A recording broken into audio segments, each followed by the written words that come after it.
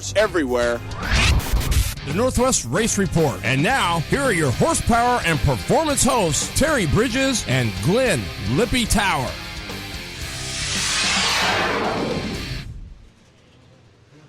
Got the open cage carts rolling onto the speedway for their hot laps.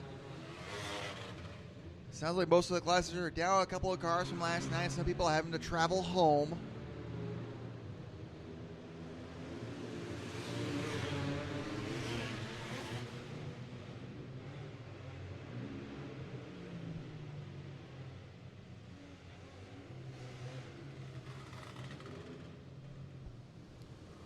Cage carts. Lots of fun to watch and probably drive too. Just seeing them bounce around. Very little weight to these things. The driver probably just as heavy as the car itself is.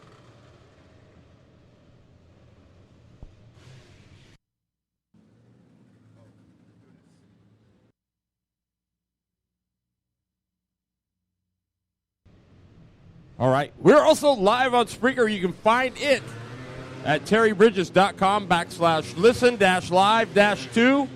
It'll be there for you. Andrew Kunas, Terry Bridges here, Salem Speedway, making the call for you. We got Slideways Saturday with the Open Outlaws, as well as the Northwest Ford Focus Midget Series, having their first annual Fall Focus Classic. And Andrew, a good night last night, for sure. Oh, great night of racing. A long night there. The day program ran a little long here, but we ended up having a full night of racing here at Salem.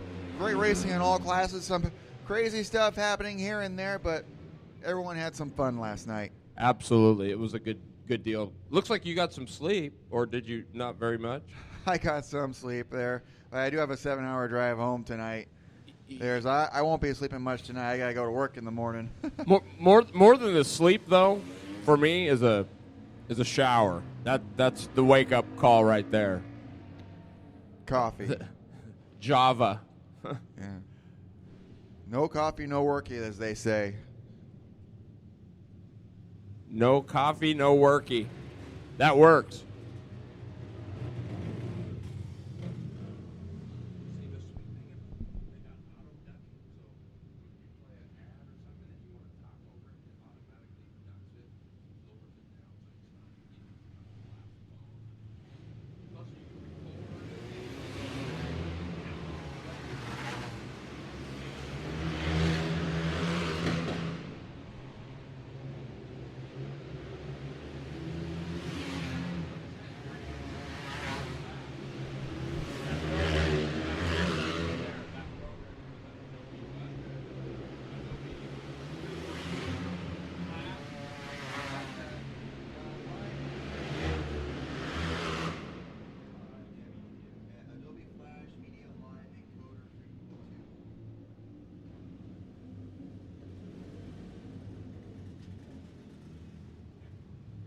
Well, going to be interesting to see what Devin Borden's got. There's Matt Coiner. Old Mac had a rough night last night, but he got through it.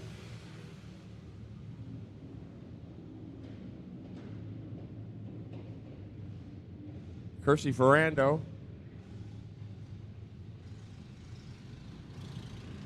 Oh, boy. Here we go.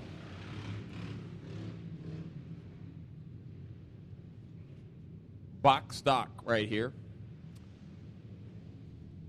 The 45C Colin Mendez, Alona Wingham, the 13W. The 88K is Casey Simmons from Cresswell. IS88, Natalie Hudson, or LS88, Natalie Hudson from Keno. Ashley Borden from Shelton. Boy, the Bordens are just everywhere. Now there's an Ashley here getting started in the box stock. So racing clan. They like racing. That's what they do. They got it. Borden family out of Raymond, Washington. Brandon Sucic, the 44. Mason Myers in the 27. Zach Massey Ellie Mae Jones and Ryan Hirschbach from K Falls. 11, that's not too bad. It's not a bad turnout. Pee-wee Subaru. You should be on the grid. Non-Subaru. Stand by.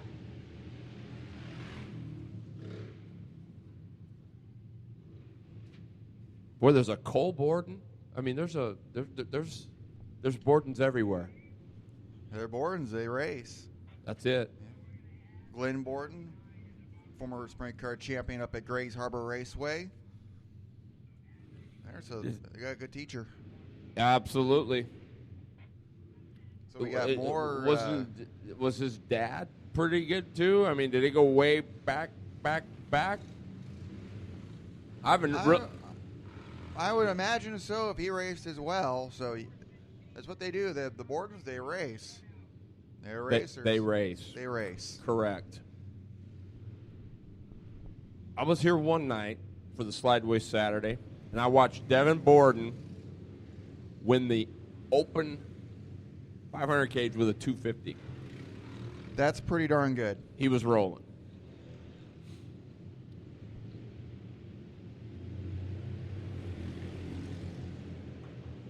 BLG helping out Brandon Suchich there in the 44. He had a tough night.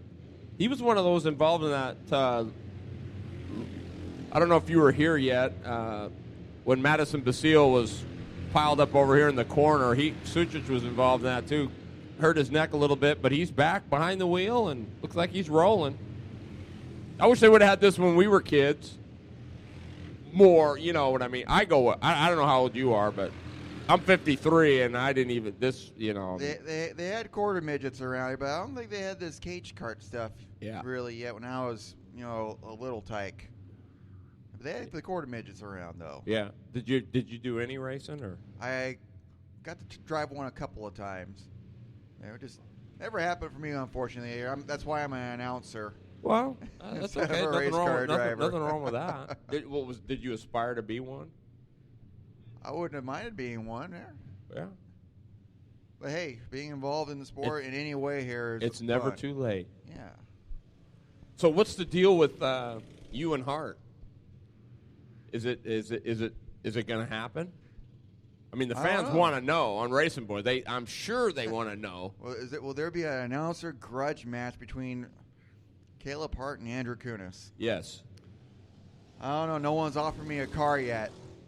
Ryan Coley's kind of offered a car, but we gotta find. We gotta make it happen somehow today. There, I still gotta get a fire suit and helmet.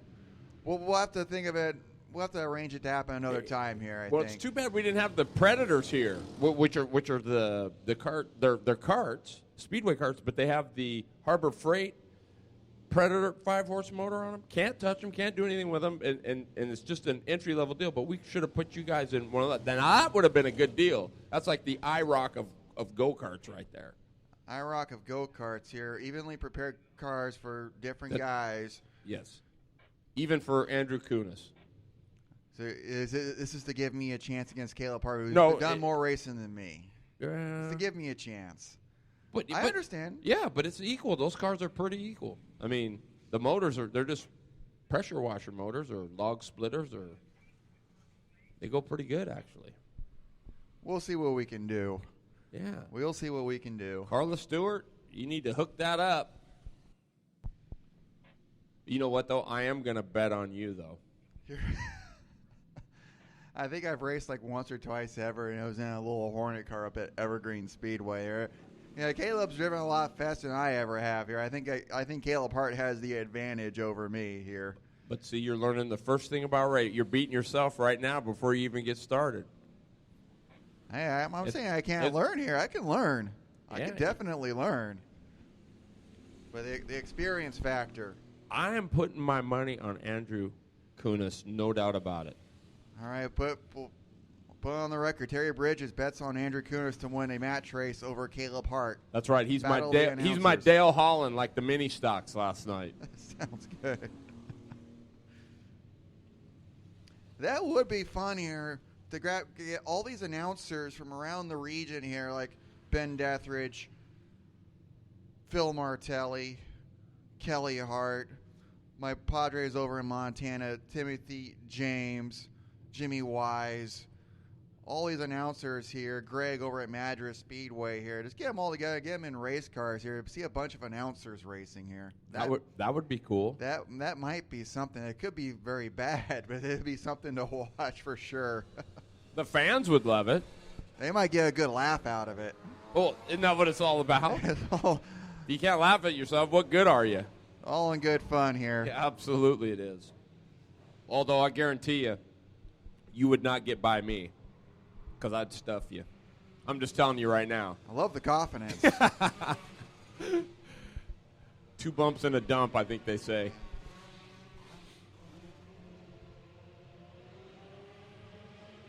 So, what are the chances these would ever run on the pavement? I know Ron Sutton, didn't he used to run some stuff there with the Focus stuff on the asphalt? They run on some places in the country. I think there's a couple of pavement tracks that run in Southern California. But other than that, they've been dirt cars for the most part over the years. Mm-hmm. I'm pretty confident Ron Sutton had his you know Ron Sutton? He had like a driver's. A lot of the quarter midget people did it. I know like Molly Helmuth and some of the locals up in the Washington way, but. They were the Focus. They ran the Focus motor anyway, and I don't know. I think they might be pretty sweet on the pavement. Oh wait, I know that's a 4-letter word, isn't it? In some circles, yeah. Pavement for getting there, dirt's for racing. I do appreciate a good race on asphalt when I see it there. I've seen some fantastic races on asphalt, especially with like the NSRA sprint cars. I've seen some fantastic races out of them at South Sound Speedway over the years. By the way, of NSRA returning to South Sound Speedway in 2017, hearing that out of the promoters meeting last week in Portland. Pee Wee Not Subaru, you should be up there. 125 cages. You as well should start pushing up. Quarter midget animal. You should be making your way good side. And 250 cage, stand by. Well, you know, I couldn't help but overhear a little bit up there. I thought Wesco had a great year, but it just seems as though everything's up in arms over that deal. You know, I guess that had something to do with they voted the new rule in of not allowing the restricted 360s in there, and yet they ran last year, and it sounded like they had pretty good numbers, I mean. Yeah, I don't know too much about what's going on with that, but they had a lot of cars yes, up at Evergreen Speedway and I believe South Sound and Wenatchee. But they're going to Idaho next year also to go race at State Line Speedway. You know, Wesco, they've been around in one form or another for 25 years now. Bert Johnson was one of the pioneers of that, wasn't it, back in the day? Running dirt, asphalt, wherever they can, wing or non-wing. Yeah, they've had some races where there's only a handful of cars, and they had races where they had more than 20. That's what I mean. I know up at the Super Oval, Wenatchee Valley, they had a good turnout up there, right? You were there, I think. King of the Wing or whatever they had there. Weren't the Wesco guys up there, too? Yeah, they had it for the Saturday night. I saw the King of the Wing on the Sunday afternoon, but I had friends who were there the night before, and they said, yeah, there were a lot of cars putting on a good show.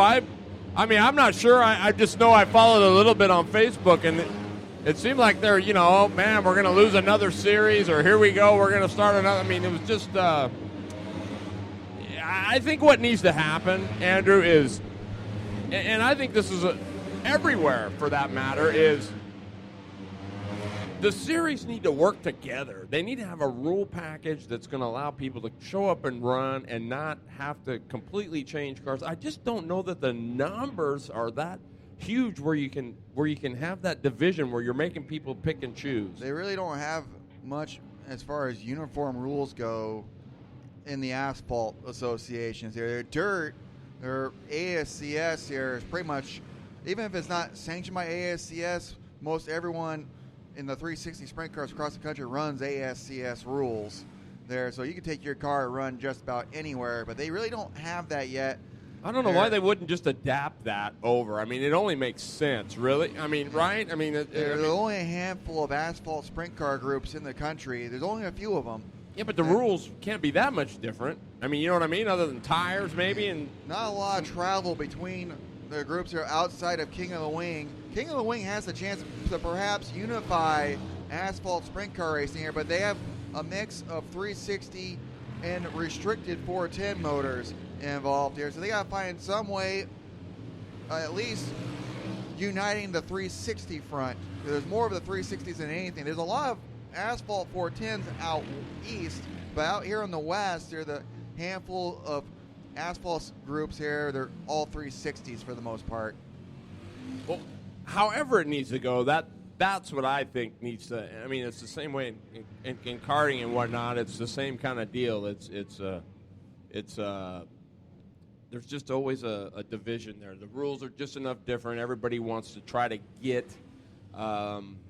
They want everybody, right? And it's like there is enough for everybody if you just take your turn. And so, one association that's got it right in the dwarf cars, Western States Dwarf Car Association here. Many of the clubs here in the Pacific Northwest are associate clubs of Western States. There are a number of drivers here represent these local clubs here like PHRA, the Northwest Dwarfs, Washington Dwarf Car Association at the Nationals events here, but the rules are all the same for just about everyone else. Outside maybe you can run a different tire with this club or that club here, but Western States here, if your car itself is under Western States rules, you can run just about anywhere in the Western United States. wow. And that's why it's a lot of these national events here, especially down in California, Arizona, Southern Nevada, where dwarf cars are very prevalent. There, you can get 100 cars to show up here from all over the Western United States. Yeah, how do you turn that down?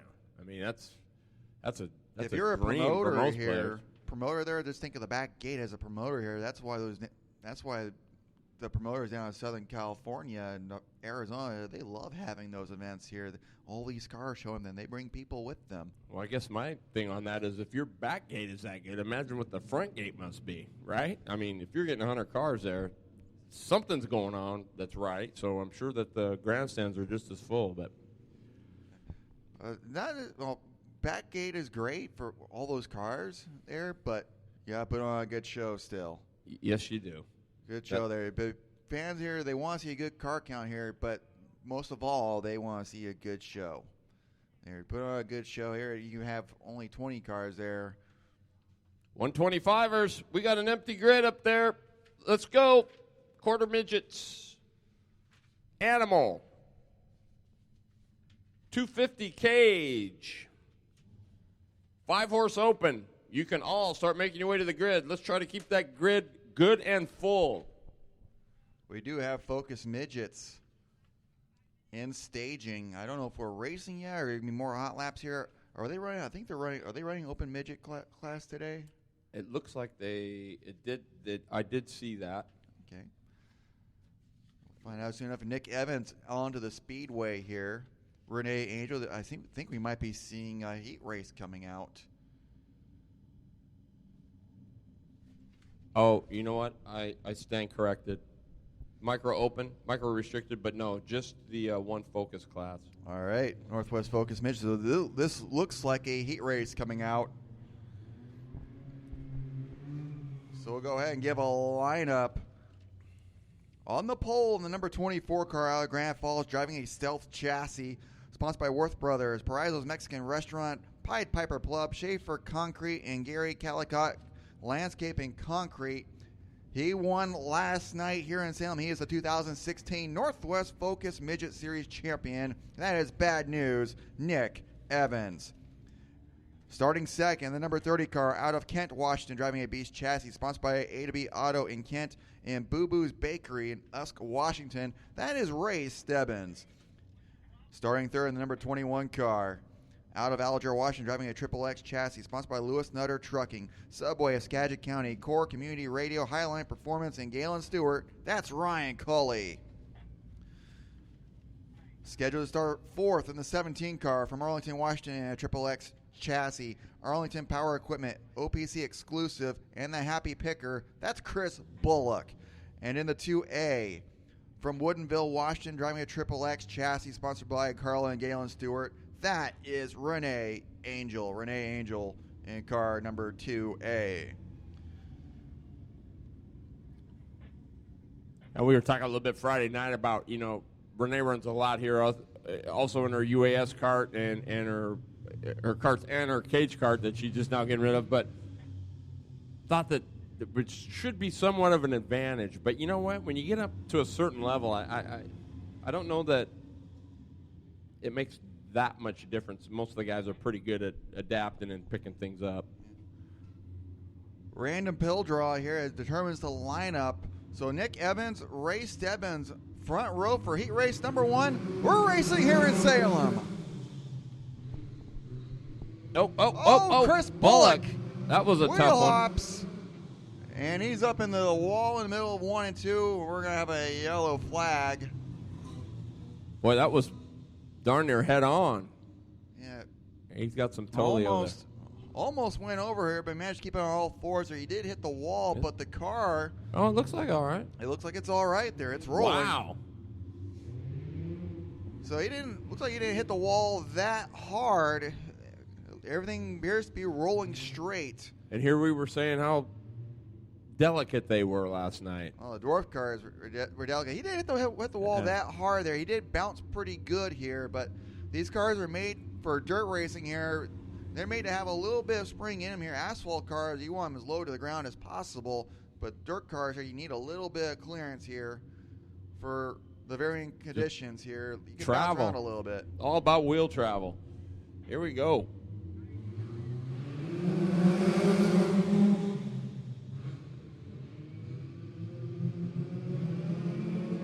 Nick Evans out to the lead. Cully moves into second. Renee Angel settles into third. Heat race scheduled for 8 laps. Chris Bullock gets around Ray Stebbins to move into 4th. Boy, Angel looks decent in the 3rd spot. Running steady, Renee Angel in 3rd. Nick Evans pulling away from the field. He will start last in his next heat race this afternoon. Boy, he is tough, isn't he? Wowee. Ryan Cawley runs second. Angel third. Bullock running around in 4th. Stebbins bringing up the rear. Laps are winding down this first of 3 heat races in this first session for the Northwest Focus Midgets. White flag one more time around for Nick Evans. Picking up where he left off last night. Out of turn 4, Nick Evans will win heat race number 1. I think that did affect Bullock a little bit. We don't see it, but I think the 17 it's. I'll bet you find out it's a little bit out of alignment. Now they'll take a look at the car.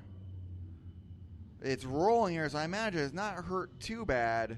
So hopefully nothing serious to fix here, but Bullock finishes 4th. Heat race number 2 rolling onto the speedway.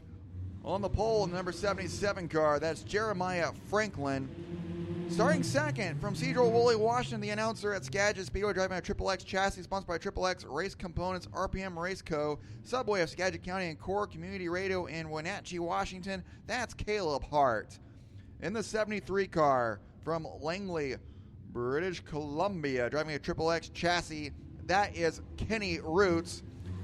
Outside of him in the 29 from Lake Stevens, Washington, a Stealth chassis sponsored by Bardall Oil and Turner & Cope Motorsports. He finished second last night. That is Eric Turner. And then the 19 car from Elmo, Washington, a Spike chassis. That is Thomas Walker, Olympic Machinery, Walker Racing Development, and Outback Steakhouse. Heat number 2 underway. 2 wide, almost 3 wide at one point. Yeah, they are bunched up together. Franklin trying to hold off Kenny Roots and Caleb Hart. Caleb Hart using the top of the racetrack here, trying to get around Kenny Roots for second. Cannot make it work here. Roots going after Franklin for the lead here as Thomas Walker gets to the inside of Caleb Hart. Hart being hung out to dry. He falls to the back of the field. as Walker and Turner both get by him. The battle for the lead up front. Kenny Roots trying to muscle his way inside of Jeremiah Franklin, going down the front straightaway into the first turn here. Couldn't quite make it stick here. Has to back up now. Roots under siege from Thomas Walker. He wheel hops Franklin, who bobbled here. Close quarters. Kenny Roots looking to the outside of Franklin now into turn number 3 and 4, side by side at the line. Boy, he is flat rolling it, Andrew. Oh, Kenny Roots. He makes the pass on the outside here. Kenny Roots to the lead. Boy, look at Turner. Now gets around Franklin for second. Rolling. Oh, Thomas Walker into the infield here. It keeps trucking. Oh, my goodness. Checkered flag. Roots wins it. What a heat race that was. That was a fantastic heat race. Kenny Roots out of Canada wins it in the 73 car, driving a Triple X chassis sponsored by the Northwest Focus Midgets and Triple X Raceco here. Kenny Roots. That was it. First weekend in a midget car after running a sprint car all these years. That was an eventful heat race. That was pretty good. Here's another heat race here in the number 12 car from Snohomish, Washington. A Triple X chassis, JTR Manufacturing, Ridge Runner Wings, Digital Effects. That's Cody Ridge. In the 16 car from Graham, Washington. That is Nick Larson. Performance Contracting, Kent Collision Center, and Shine Connection. In the 3 car, freshman at UW here out of Shoreline, Washington, Beast Chassis, Power Coating Incorporated, Alternative Blasters, and O'Reilly Auto Parts. That's Hannah Lindquist.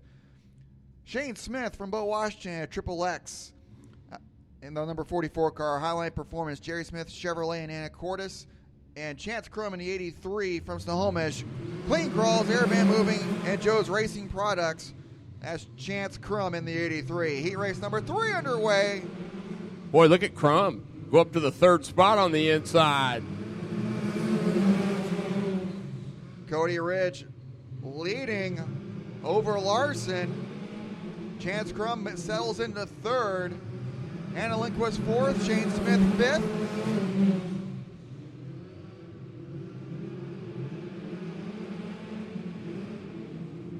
Oh, Ridge. Almost lost it there.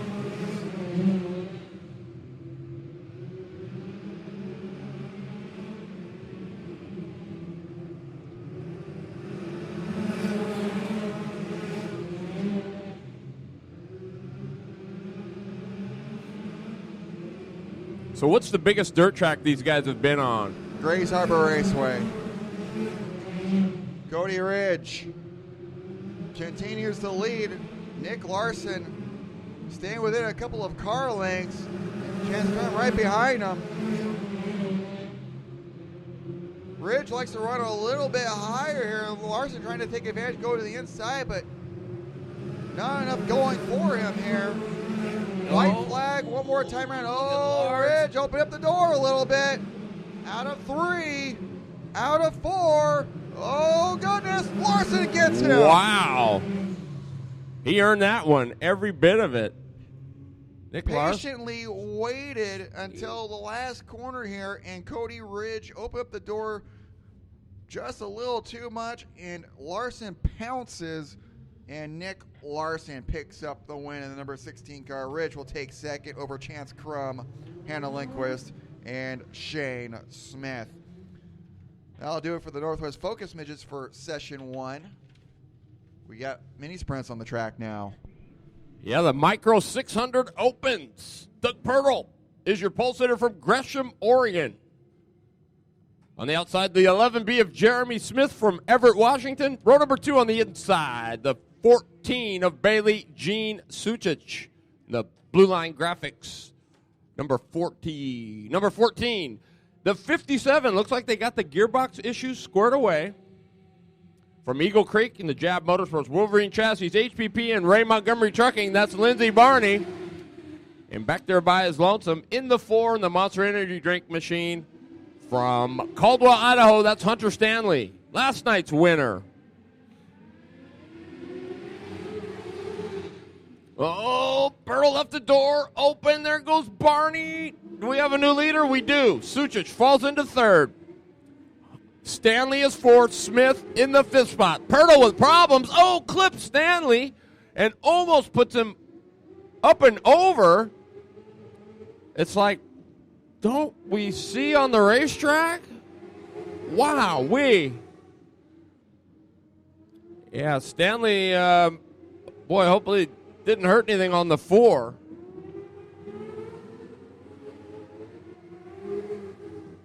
Yeah, it did. Looks like it broke something there. Maybe the rear bumper.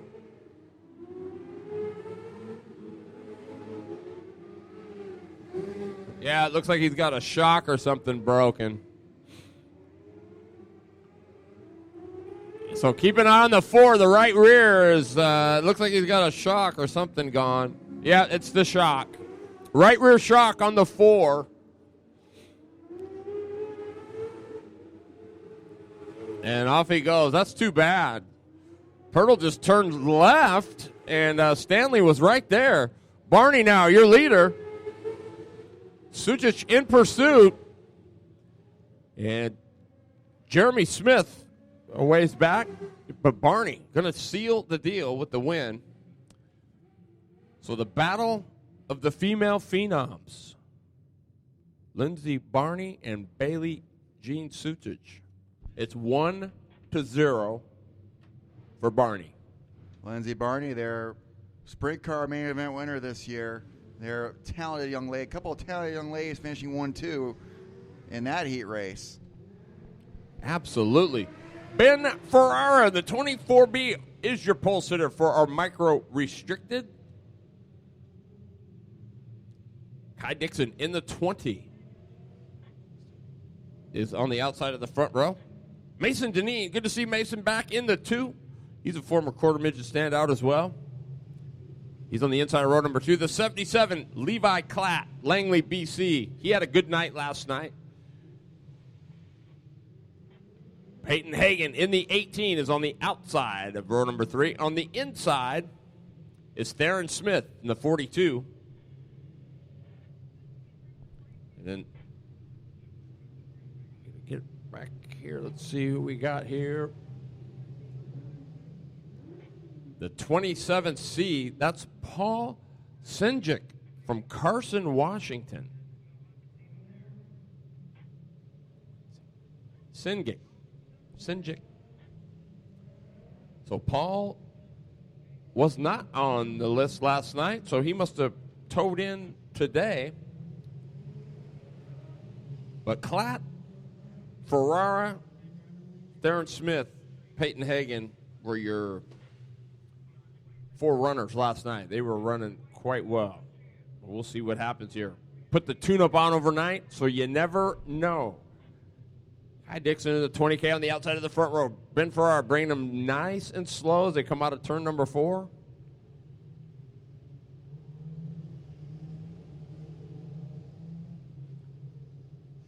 Now that's a no-nonsense pace lap right there. Ferrara. Light is out. They're coming off turn number 2 down the backstretch.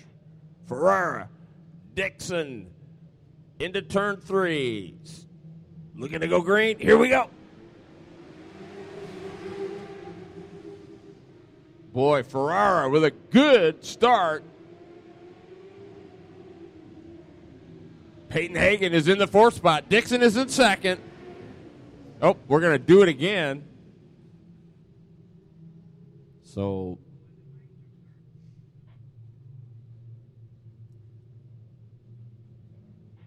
they did not like that start. A little bit early, possibly.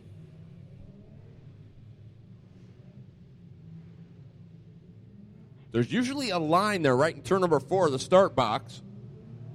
But it has been well worn off.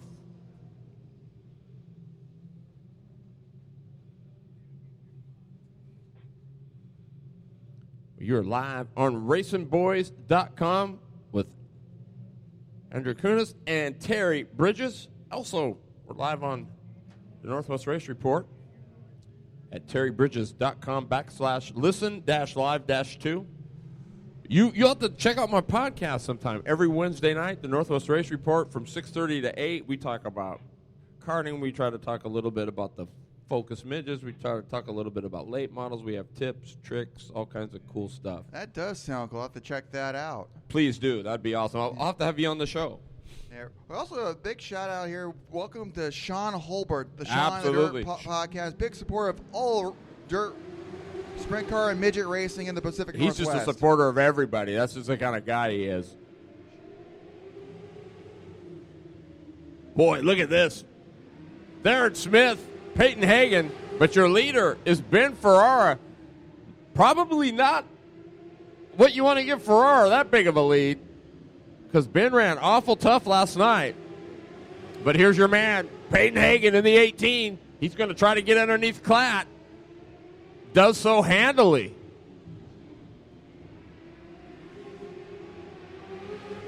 I like Peyton Hagen. He's a wheel. Seems to be cool under the gun. Silky smooth. Pretty impressive. But he's still got to run down the 24B of Ben Ferrara, who also looks really smooth, really good, as he heads into turn number 1. Oh, we got one upside down there. That was Kai Dixon in the 20. No. I didn't get a number on that, but that was a nice little tumble there. Yes, it was. But the fact that they're already moving the car over tells me that it's a good sign. Yes, that's always a good sign.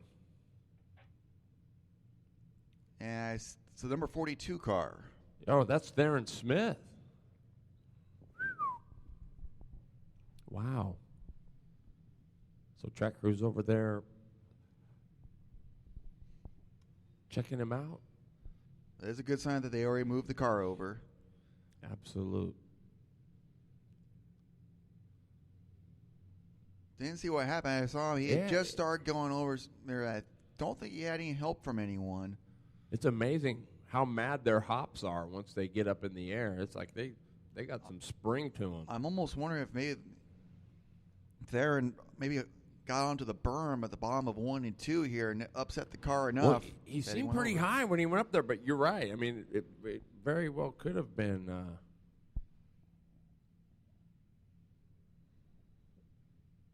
He's in good hands. They haven't called for Lynn Waterman yet, so that's always a good sign. Oh, I guess we do need Lynn Waterman, please. Lynn Waterman to turn number 2.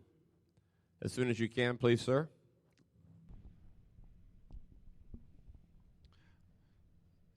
And now, with federal HIPAA laws, we can only say what we see. We can't report on condition of the driver unless we are told the driver is okay.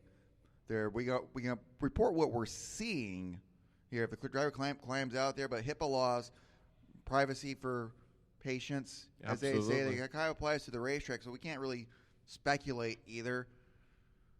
But the fact that they're talking to the driver is a good sign. And he appears to be moving, so that's also a good sign.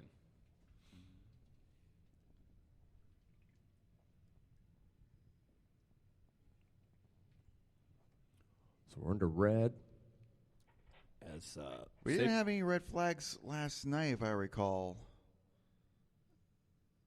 No, one of the cage kart mains we had a hard impact. No rollover, but we had a hard impact. Uno.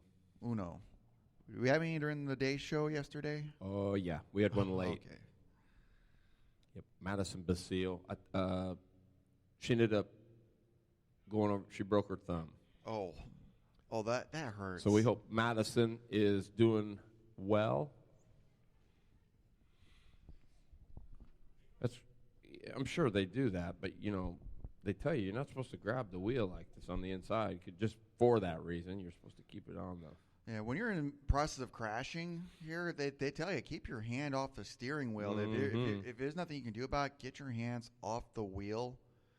A lot of people... But like I do, that's like saying stay off the brakes when you hit. I mean, that's your instinctful reaction is.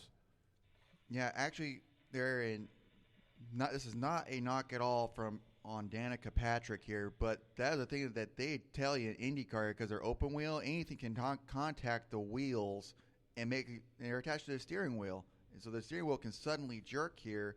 So people, when she was involved in a crash, her first days in NASCAR here, in-car camera showed her letting go of the steering wheel here. And why is that? Well, I'm crashing here. The steering wheel can suddenly jerk on you, and it'll take your hand with it here. And a lot of the other drivers here started doing that. They let their hands go of the steering wheel. If they're crashing, there's nothing they can do about it. They're going to get hit there. They can't steer out of it. May as well take your hands off the wheel here and protect your hands and your wrists here. There's another crash here, another driver. You literally saw the steering wheel get shoved back. A hard impact with a wall almost head on here, and the steering wheel came back almost a foot towards the driver here. The driver there probably didn't have any broken wrists or arms because they had taken their hands off of it. There, wow. That happened. My dad races dwarf cars, Troy Kunas here. He actually broke his wrist a couple of years ago up at Elma here. Did not get his hands off the steering wheel soon enough here. The steering wheel suddenly jerked here, took his wrist with it. He now has a plate and a dozen screws in his left wrist because of that. Well, I guess that's a big lesson to... Yeah, if you're in the process of crashing here, get your hands off the steering wheel is what they're teaching a lot of drivers to do now, because there's nothing you can do about it. Protect yourself. If you're just along for the ride, protect your hands. But sometimes that ride happens. There is no time to think, right? It happens before you know it. You'll find out once you get back in that race car. For one of these days here, the grudge match between Andrew Kunas and Caleb Hart. In front of a capacity crowd. The best 2 out of 3 are to a TV time limit. The coal miners' grudge match. Were you a wrestling fan? I watched a little bit as a kid. Just a little bit. Like Jimmy Snook and Lonnie Main, those kind of guys? I'm not quite that old there, but, the later days of, maybe the later days, early 90s. Mr. Perfect.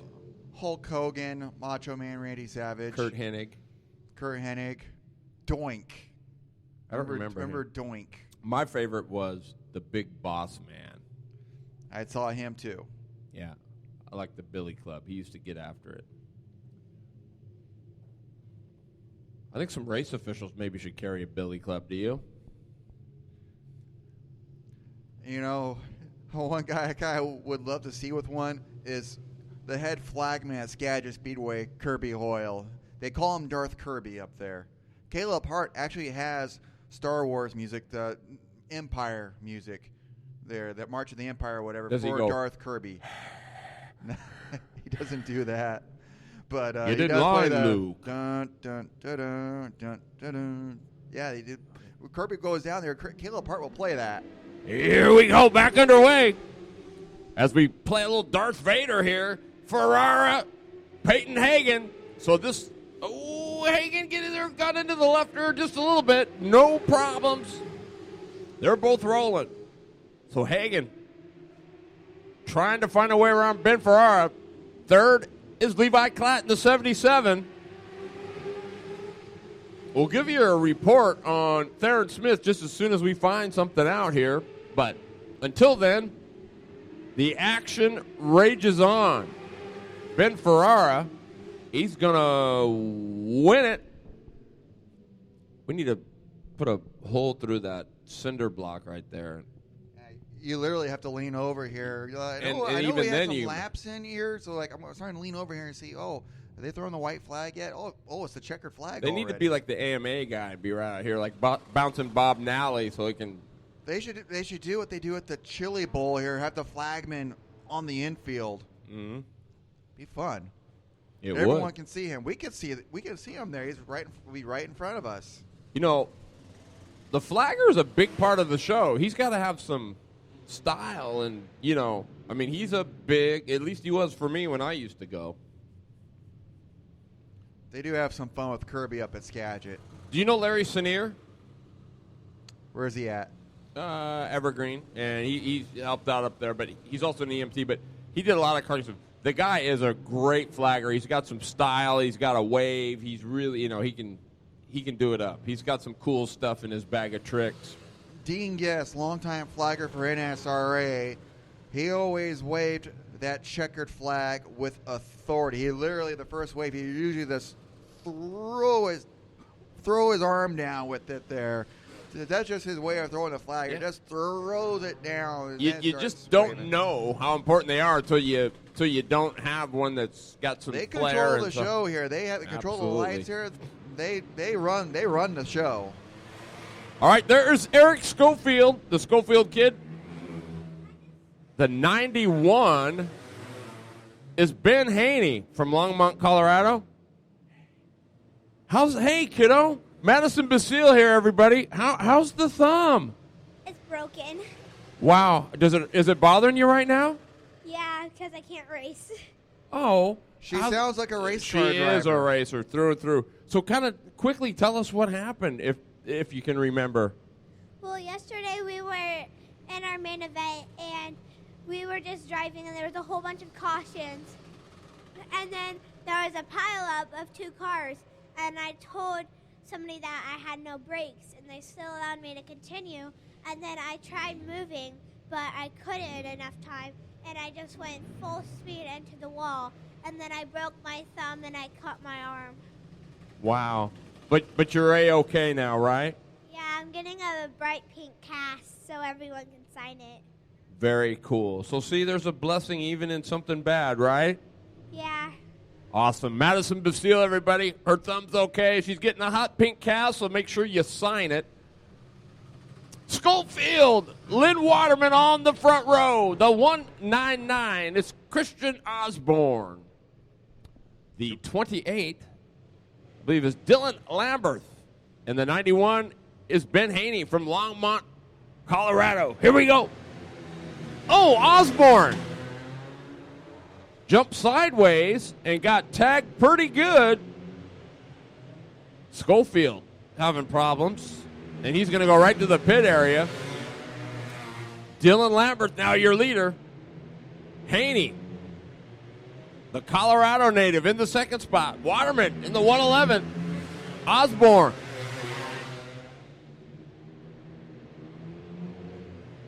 Is now in the third spot as he takes a spot away from Waterman.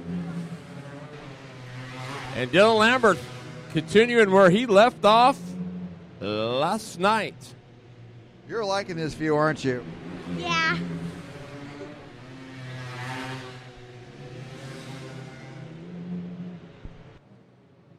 Boy, Lambert still down on that bottom. He's got it hooked up down there.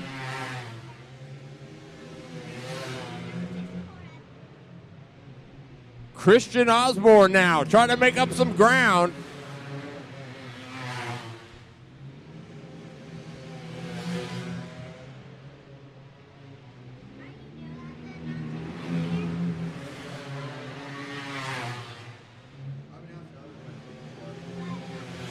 But here we go.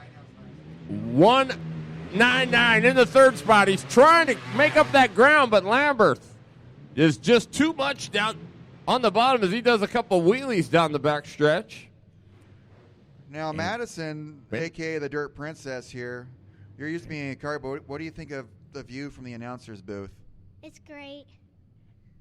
Are you thinking about being like an announcer at some point? Maybe, but I want to start racing bigger cars like 250s when I'm older and stay at Salem. You want to stay racing at Salem here. I don't blame you for that. Do you want to go run like big cars, like stock cars or Indy cars? No, not really. You like cage carts, right? Yeah. I've been racing cage cars since I was 6. All right, How old we are are you now? going I'm 10. to our 4 years. All right, go ahead, Terry. Second he raced. Oh, no problem. The 27H is Keith Heitzman. The 25K is Kate Jackson. The 8 is Matt Coiner. The I, or L88, is Jeffrey Hudson. He had a good night last night. The 8, Devin Borden. And the 151 is the Duke Johnson. And he's ready to go racing. Is the Duke? Do you have a Duke impersonation? Can you? I don't, but I do have a report from the pit area here from Sean Holbert. The 17 of Chris Bullock did change front ends. Oh, and look at that. Borden. Nope, we're going to do it again. Yellow light is on. Yeah, so something obviously was wrong with the front end of Chris Bullock's car after that earlier contact. They rolled here, but something obviously amiss here, so they went ahead and changed out front ends on the 17 car. Let that be a lesson to you. Let that be a lesson to you, Andrew. Well, he has the wireless on him too, Madison. So we had two microphones for up here. There, turn it on here if you want to call some races. All right, here we go. Kate Jackson now on the point. The 27 is Keith Heitzman. He had a pretty good night early on, but just kind of not quite there in the main event. We'll see if he put a tune-up on the 27H. Coiner, inside row 2. Borden on the outside. Hudson and Duke Johnson. All right, let's hear your Duke impersonation. Hey, hey. You can't do John Wayne? Wow. I can do a little Forrest Gump for you, but not really appropriate at a racetrack. I don't know. Here we go. We're green. Look at Jackson leads the way in 1. Oh, Heitzman gets together with Johnson. Look at Coiner shove it in there. That's one thing about Coiner. He's not afraid to just leave him a sliver of daylight, and he's putting it in there. Borden now working on Jackson for the lead. The young gun coming out of the 250s into the 500s. Look at Borden. That's one thing. Oh, Duke Johnson with a nice move on Keith Heitzman. That puts him up to the 5th spot. Coiner is 4th. 3rd is Hudson.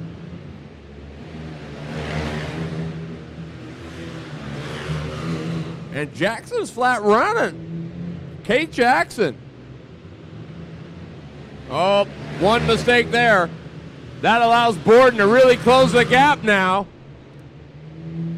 As they head into turn number 3, Jackson bucking and hopping. Borden now with a mistake. Coming off of turn number 4. So give some distance back to Jackson as they head into turn number 3. Jackson off of 4. 1 to go. For Kate Jackson. Borden just trying every which way to get by. It's Jackson at the stripe. Johnson spins coming off of turn number 4. He'll bring it home in the 5th spot. Yeah, the Duke Johnson. But Kate Jackson, your winner. Devin Borden, 2nd. And that wraps up our open cages. So what do you think of that one there, Madison? It was great. This is my class originally.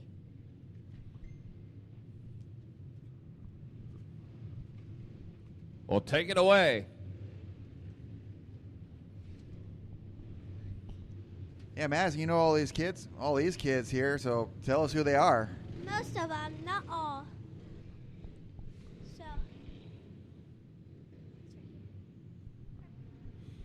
So 13W Alana she is one of my best friends. And then number 11 Ryan, he is in the 1st place, and he is probably gonna not allow anyone to get around him.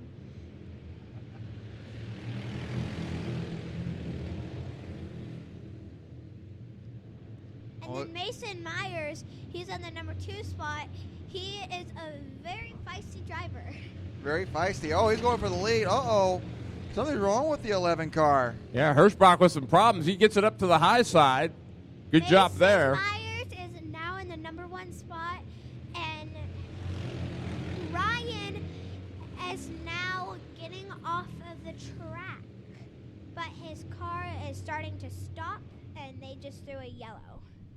Something doesn't sound right with that car there, Madison. No, it's starting to like pop. Sounds like something's wrong with the motor. Closer.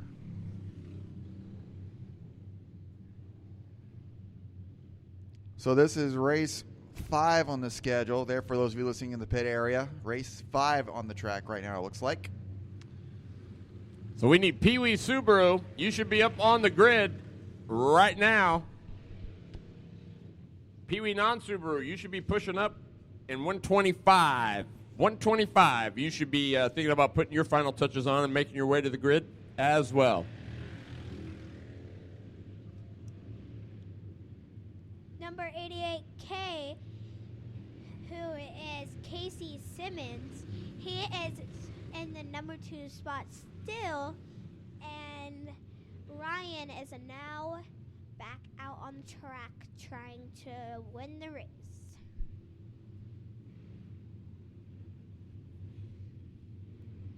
So we got Mason Myers in first, and then we got Casey in second, and in third, Alana just shot up and got into third.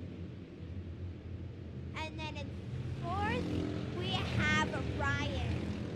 And in fifth, we have Allie Mae.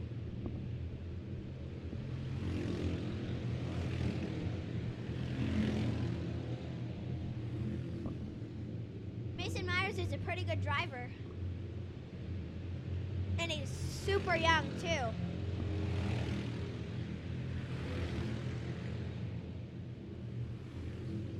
Boy, look at Hirschbach mowing his way back through the field. Alana is getting on Ryan, trying to win that number 3 spot. Trying to get up to number 1.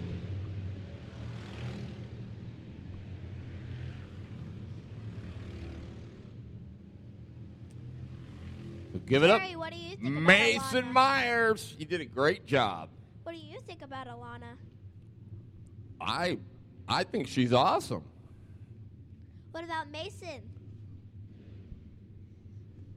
He won. Got to be pretty darn good to do that. Yep. Now we have the other half of the box stocks. So out we have 45C is Colin Mendez. Number 72T is Jaden Trump. Number 72 is Ashley Borden. And then we also have out one more car, which we have a few more cars. One is Brandon Susich. One is Zach Massey. And then we also have Natalie Hudson. Natalie Hudson, what I personally think about her, she's a super feisty driver. And once she gets that number 1 spot, there's no way you're getting past her. It sounds like there's a lot of good feisty drivers in this class. Yeah. Bubba Susich is one.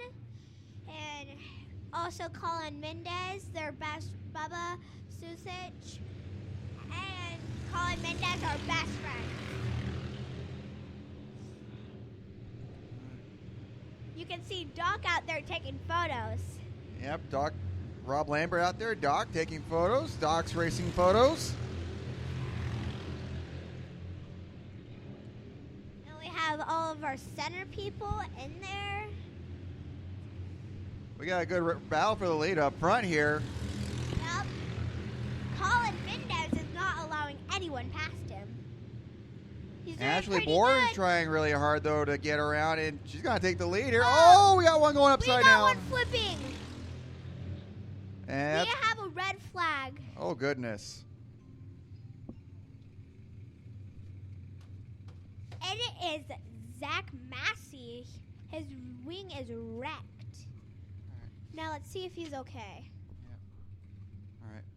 Well, Madison, thank you for joining us here. And sorry that you're not out there racing here, but get that hand well here and hope to see you back out there racing again. I might not continue racing at Salem after I get my new car because I'm going to start racing Roseburg. Oh, you're going to go move up a class here. Well, thank you, Madison, for joining us here. Madison, good job out there today. Announcing, doing this here. All right, thank you, Madison. Madison here, joining us here in the booth. And thank you very much here, and hopefully get you back on the racetrack here soon.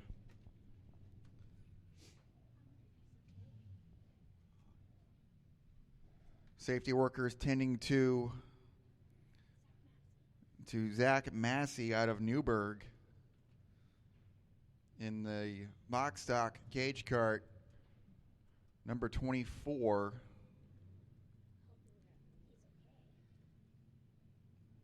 That was a little bit of a tumble that the youngster took.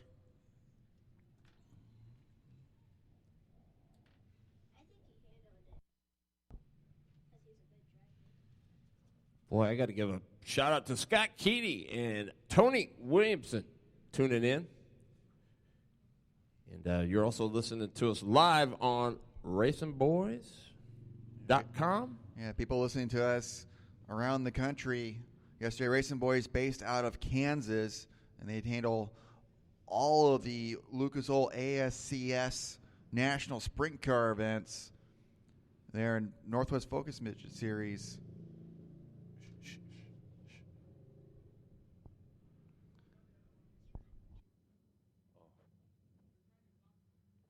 No problem.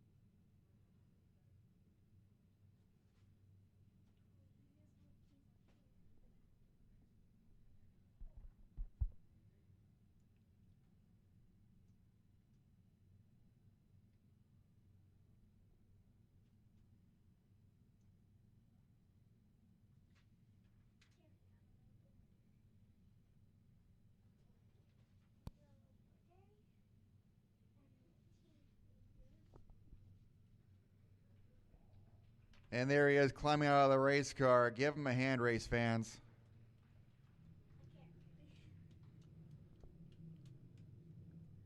Zach Massey. Right. Oh. What? That wing's pretty well shot. That was a nice little tumble he took, but good to see him out of the race car. Yes, indeed.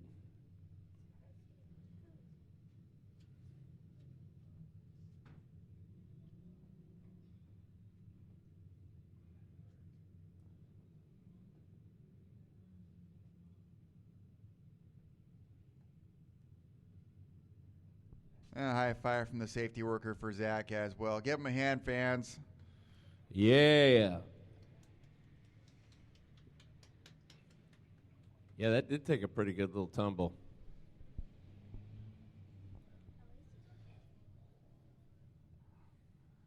Rob Lambert, Doc's Racing Photos, doubling as photographer and tow truck driver. He does that every weekend. He's the man. Man of many talents there. Yep, docsphotos.com. Also, Les Schwab Tires, Fly Racing, Suzuki, Burris, Briggs & Stratton, Hoosier. There's all kinds of sponsors here making it happen. The Hampton Inns, how was your stay? It was good. Very pleasant there. Gal at the front desk took care of me and everything there. Got me in my room, checked in. I was in bed asleep. Good continental breakfast, too. Nice. So you would recommend it? I would. Hey, the Racers discount. Yeah, you love that discount, don't you? Yeah, well, they take care of the racers. There's also a discount at Comfort Suite for racers. All right, we're rolling back underway. Thank goodness Zach Massey is all right. He'll see another day.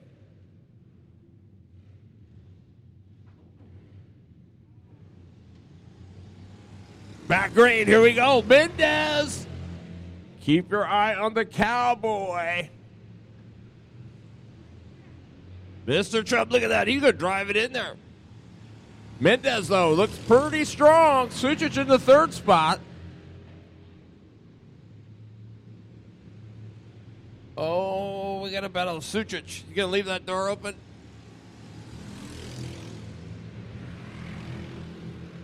Natalie Hudson giving Sucic all he can handle. Hudson to the inside. Sucic.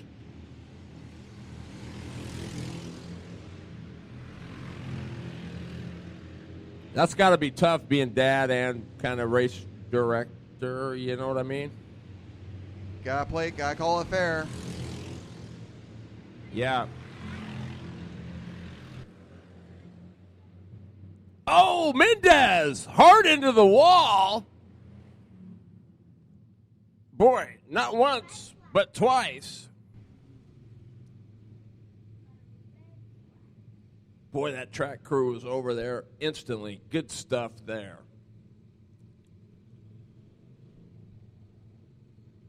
Salem Speedway safety crew right there on the scene. One of the advantages of a little track, you don't have to go too far to get to the accident scene.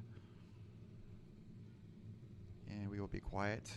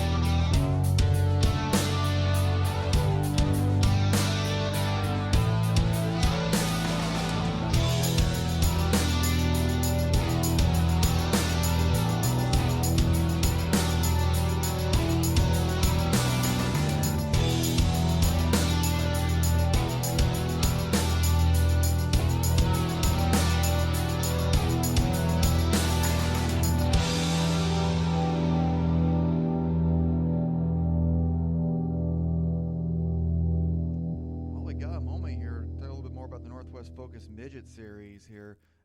They have been big on the PR front in promotion here. Well, the Chili Bowl is coming up here in less than 2 months here in Oklahoma. The biggest indoor race on the PA. The Northwest Focus Midget Series will have their logo on the front of one.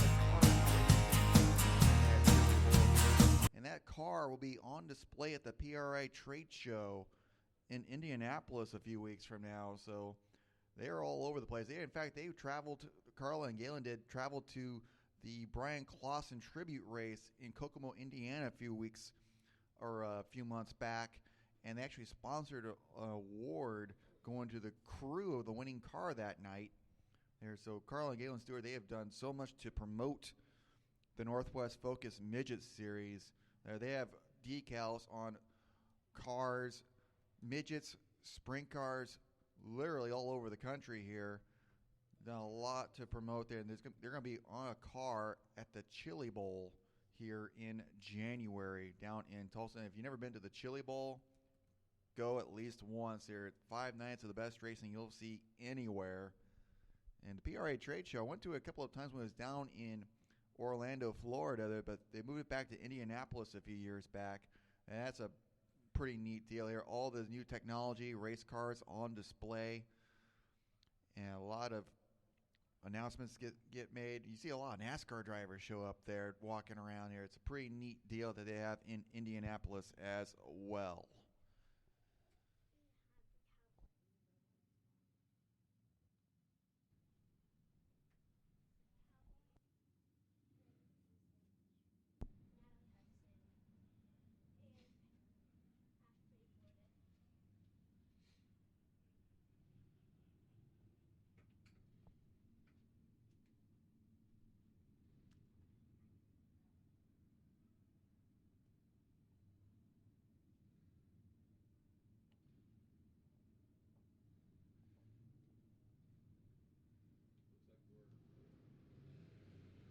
Looks like we're just about underway. The signal's been given. Let them roll. And then there were 4. So a couple of lengthy red flags here for this one heat race here. So see if we can get this one done and over with. Jaden Trupp from North Bend, Oregon in the 72T.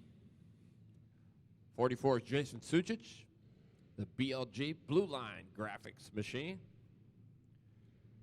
The LS88 Natalie Hudson from Keno, Oregon. Your top 3. Oh, boy. They're going to lead them off, so I guess the time limit had expired. Ashley Borden in that mix, too, as well.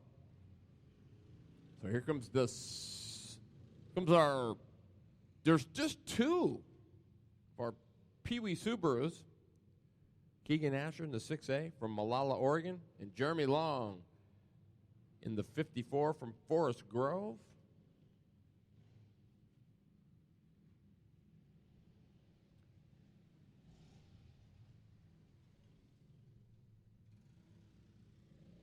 Look at that.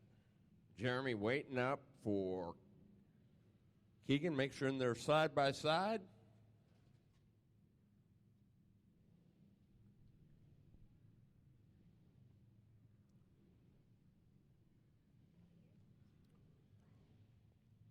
So what do you think, Andrew? Who's your pick here? I'll take the one with the 54 with the mean guy, looking guy on the top wing.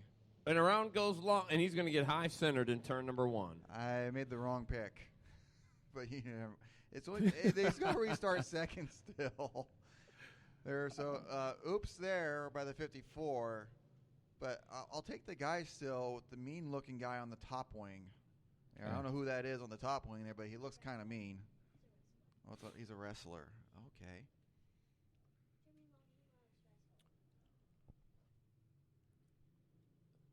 So Keegan Asher from Malala good-looking ride, the 6A. Here comes Jeremy.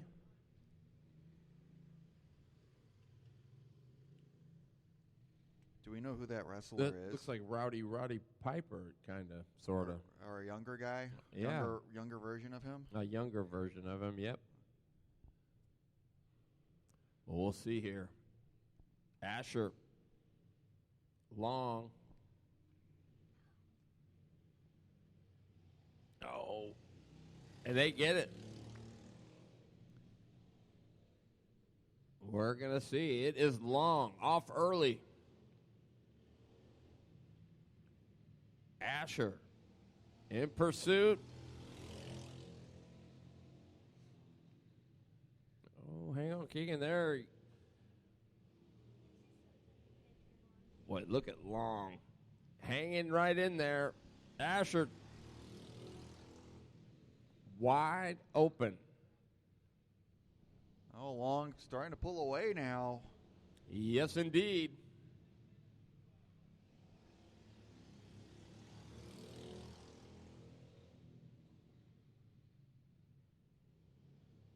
Boy, Asher just a little bit, looks like a little bit tight there in the middle. There, he looks pretty good.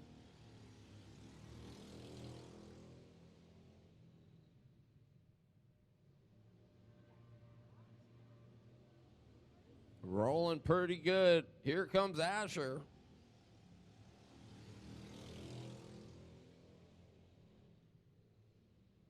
Well, he's made up some ground. So Long better pick it up.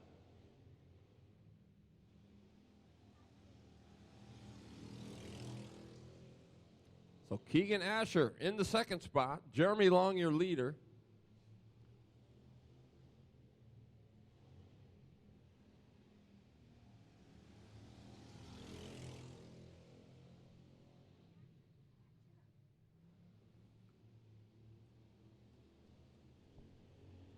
Pee-wee Non-Subaru, you should be on the grid, ready to rock and roll. 125cc Cagers, you as well, should be making your way to the grid. Quarter Midget, Animals, stand by. So give it up for Jeremy Long, your winner. Keegan Asher in the second spot. My goodness, goodness.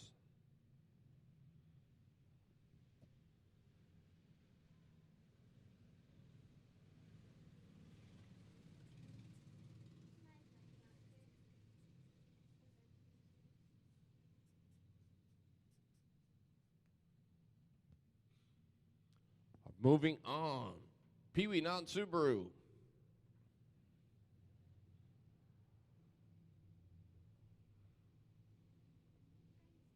The 13, Danner Myers from Culver, Oregon. He's on the pole. Jake Waldall in the 9. The 68, Jesse Henry. The 38, Patrick Battaglia. Madison Ferrando in the 24. Mia Smith in the 88. Malachi Johnson in the 777s. And Tanner Gentry in the 3G.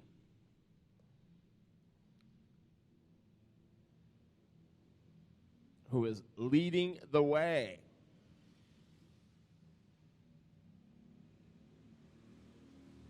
Look at this, the 777s. Now that's one lucky number. It's double lucky if you're 77. It's triple lucky if you're 3 sevens. Battaglia. They're banking on some luck here happening. Yep. Malachi Johnson, the 777s. Oh, up over. Around they go. We got a mess. Turn number 1. So the 38 of Battaglia. Oh, and we got a spin here on the backstretch. By Jesse Henry, so we got him everywhere.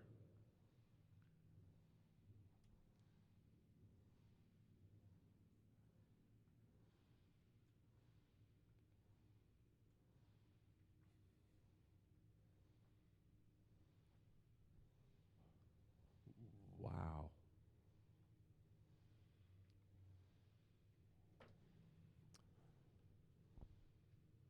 What do you say? Things happen. It happened.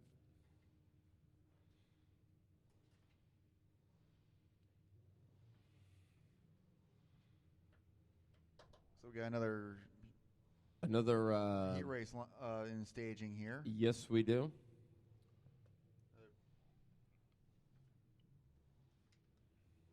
Looks like a couple more heat Looks races like here coming up. 125s. There is we got the Pee Wee Non-Supers are out there now. The 125s coming up. The quarter midget animals coming up.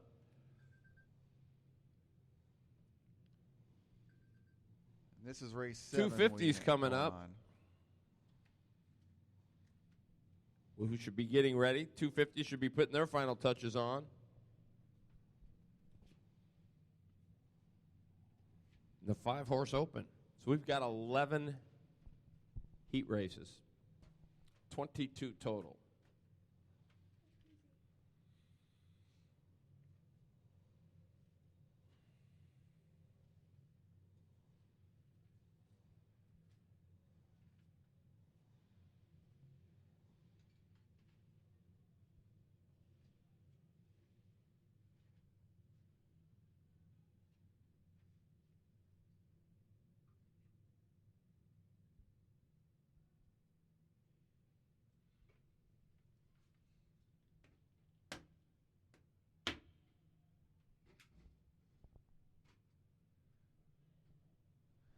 Again, we welcome those of you listening live internet radio at racinboys.com.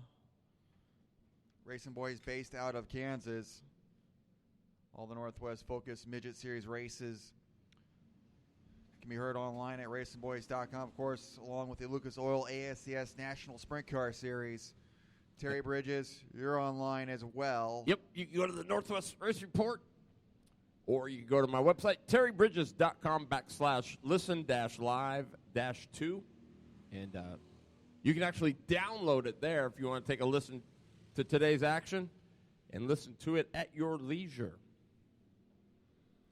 Well, it is Mr. Tanner Gentry from Dayton, Oregon leading the way. The 68, Jesse Henry. That was a quick left by the 9 of Jake Waldall. Nick said, I think I'm just going to pull in here and take a breather He for a had minute. a little bit of help there. Here, contact with another car here and got squirrely enough here that going to the infield here. Waldall back underway. Speed City. Karting headquarters down in Southern Oregon, helping out Mr. Waldall. Sizzle and Seth, his brother. You should see this kid. You'll get to see him, I do believe.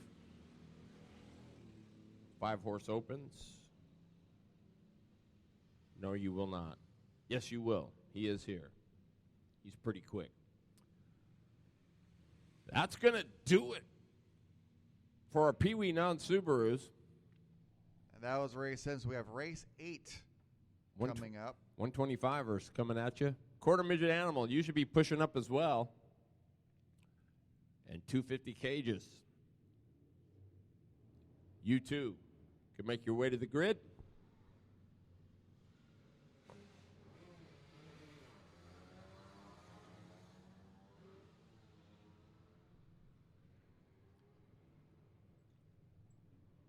Reese Slider in the 9. The 19J is Cole Borden. Miles Massey in the 20 from Newburgh. Seth Riggs in the 32 from Eugene. And Alex Reich from Mount Angel on the QRC. Blue Line Graphics, Hoosier Tires, O'Hagan Kart Supply, Schofield Karts and Parts, and CMC Motorsports. All helping out the Mark Nelson Oil Products machine of Alex Reich. Slider all the way from K Falls. That's a little bit of a jaunt. What'd you say, Andrew?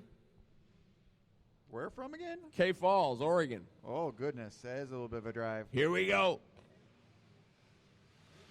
Massey on the point from Newburgh. He's in the 20. And the 19J of Cole Borden on the outside. Here we go. Looking to go green. Oh, Oh, Massey was snoozing. There goes Borden. Probably not what you want to give that kid. Massey in the second spot. Reich is in third as they head into turn number 1. Reich way upstairs. Keep her on the 9 of Slider. He's in the 4th spot. And then Riggs in the 32. He's going to go by Slider in turn number 1, maybe. Reese hanging tough in that 4th spot. Leader is Cole Borden, the 19J. Massey driving the wheels off of it as it comes off of turn number 4. Keep your eye on Alex Reich in the MNOP, number 117. He's starting to make his move now.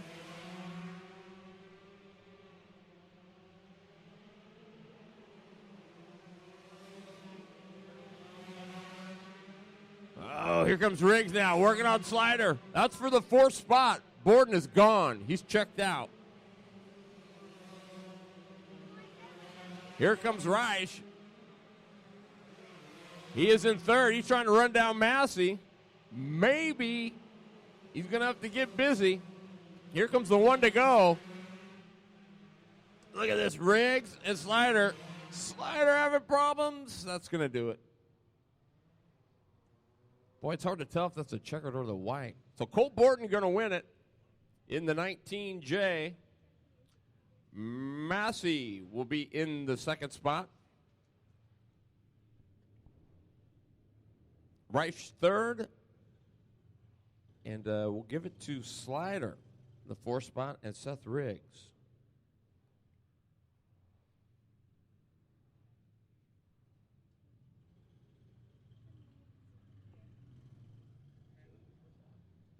Our 9th class of cars, the quarter midget animals, they're called.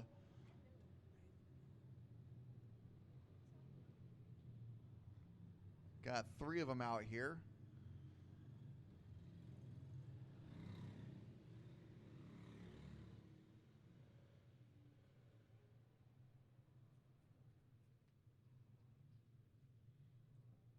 And then there were 3. Sliwick in the 21 from Olalla, Washington. Samuel Strange from Tacoma. Eddie Strange in the 99E from Tacoma. Evo, J&S Customs, Mom and Dad. Chris Sliwick. Boy, oh, these are the quarter midget animals. Good stuff. They are rolling right along. Strange is your leader.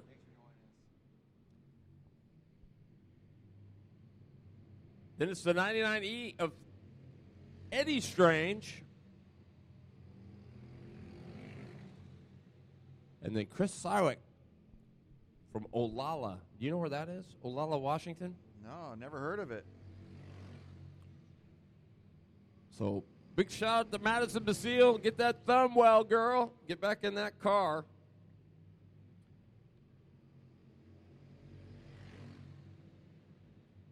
Oh, hang on. Fast Eddie. Here's the dude that's flying. Smoking Sam Strange. Flying right around here.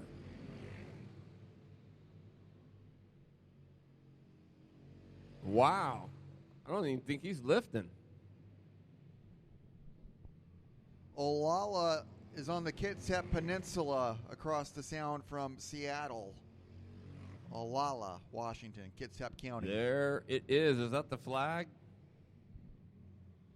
It is. So Smoking Sam Strange, your winner.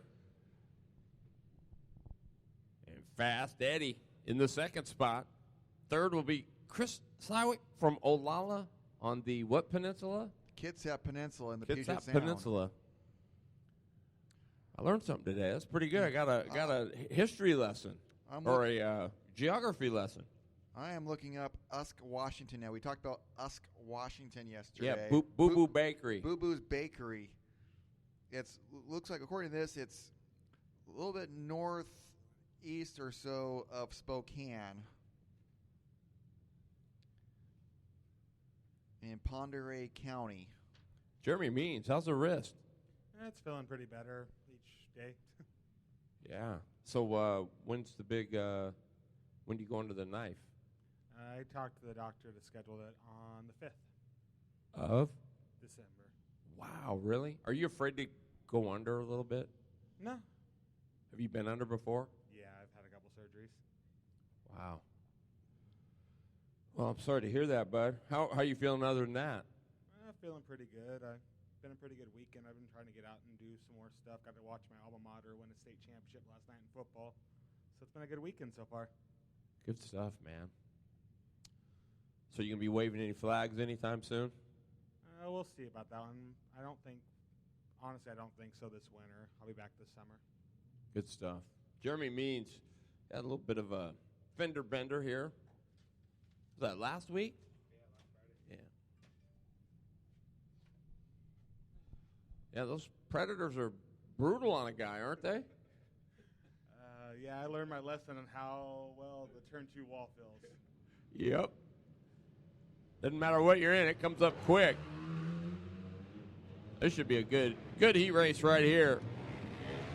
250 cage carts coming onto the speedway. These guys, they go at it. Yes, they do.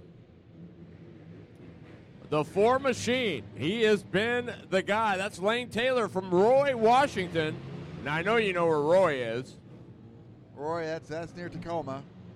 It's kind of Olympia, Graham. Oakwood Arena. Yes, sir. Yes, sir. Been Some there history once. there. Yep. Good stuff. Kyle rolls in the 0-2. Skyline Landscaping, Not Whole Market, Everyone's Market, Teen Challenge, Herschel's, and Aldrich Trekking. The 8 is Carter Murphy from West Richland.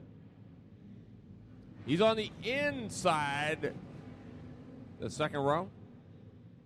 Zach Telford in the 17 Z, Grace Osborne in the 48, Ben Swatzel in the 88B, and Levi Jones in the 92. The 3L, back there from Belfair, Washington, that's Bradley Lynn. This should be a good heat race right here. Yeah, Telford was giving Taylor fits yesterday. Here we go. We're green. 250's underway. Taylor going to lead into 1. Rolls in the second spot. Boy, the 0-2 has had his struggles. Looks pretty good early, though. Carter Murphy, problems off of 4. And there goes Telford. He's going to go by on the top side. Telford from Middleton, Idaho. That's a bit of a jaunt, I do believe, as well. Bradley Lynn all the way from the back row. He's up to 5th in the 3L. But this is what you can't do, is give Lane Taylor this big of an advantage early. He's tough to catch as it is. Murphy now. Oh, Murphy struggles off at 2. That'll cost him. Look at Bradley Lynn now. Lynn working on Murphy. That's for 4th. 6th is Osborne. 7th is the 88 of Swatzel. Boy, Lane Taylor getting it done, driving away in the 4L. Oh, look at the battle here. Murphy and Bradley Lynn. That's for 4th. Oh, Murphy. That's the flag. Lane Taylor going to win it. Rolls will be 2nd. Boy, he's tough. And he knows how to draw a pill, too, because he's always on the front row. Pretty quick heat race there. Green start to finish. Yes, sir. Love seeing that. We got one That's more. that's what happens when there's no cautions. Those guys go pretty good. Got one more heat race coming up. The 5 horsepower open. Yes, sir. And that should be a good heat race too. Let's see. Seth Waldall, Ryan Hirschbach in the 9. Seth Waldall in the 11, rather. Seth Waldall in the 9 from Battleground. Alexandria Stutz from Sweet Home, Oregon, the 13D. Cole Patrick in the 20 from Gresham.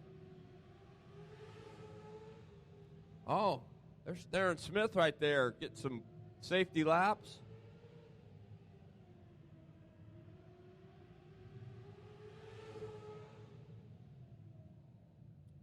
Jojo Battaglia from Forest Grove in the 39. Anthony Prather in the 61A.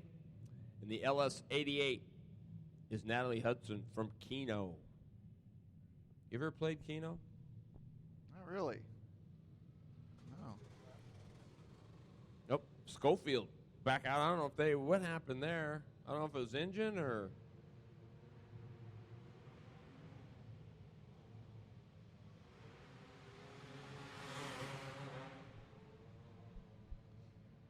So the Schofield kid. Schofield's Carts and Parts.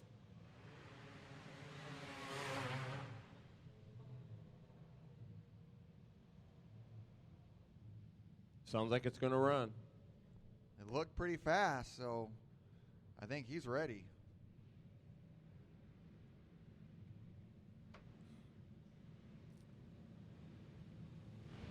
Keep your eye on that 9 machine. Sizzling Seth Waldall from Battleground. There's only one pedal in that cart. Go. That's it. I do not believe there might be one there just for safety's sake, but I don't think it gets used much. There we go. We are green. Hirschbach with a good start.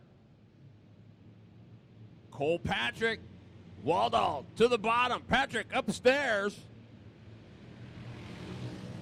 Waldall to the bottom underneath. Hirschbach, is he going to do it?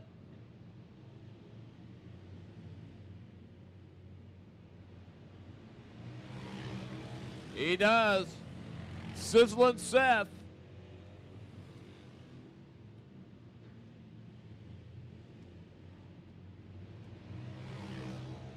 Waldall driving away with it.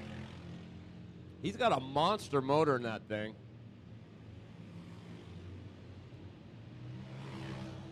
Well, look at him go. I wish my mower ran like that, do you? Yeah. It'd be kind of fun to mow the yard in, wouldn't it? That'd be awesome. Oh, wow. Get in the way here. How did Waldall miss Stutz there off of turn number 4? All right, hallelujah. Woo. Got cars Wow. stopped on the backstretch here, but that's my Natalie goodness. Hudson. Wow. I mean, Sizzling Seth here made a nifty move to get around the squirrely lapper. that was, Oh, my goodness. we will call that a nifty move, but that was just, sometimes it's just the grace that gets you through that, you know it? Wow. Ooh, wowee. The lap car literally cut across, Scott Squid cut right across his front end here, and how he did not hit him. Wow. That was quite the maneuver to avoid trouble. He wasn't able to stop there as fast as he was going there, so his only choice was to somehow get around. That's instinct right there. Instinct. Seth Waldall, your leader in the 9. Cole Patrick in the 20. The 13D, Alexandria Stutz from Sweet Home. That was who Waldall avoided. And then the 11 of Ryan Hirschbach from K Falls, and the 61A of Anthony Prather from Salem, Oregon.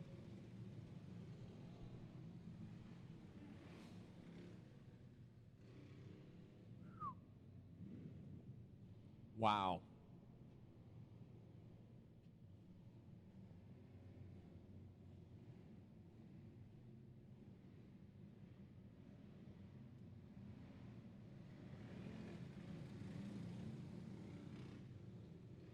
Here we go. This is the final heat race of the first round. 5-horse open. Seth Waldall leads the way. Cole Patrick in the second spot. Prather is third.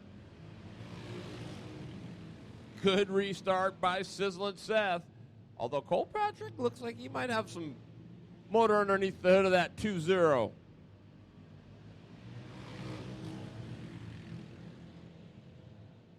He's working the top side. Cole Patrick.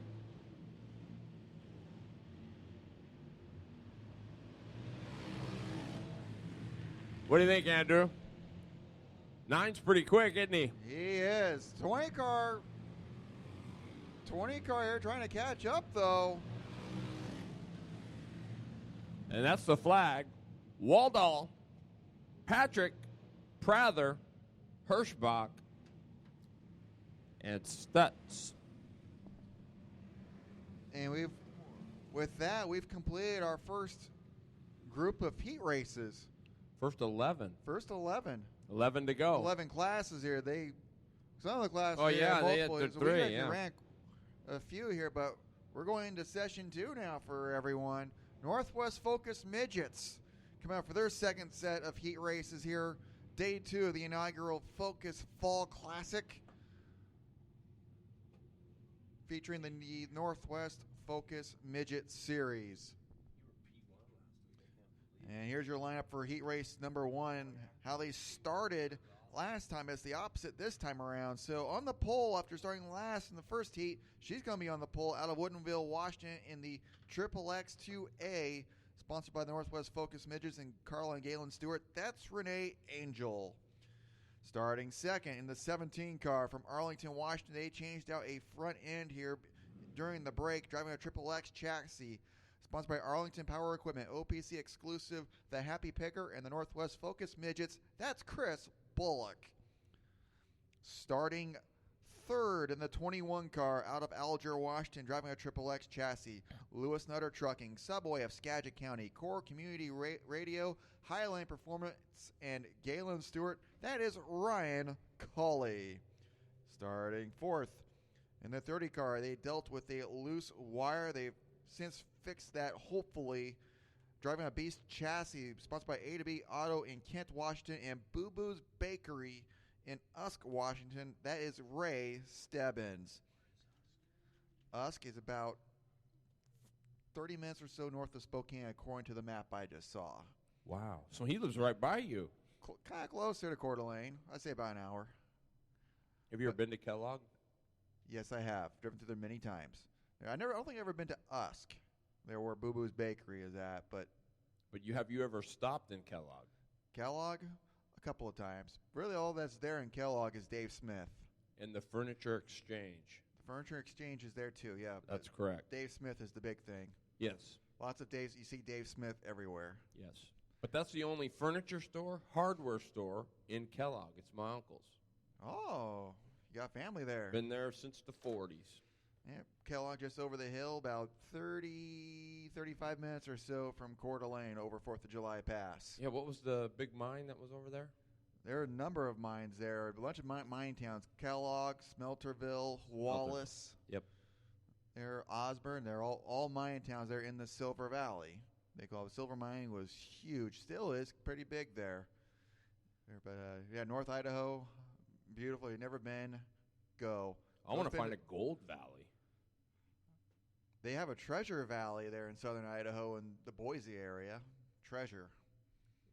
They have a silver valley and a treasure valley. I need a map with a big X on it. I wonder. I bet you they probably have some, mock maps of the treasure valley here. Boise, Nampa, Caldwell, Kuna. So that could include gold. That could. Gold Treasure. Treasure, you gold, think yeah. of gold. Yeah, absolutely. Diamonds. And starting last, here in the 24 car, we got to get him too here. There as they get the Lions put back on the track here. Out of Granite Falls, Washington, driving a stealth chassis, Worth Bros, Paraizo's Mexican Restaurant, the Pied Piper Pub, Schaefer Concrete, and Gary Calicott Landscape and Concrete. your winner last night, not once but twice, and he is the 2016 Northwest Focus Midget Series champion. That is Nick. The Treasure Evans. The Treasure. That's correct. They call him Bad News. I don't know if Treasure and Bad News go well together. Well, he is. But He is the truth, though. Yeah, he's doing pretty well. Yes, he so is. far this weekend. He won from the pole, first heat race. Now he's going to start last. We'll see how he does this time around. He's got a couple of good cars in front of him. There's Ryan Coley, Bullock in the 17, Angel, pretty stout driver in the number 2 car as well. So Bullock did work on the front end. Yeah, they changed the front end on the 17 car. The 30 car, Stebbins, also had a loose wire there they were struggling with. They have hopefully fixed that as well. That's the report from Sean Hulbert of Sean the Dirt podcast. Big Sean. Big Sean. Great to have Sean here. Super nice guy. They're a big supporter of racing all around the Northwest. They've been a guest on many other shows as well. I've been a guest on his podcast, on the Sean the Dirt podcast here, and it's always great to have him show up there because, he's going to talk to as many drivers as he can and give them exposure. Absolutely.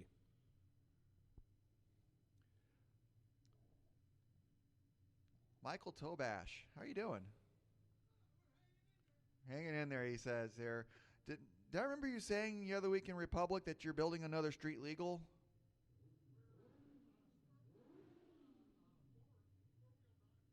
Starting to build a 4-wheel drive one. You going to have 2 quick changes in it or just regular? Regular rear ends, he says here. But that is pretty neat. They're having the street legal here that he's doubling as the pace driver for some classes, and he can push. But he pushes sprint cars all the time. There are various events around the Northwest, dirt and pavement there. So yeah, he's almost as big. He's become an icon of Northwest racing, the street legal. You're Michael Tobash in the 66 street legal sprint car. Does he wear steel-toed shoes? I don't think he's wearing them there, but I don't know. Are you wearing steel toe? No, he's not. Okay. Because his name's Tobash, right? Tobash. That's what I'm saying. Steel-toed, baby, all the way.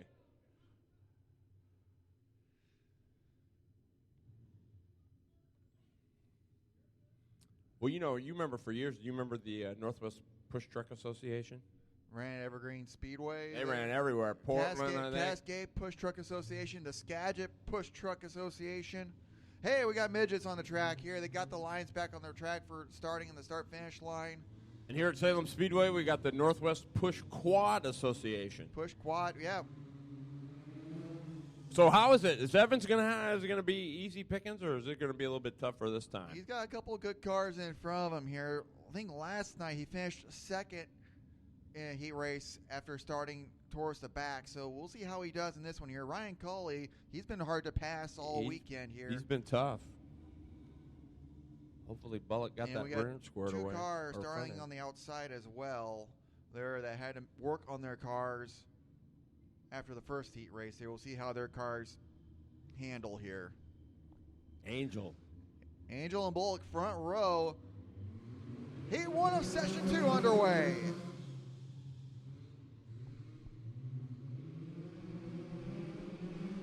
Renee Angel to the lead momentarily. There, Coley settles into second, Bullock third, Evans fourth. Stebbins bringing up the rear. I'd like to see her get this one. Renee Angel's going to lead another lap here as Nick Evans works on Chris Bullock for third. You talk about a ambassador for the sport. There's one right there, your leader. An ambassador for Northwest racing in general there. Meanwhile, battle for third. Evans finally gets to the inside of Chris Bullock. He's going to take third going to turn 3. But Angel and Coley about a half straightaway ahead of Evans here, so he's got some ground to make up.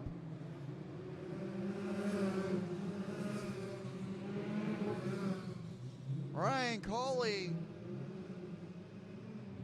trying to find some way to get inside of Renee Angel. trying to set up to make a pass. Angel holding him off. Is he going to get the white flag this time by one more time around for Renee Angel? I'd like to see her get this one here. Into turn 3. He's going to try and make the pass. Yeah. Angel will win it over Coley, Evans, Bullock, and Stebbins. So Renee Angel from Woodinville, Washington, in the number 2A Triple X car, picks up the win in heat race 1B. That was awesome. Glad to see her win that. I made a mistake earlier. Driver who drove the 19 car in the open class last night decided to jump in for today's focus race here. Michael Millard. That's what I thought, but I wasn't going to say anything. He is in the 19 today, so my mistake. No, driver change. No mistake. But he is on the pole, number 19 car. Sponsored by Olympic Machinery, Pape, Walker Racing Development, and Outback Steakhouse, driving a Spike chassis. Eric Turner, number 29, out of Lake Stevens, Washington, driving a Stealth chassis. Bardall Oil and Turner and Cope Motorsports. Kenny Roots in the 73 from Langley, British Columbia, driving a Triple X chassis. Caleb Hart from Cedro Woolley and a Triple X Raceco, RPM Raceco, Subway of Skagit County, and Core Community Radio. And Jeremiah Franklin is in the 77 car. Heat race 2B underway. Kenny Roots won the last time out for these guys. He'll try to double up. Well, I like Turner. I just think he's just a wheel. Millard will lead lap 1, but Turner all over him. Turner smoking that right rear a little bit here, trying to find some bite to get a run off the bottom coming off the turn here, but right now not finding any way to get around as he gets into the berm and turns 3 and 4. Keeps trucking. Here's what I know. You never count out Turner till the end, ever. Caleb Hart, or rather Kenny Roots running 3rd, Caleb Hart 4th, Franklin battling with Hart for 4th, as Millar is starting to pull away now a little bit from Turner as Franklin gets to the inside of Caleb Hart as they get together. Hart wheel hops here but keeps going here. Franklin moves into 4th.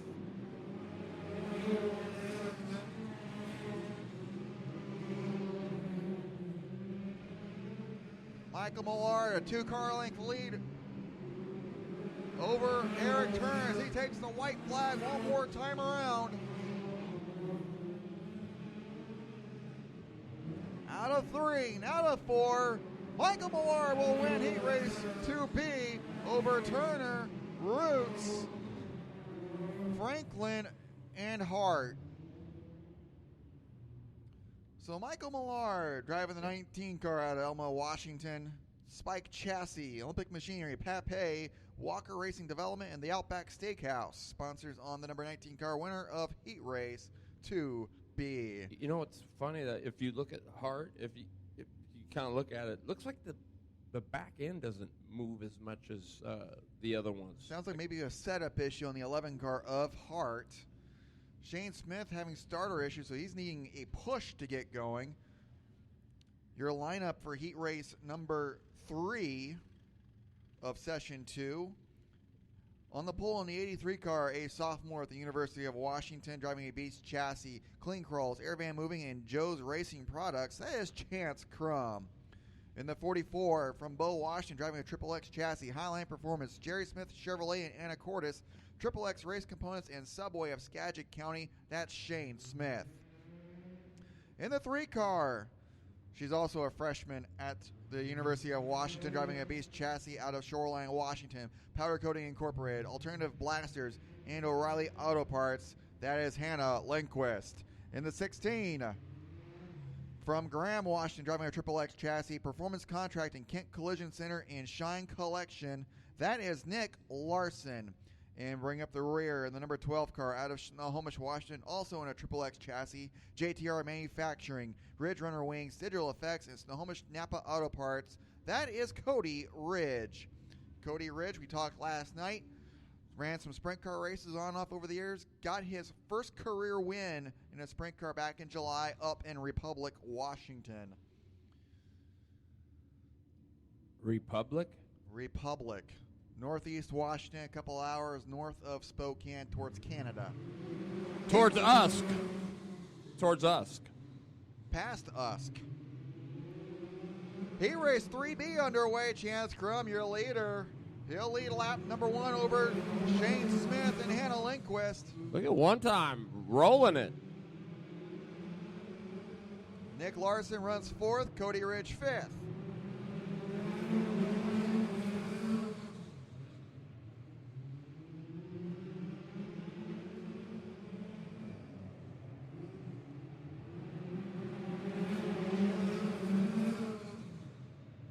Chance Crump still your leader. A little trouble for Smith. He gets in the infield.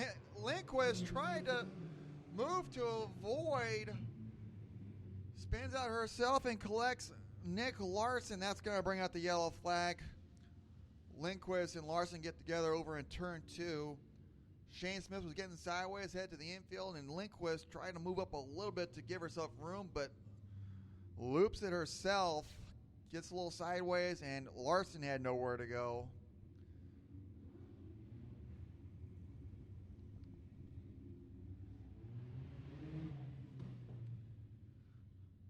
Couple laps down in the early goings of heat race 3B, last heat race of the afternoon for the Focus Midgets. Chance Crum, your leader in the 83 car. Shane Smith.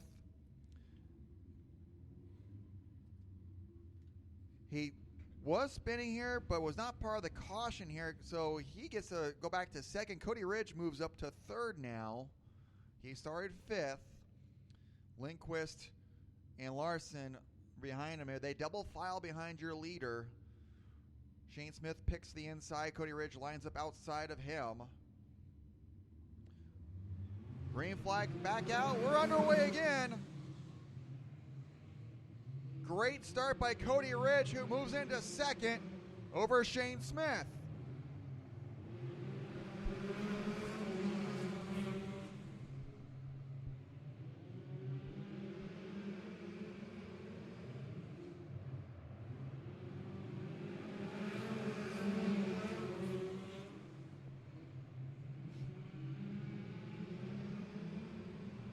Chance Crum still your leader over Cody Ridge and Shane Smith.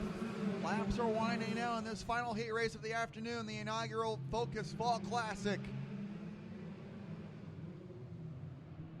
White flag one more time around for Chance Crum.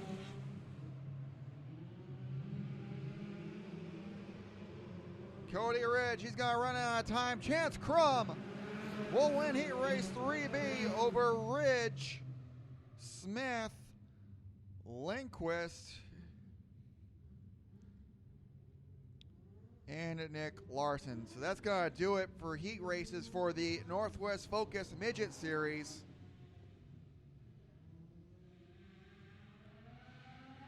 They got a 25-lap main event coming up. No B main tonight. They're going to start all 15 cars out there in the main event. 600 open mini sprints on the track now. Barney and Stanley front row for this one as Terry Bridges has come back to the booth. I think he got himself a snack. I should go get a snack myself here. Absolutely. From the Snack Shack, because it's awesome. World famous cheeseburgers. Chili dogs, chili burgers. Here we go. Barney. Micro 600 open. Underway. Stanley in the 2nd spot. Sucic is 3rd. Ooh, Jeremy Smith bombing into turn number 3. Gets underneath David Ward in the double 8s. And Doug Pirtle is 6th in the double 0.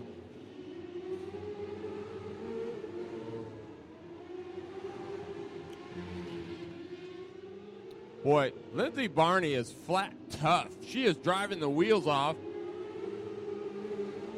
And she just makes it look effortless.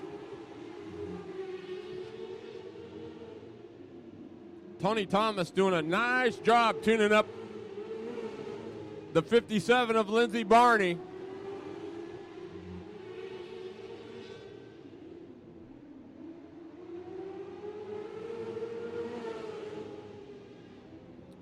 Stanley, the Monster Energy drink, number 4 in the second spot. Third is Sucic, the Blue Line Graphics, number 14. Ward and Jeremy Smith going at it. Here comes the checkered flag for Barney. She is just flat tough. So it'll go Lindsey Barney, Hunter Stanley, Bailey Jean Sucic, the 11 of Jeremy Smith, the 88 of David Ward, and the 00 of Mr. Pirtle.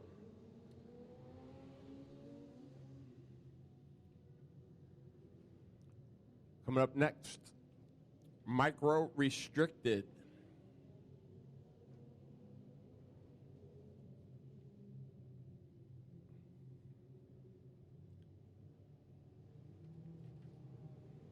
Mason Deneen in the 2. The 42, good to see him back there. And Smith. So I'm taking some safety laps earlier. He is on the point. Is Theron Smith in the 42.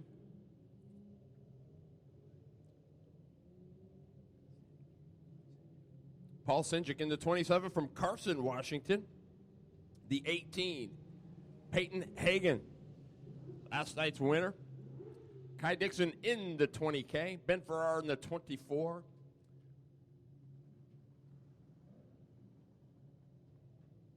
Levi Klatt in the 77 from Langley, BC. And here we go. Looking to go green. We do. And Peyton Hagen picking up where he left off. Oh, we're going to do it again. Light's still on. They didn't like that start, so we'll do it again.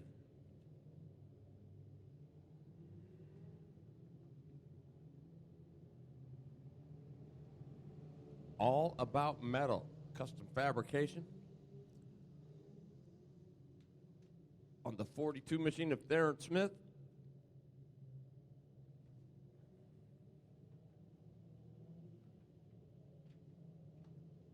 Bring them down nice and slow. Looking to go green. Smith.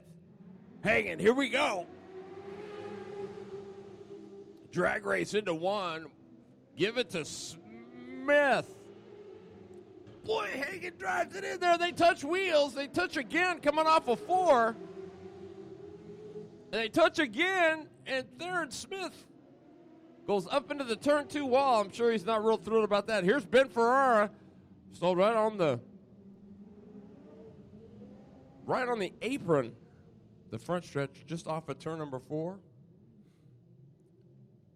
Boy, getting a little slicey and dicey out there is Hagen and Theron Smith.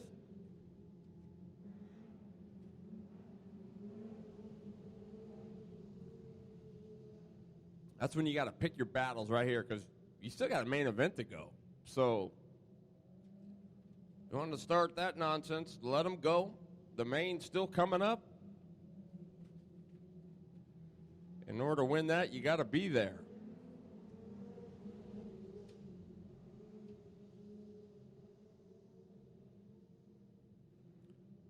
So Hagen is your leader. Theron Smith in the second spot. Third is Klatt in the 77. Looking to go this time. We do. Kai Dixon is fourth. These two are just no love lost here, let me tell you. And I'm sure the officials are going to keep their eye very closely on the 42 and the 18.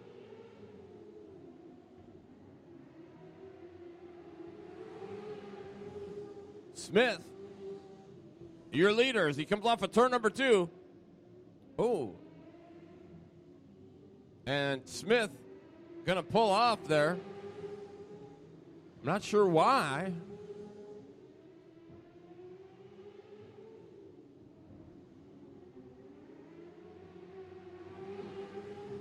Klatt now trying to put some heat on Hagen.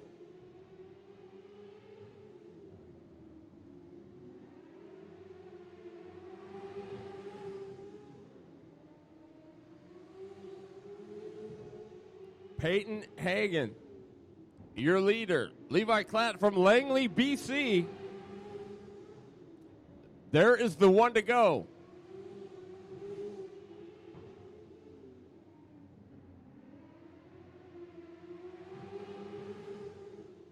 And there's the flag. Hagen will be your winner. Well, that was a little, yeah, that was interesting.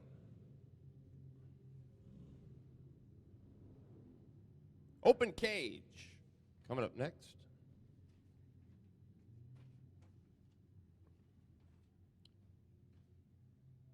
Box stock. You should be making your way to the grid. Pee-wee Subaru. Pee-wee Subaru. You as well should be making your way towards the grid.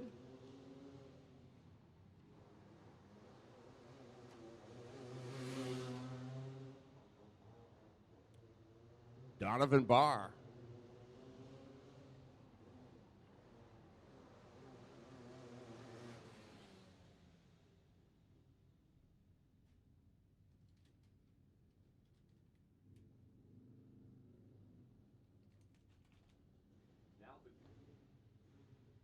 Now would be a good time to head over to the snack shack. Mama Leach has got all the good stuff.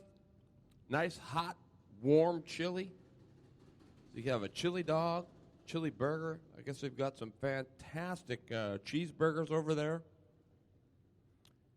Chips, sodas. They pretty much got everything you need. So now's the time to hustle over. They've also got earplugs, too, if you're, the noise is getting to you.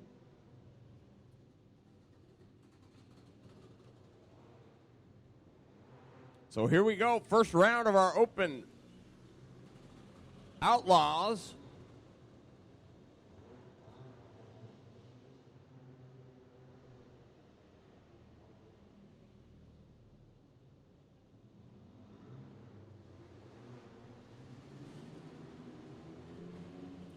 On the front row, on the pole, from Longmont, Colorado, that's Ben Haney.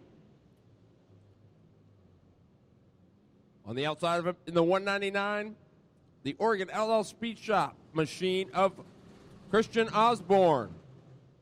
Penguin Motorsports, the 28 machine, that is Dylan Lamberth.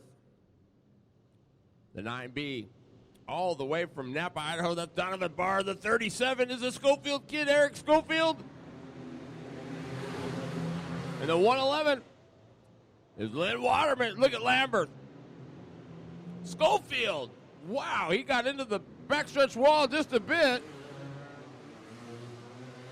Lambert and Osborne get together.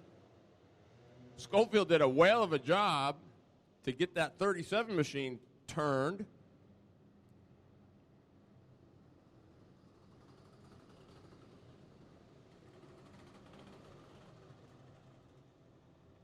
So they're right on the bottom of turn number 4 on the exit. Osborne and Lambert were tied up momentarily, apart now.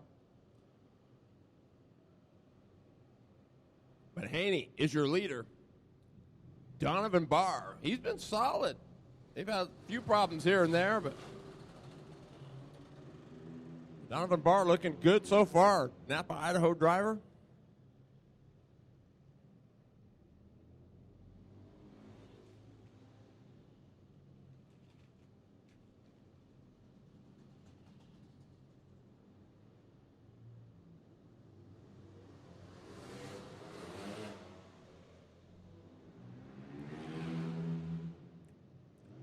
I guess we'll see what Lambert's made of now. having to start more from the tail end of the field.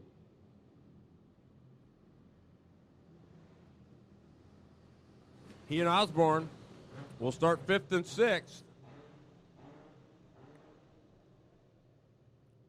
Barr on the outside of the front row. Haney on the point. Here we go. Longmont, Colorado, Napa, Idaho, bringing them down. Here we go. We are green.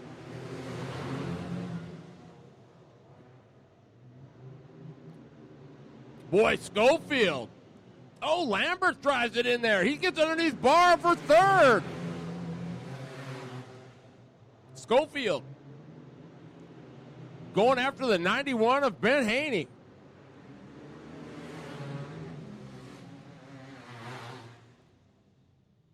I'll tell you, hard into the wall there, it looks like. I don't know, did he go over? It looks like he did, the wing.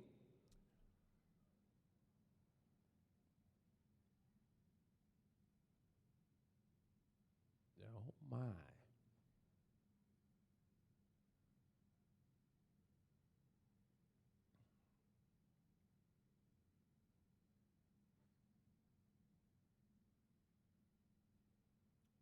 Looks like that might be Lynn Waterman.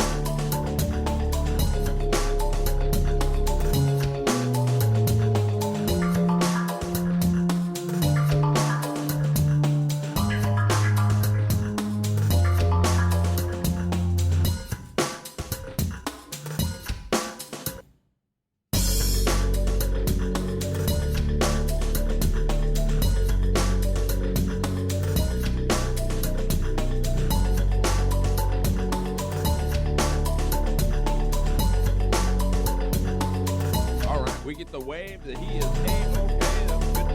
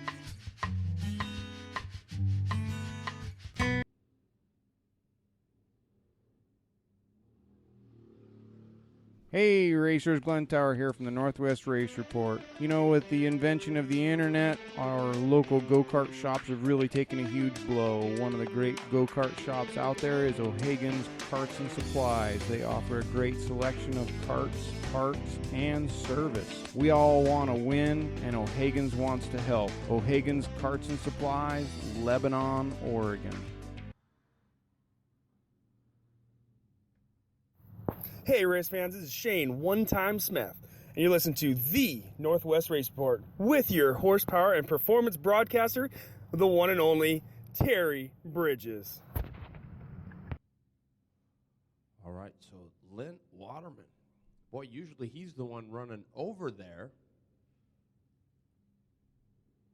helping out. Boy, and that took a pretty good chilliwack there. Glad Lynn's okay. He'll probably be sore here in the next couple days, but boy, that thing took a lick. Wow.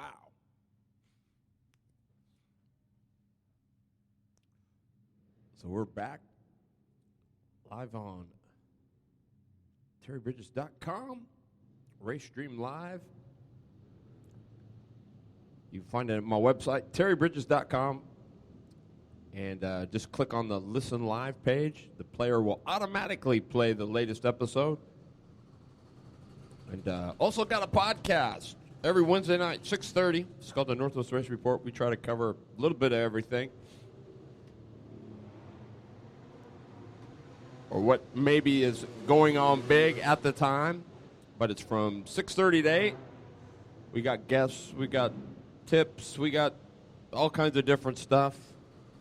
Check it out. Just hit the website.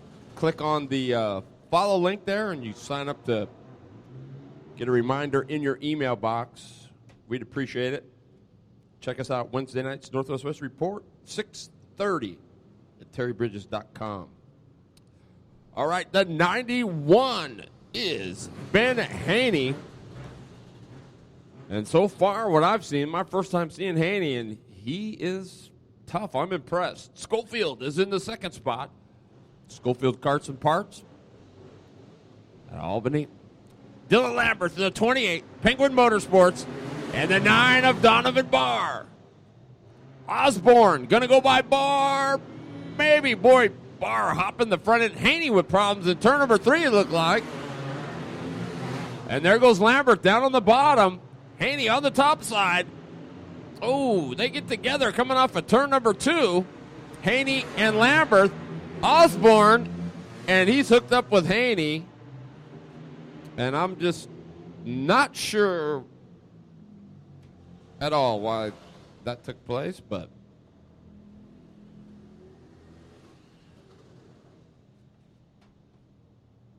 so we are under caution again. Osborne and Ben Haney from Longmont, Colorado, tied up right here in the middle of the exit of turn number 4.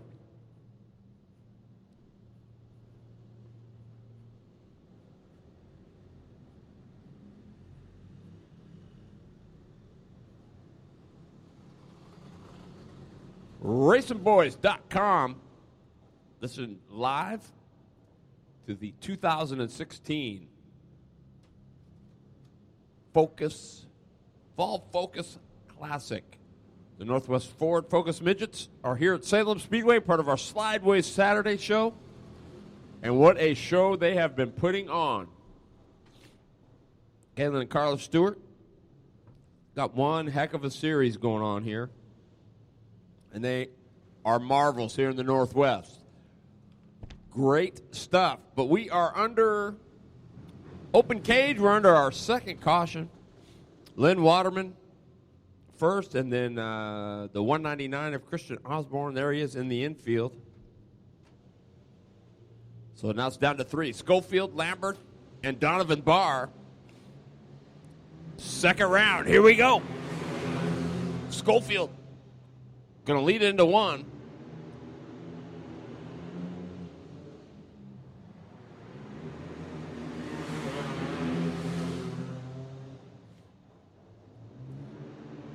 I truly don't know why these guys don't try slicks. I really don't. It just amazes me. They're worth a half a second anywhere else you go. So At 37 is moving. oh, he's moving all right.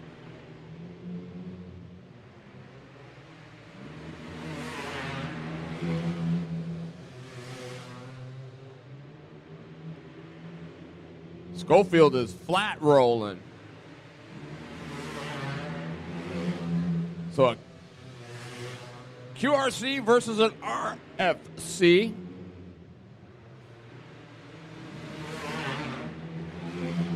Donovan Barr, boy, he's got that front end bouncing like a bucking bull. Schofield's going to win it. Lambert will be second. Donovan Barr will be third. I can tell you who your front row is going to be for the Northwest Focus Midget main event is. It's going to be Renee Angel and Nick Evans. Yeah, baby.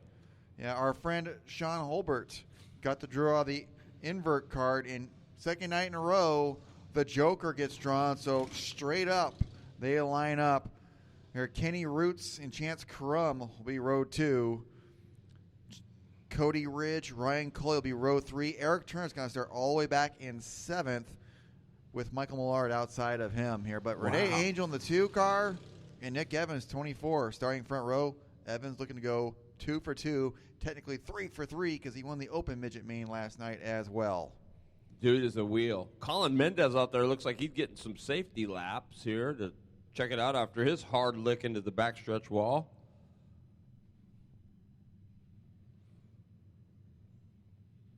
He's either hitting the wall or last year he took a side wing to the face, put a big old kid's tough as nails, I'm telling you.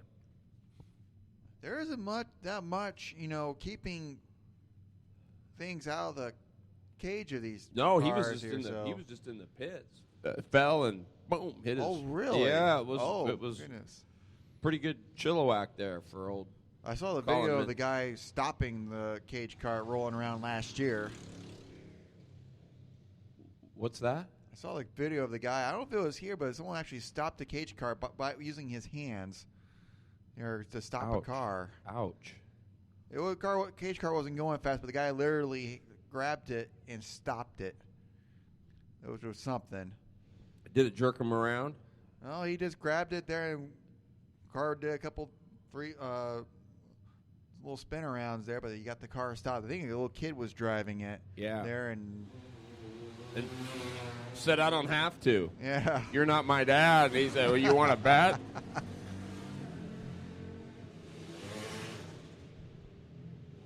Well, here we go. Second round.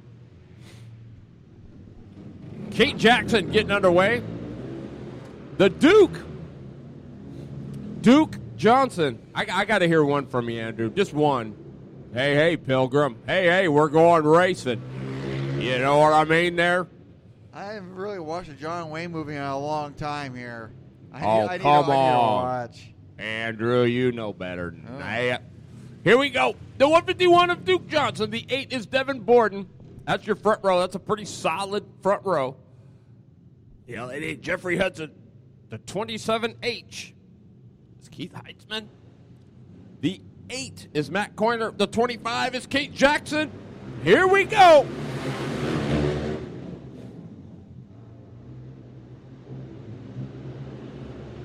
Oh, look at Coyner. He's up to, Kate Jackson going to put a nifty move on the bottom of turn number 3. Upstairs. Heitzman's going to battle back. This is for 4th.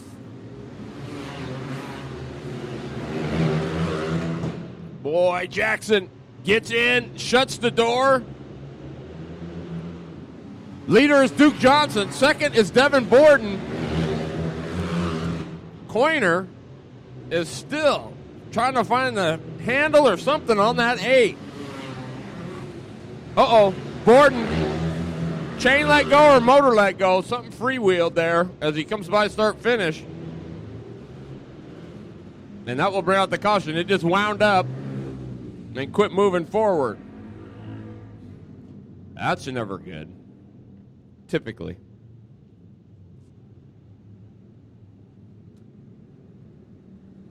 The Duke, the Oregon Outlaw Speed Shop, number 151, leading the way. Jeffrey Hudson, the L88, he is a good wheel. Nothing fancy. He just gets it done. Kate Jackson, probably the best run I've seen Kate have since I've been watching so far this year and last year, but she's having a solid run in the third spot.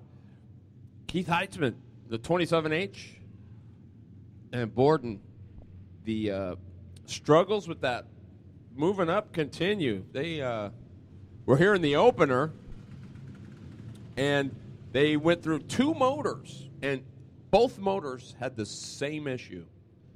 And it was the crankshafts. Crankshaft. Yep. So this Kate Jackson here, is she related to Sierra Jackson? I don't know. I know she reports same car number and same hometown here, so I'm wondering if maybe she probably is. But she reports to Charlie. I know that. Charlie's Angels. Oh, okay. You probably don't. Oh, but no. Yeah, Kate Jackson, Charlie's Angels. That's a little before my time. Really? Yeah. Are you that young? I'm 33. Oh, boy. Yes, you are just a youngin'.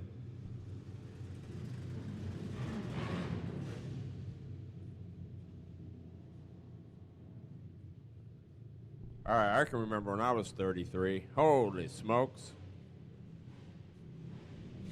Here we go. Duke Johnson, Jeffrey Hudson, Kate Jackson, here we go.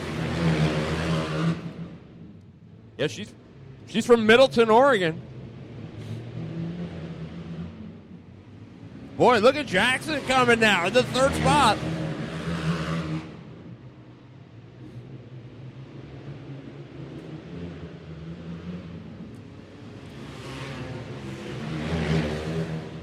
Boy, Matt Coiner, wowee.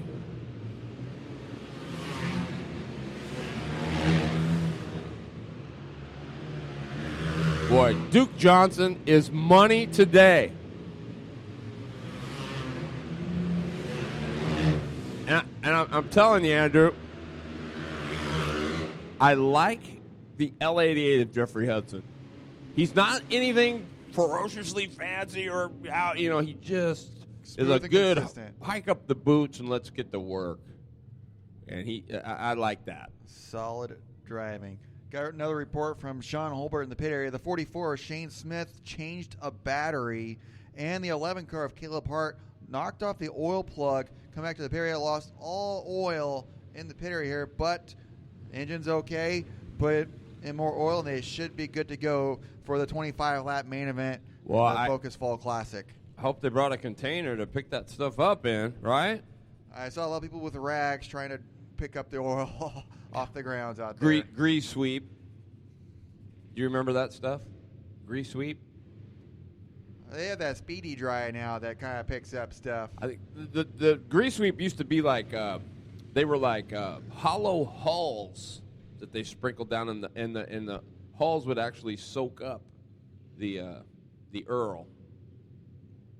Do you know what Earl is? Tars, Earl. Maybe not. Maybe not.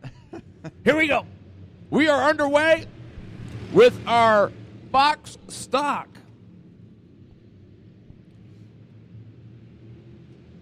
That's the 13W of Alona Whittingham. She's leading the way. Mason Myers in the 27. Boy, check out spin of the 27 of Myers. Everybody okay? He throws his hands up. He says, I just don't get it. Boy, these box stalkers take a licking and keep on ticking. You know what?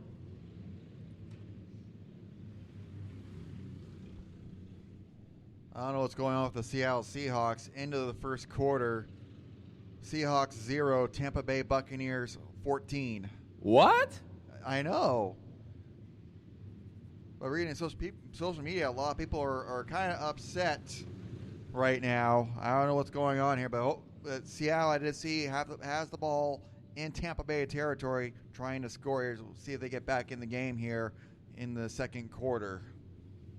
They do have a lot of players sitting out with injury right now. No excuse. Really. We'll see They're what getting happens. paid millions. You need to be able to jump in and get busy, right? We'll see what happens. Yeah, we will. William Hirschbach and the 16 of Allie Mae Jones.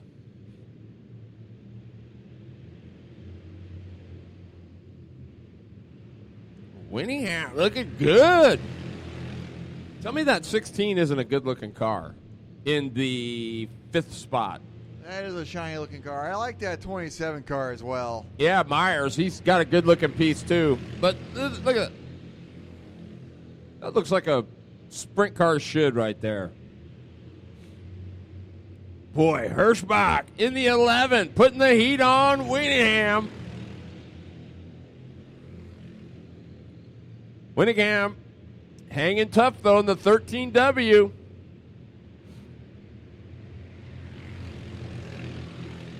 Casey Simmons.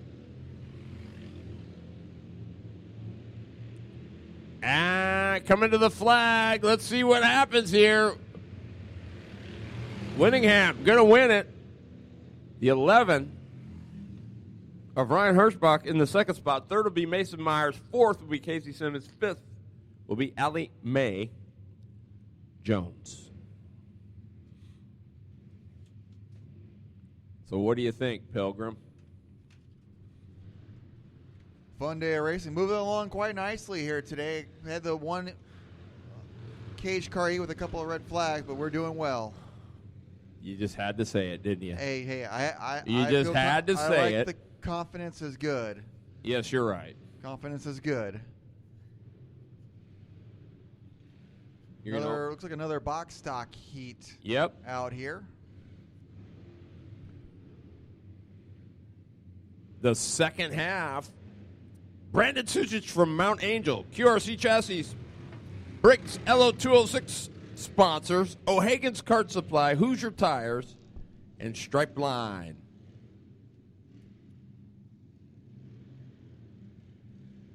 The point is the LS88 of Natalie Hudson from Keno, Oregon.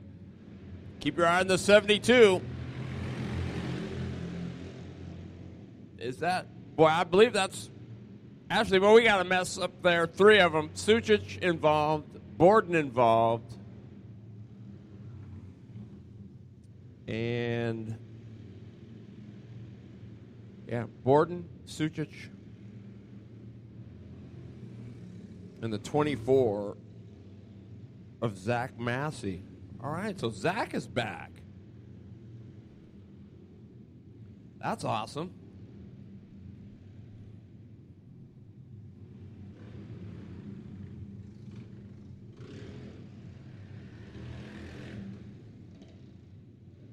So your leader is Hudson. The Cowboy of Jane Trupp from North Bend.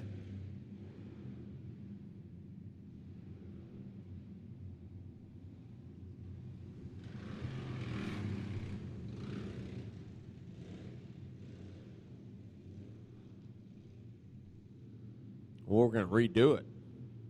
So it'll be Hudson, the Cowboy, Suchich, Massey, and Borden. Oh, Trupp. Oh, and around goes Hudson. That looked all fair in love and war, but we'll see what the officials say. See? We're doing all right. I'm just saying. We're doing all right. We're doing all right.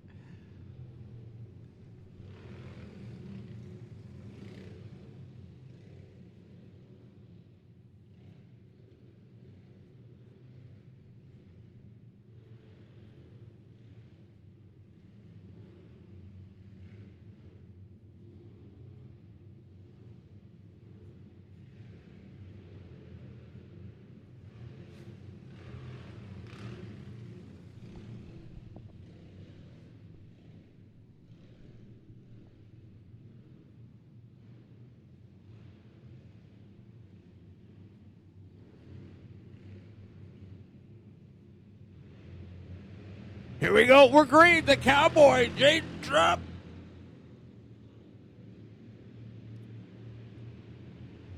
Sucic in the second spot. Look at old Massey. Get in there. Oh, and around goes Hudson. Will that be a caution? No, we're still green. Look at Zach Massey. They put a new wing on that bad boy, and he is back rolling.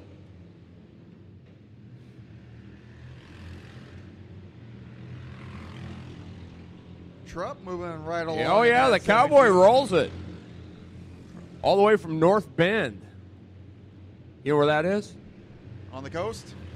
Down by? Goose Bay? You're the man. My first hometown, Goose Bay. You should be a weatherman, or like a weatherman. You seem to know, The Cowboy. But you know what? The Cowboy might be in trouble. Got a couple slower No, look at the cars 24 of Massey. He's coming. coming here in. All that flip did was tick him off. Look at that. I mean, Oh, a bobble by Trupp now. We might See, have ourselves a look- race here. look at White Massey. flag. dude is killing. White flag here. Might be right. Zach. Right. Oh, Down he Zach. goes.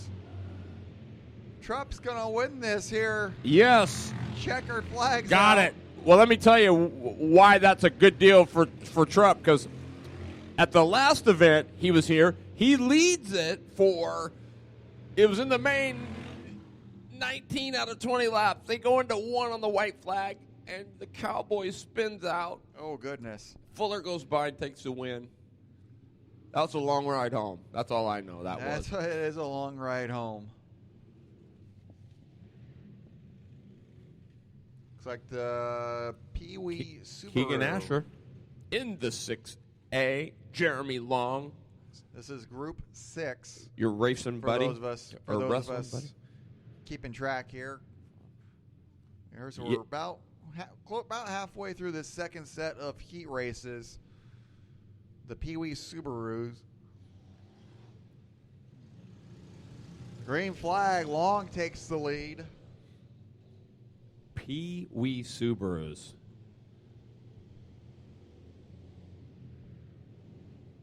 And that is Mr. Long. He's from Forest Grove, Oregon. You know where that is? Forest Grove, up towards Portland. And then a little bit west. Correct. Man. Yeah. I spent most of my 20s in Vancouver, Washington. But I am familiar with the Portland Oh, area. you did. Did you go to school in Vancouver? No, Seattle. You know where Minnehaha is? Heard of it. Where it's is around somewhere. it? Where is it? Is it in a Portland borough? Or Vancouver borough? Yep. I was up in Salmon Creek. Oh. Jeremy Long.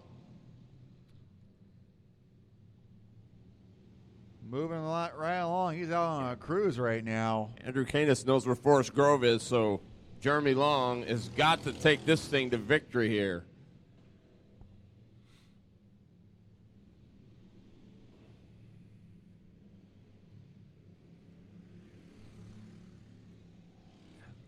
Oh, hang on. Kind of cool numbers on that 6A, huh? That red reflective. You a fan That's of good. those? They're cool in You the can sun. see them. You can see the numbers. That's the big thing for us announcers and Right. scorers. Well, for me to really see them, because I'm getting older, I need like white background with a big black bold number on it. 5 feet tall. And Long checkered flag. gets it. Yep. Jeremy Long. The guy with the mean-looking wrestler on the wing. Yes. The strong, mean-looking wrestler there looks pretty strong out there on the track in that heat race. That's my new one for you. Andrew, the Map Kunas. I like it. The Map. The Map Kunas. The Map Kunas. I have been around some. Andrew, the Map. Yeah. It was either that or the Weatherman. But I think Map's better. Map. I don't know where the Weatherman came from. Just because you know a little bit about everywhere, right? And Weatherman kind of. I've been around the Northwest and other parts of the country. Where's the furthest you've been? I've been down to Florida. Oh, yeah. You been to Sikeston, Missouri? Missouri is one of the few states I haven't been to. They have big mosquitoes and big spiders. That's all I know. Oh, they got big bugs in the South, too. Oh, here we go. The 24, another cool-looking car. Madison Ferrando.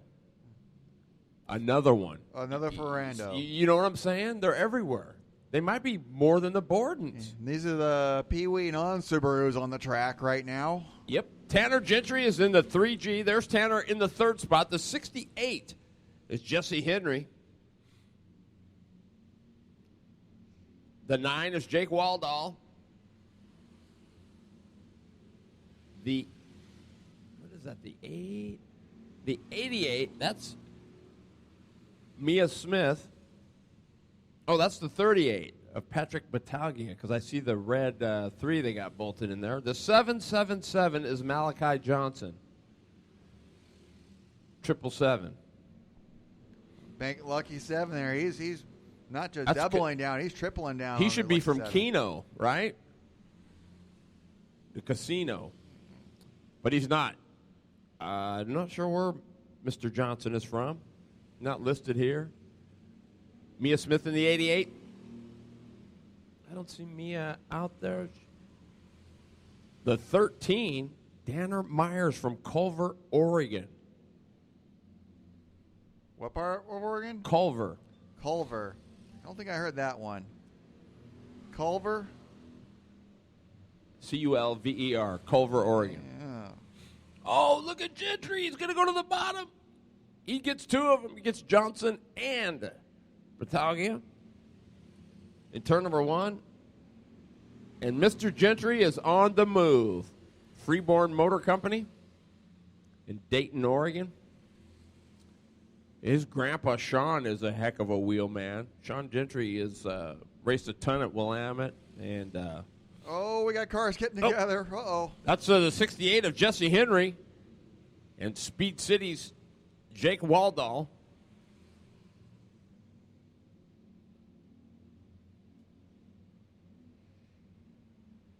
But the 24, the R&W Towing, Madison Ferrando from Staten, Oregon. Good stuff.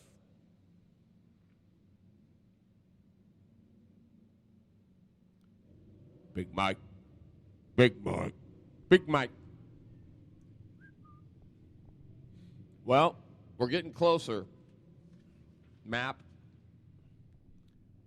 125 CC Cagers. Terry Bridges along with Andrew the Map Kunas. Live on racinboys.com. And Terry Bridges. Yep, terrybridges.com. Yeah, terrybridges.com and racinboys.com. A simulcast between the two today. Yes. Please check out my podcast on Wednesday nights, 6:30 to 8, the Northwest Race Report. And it's growing. I mean, it's I'm no Tim Ferriss yet, but I'm growing. So I'm going to have you on the show here pretty quick. I think we'll do that today or sometime. Yeah. Yeah. Awesome. It would be awesome. We got to get Sean Holbert on here for some shows, too. I had him on. He actually came to my studio and was on with me. All right. Yeah.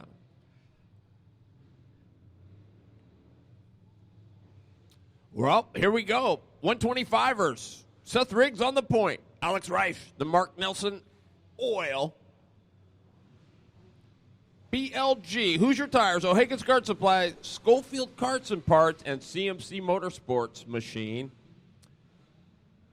The second row. The 19J is Cole Borden on the outside. The 9 is Reese Slider from K Falls. And the 20 is Miles Massey. Here we go. Riggs going to lead it into 1. Reich upstairs. Look at that. 3 wide. I think, nope. Very wise move by Slider to get out of it a little bit early. Boy, we are slicing, dicing. Borden sitting in the 4th spot in the catbird seat. Reich. Oh, Alex Reich way upstairs. There goes Borden. But Reich is right there in the 4th spot. Boy, Reese Slider looks much better in the 9 than he did in that first heat race. Very, very good stuff. K Falls. Yeah, he's wheeling. Seth Riggs as well. Looks very strong out front in the 32 machine. Miles Massey in the 5th spot.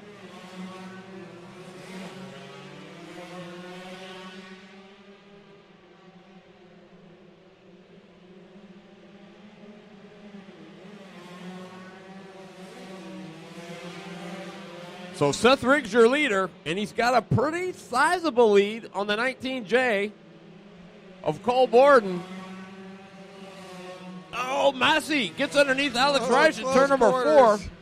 And Reich spins around at the top of turn number 4. Right on the entrance of the pre-grid. The Mark Nelson Oil Products. O'Hagan's Kart Supply, number 117.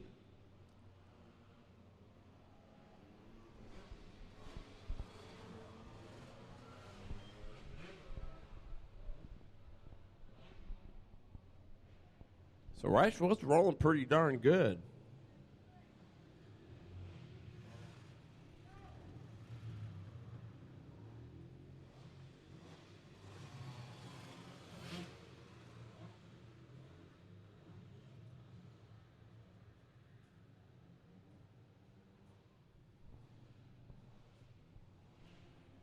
I got to ask you.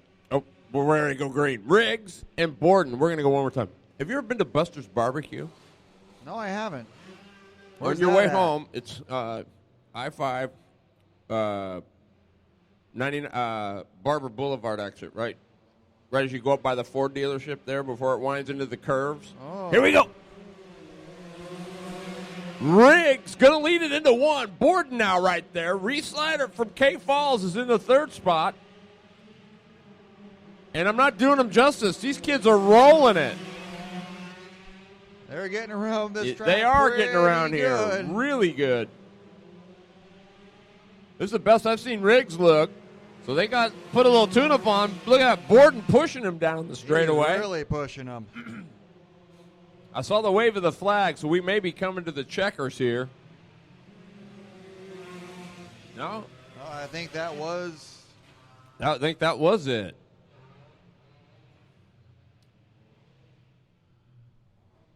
But yeah, you need to try it on your way home. It's absolutely epic.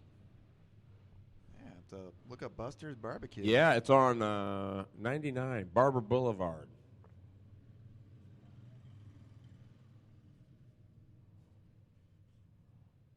Two-meat po' boy with brisket or turkey, and their hot link is to die for. That's what I usually get. Might have to try that. If I'm able to do it tonight, but the next time I'm here in Salem here, if I don't go tonight, then I'm going to... You could do it tonight. You got a 7-hour trip. 7-hour trip back to Coeur d'Alene, Idaho tonight. Wow. I don't envy you at all there.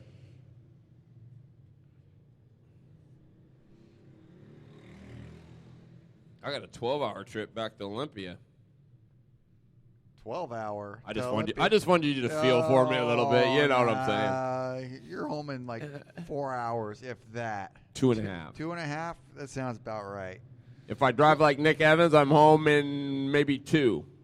You drive it through Portland at the right time. Yes. Yeah. On a Sunday. So yeah, 2.5 hours. 2. Oh, it's 2. Put a quarter on it? No, just kidding. Here we go.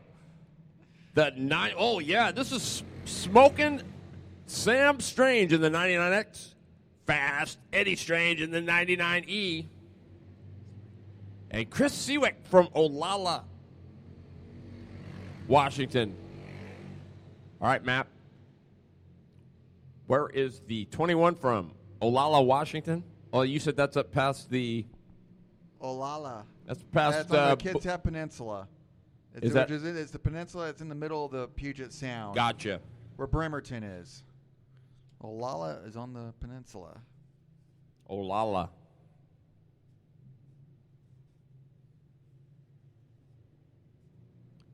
Yeah, if you're tuning in, if you got a question for the map, go ahead and put it in the chat here. Let me know. Let's see if we can stump the map. That's what we're going to play here. I was already stumped on Olalla and Usk here. I had to look those up. It's okay. You're still the map. So it is Smoking Samuel Strange.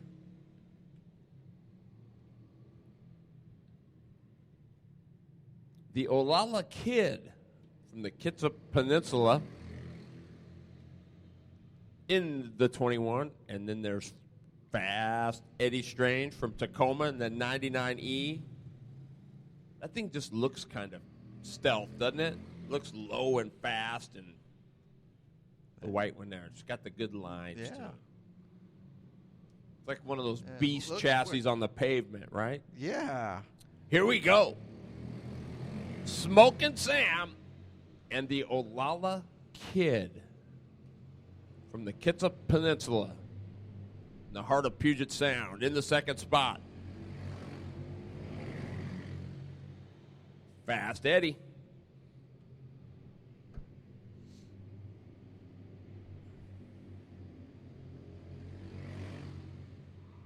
Oh, that car loops it around.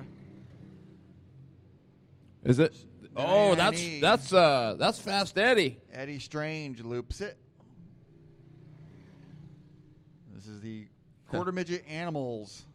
Daryl Kelso. So, Daryl, we're playing Stump the Map here for Andrew Kunas. So, let's see if he knows. Where are you from? Send it on the chat. We'll see if we can stump the map. He says John Wayne Bridges, the Duke. No idea. Who John Wayne is? I know who John Wayne okay. is, but John Wayne Bridges? Oh, that's you. The Duke. That's right, baby. Yeah. I thought there was maybe a bridge called the John Wayne Bridge. You never know. Yeah, that's right. There's the London Bridge. Jizz. I was going to name my kid that. London Bridges. That would have been a death sentence for me. All right. The Olalla Kid is still out there cruising around. There is Smoking Samuel. Oh, Fast Eddie's heading to the pits because it's over. No, it's not. I believe that's was that 2 yellows on Eddie? Yeah, I think it was. 2 yellows on Eddie. Fast Eddie. 2 and you're through here at Salem Speedway. The Olalla Kid in the second spot. Smoking Sam leading the way. This is our quarter midget animal. Class number 9. We got a few more heat races after this before main events as this quarter midget heat race back underway.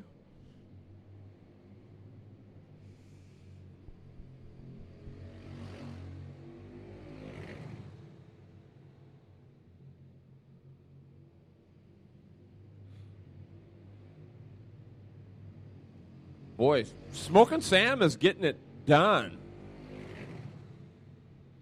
I mean, I don't think let's see if he's lifting. I think for like a split second he did go into the turn, but he's back on the hammer. He's moving. I don't think he lifted that time. He didn't lift that time over in turn 3.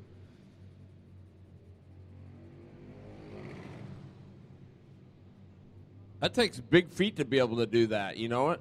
To hold it Driving all the way around. Driving the perfect line here. Yeah. But the quarter midgets always do, because that's how they got to roll on those tight tracks, those tight 6-second tracks. Strange easily wins that heat race. But the Olala kid, he was doing it. Takes second. Because, you know, where he's at, there's a lot of water around there, so he's probably used to obstacles. Or, yeah. Used to, more like boats. Oh, baby. 250 cage carts coming out. This would be a doozy. The first heat race was awesome. Lane Taylor. Arguably, he was one of the best 125 drivers going there for the longest time. But he made the move up to the 250s, and he's been a monster up here too. The 3L of Bradley Lynn, he can flat wheel it. He's on the point. We got the 88 of Ben Swatzel.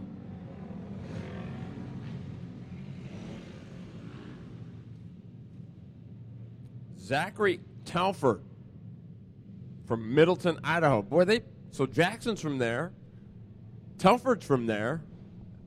They got some good drivers out of southern Idaho there. Yes, they do.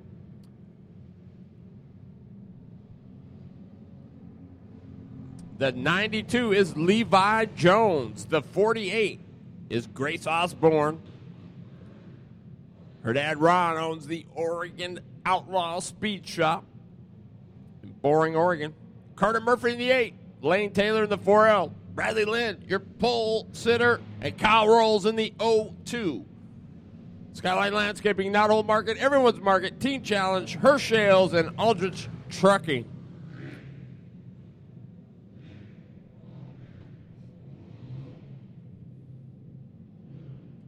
Boy, this looks like this is going to be pretty good. We'll see how good Mr. 4L of Lane Taylor is now, because Bradley Lynn's been running pretty good. He's on the point, as has Swatzel. And Telford's in front. So we're going to see. This is going to be. We're going to test the waters here in a bit. Bradley Lynn doing a nice job, bringing them down nice and slow. Here we go. Looking to go green. We do. Bradley Lynn with a great start to 3L. He leads it into 1 off of 2. Side by side is Swatzel and Zach Telford. Crisscross apple sauce by Swatzel as he does the old up and under. Good race for a second going. That's what I'm saying. Let's see. Right back at you. Telford. Crisscross applesauce off of 4. And he's into the second spot. Kyle Rolls was 4th. Oh, look at that move by Lane Taylor to get underneath Grace Osborne. That is for 5th.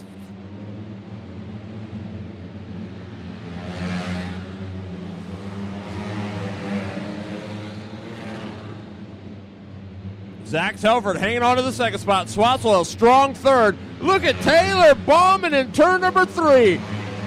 He's way up in the attic, is the 4L. He is rim riding that bad boy. Taylor. Woo-wee, he is rolling. But Bradley Lynn is killing too. He's your leader. He crosses the stripe.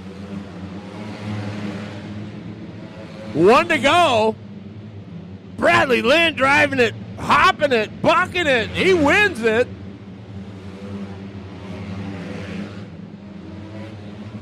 That 3L is going to be tough to beat in the main. That's all I'm going to say right there. Telford is 2nd. 3rd is Swatzel. 4th is Rolls. 5th is Lane Taylor, Grace Osborne, and Mr. Levi Jones from Napa, Idaho. Those kids drive hard. Levi Jones, I'm assuming not related to the Levi Jones, former USAC National Sprint Car champion that once raced a sprint car for Tony Stewart. Was he from Napa, Idaho? No, I think Levi Jones, the USAC champion, was from Indiana. I think it was from Indiana, somewhere out east. Maybe somewhere down the line, Maybe right? That's probably the odds here. Maybe it was a Levi Jones fan that named his kid Levi. I don't know. Yeah, you never do. Yeah. 61A, Anthony Prather. This is our 5-horse open. Last heat race of the afternoon. Miss Stutz from Sweet Home. Alexandria in the 13D. Cole Patrick in the 20. From Gresham, Oregon, JoJo Battaglia. From Forest Grove. Prather is from Salem. Natalie Hudson from Keno. And Seth Waldall. Sizzling Seth in the 9. He's on the outside of the second row from Battleground.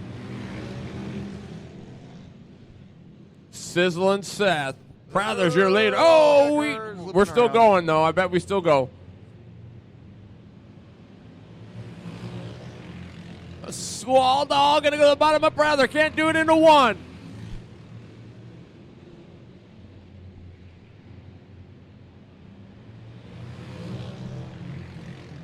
Little Seth putting the pressure on the 61 for the lead. He's a monster. He's been like that since he was in a kid cart. Look. And there you go, making the move. He's going to take the lead. Just muscled his way past him.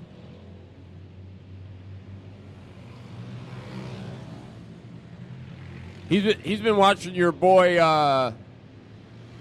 Mr. Turner. Watching Turner and Evans race this weekend. Prather is second. Third is Ryan Hirschbach.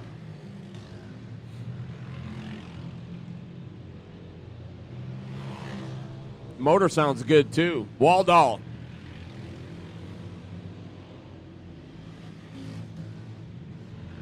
Alexandria Stutz in the 13D. She's from Sweet Home, Oregon. You know where Sweet Home is? Been to Sweet Home. The map. The map.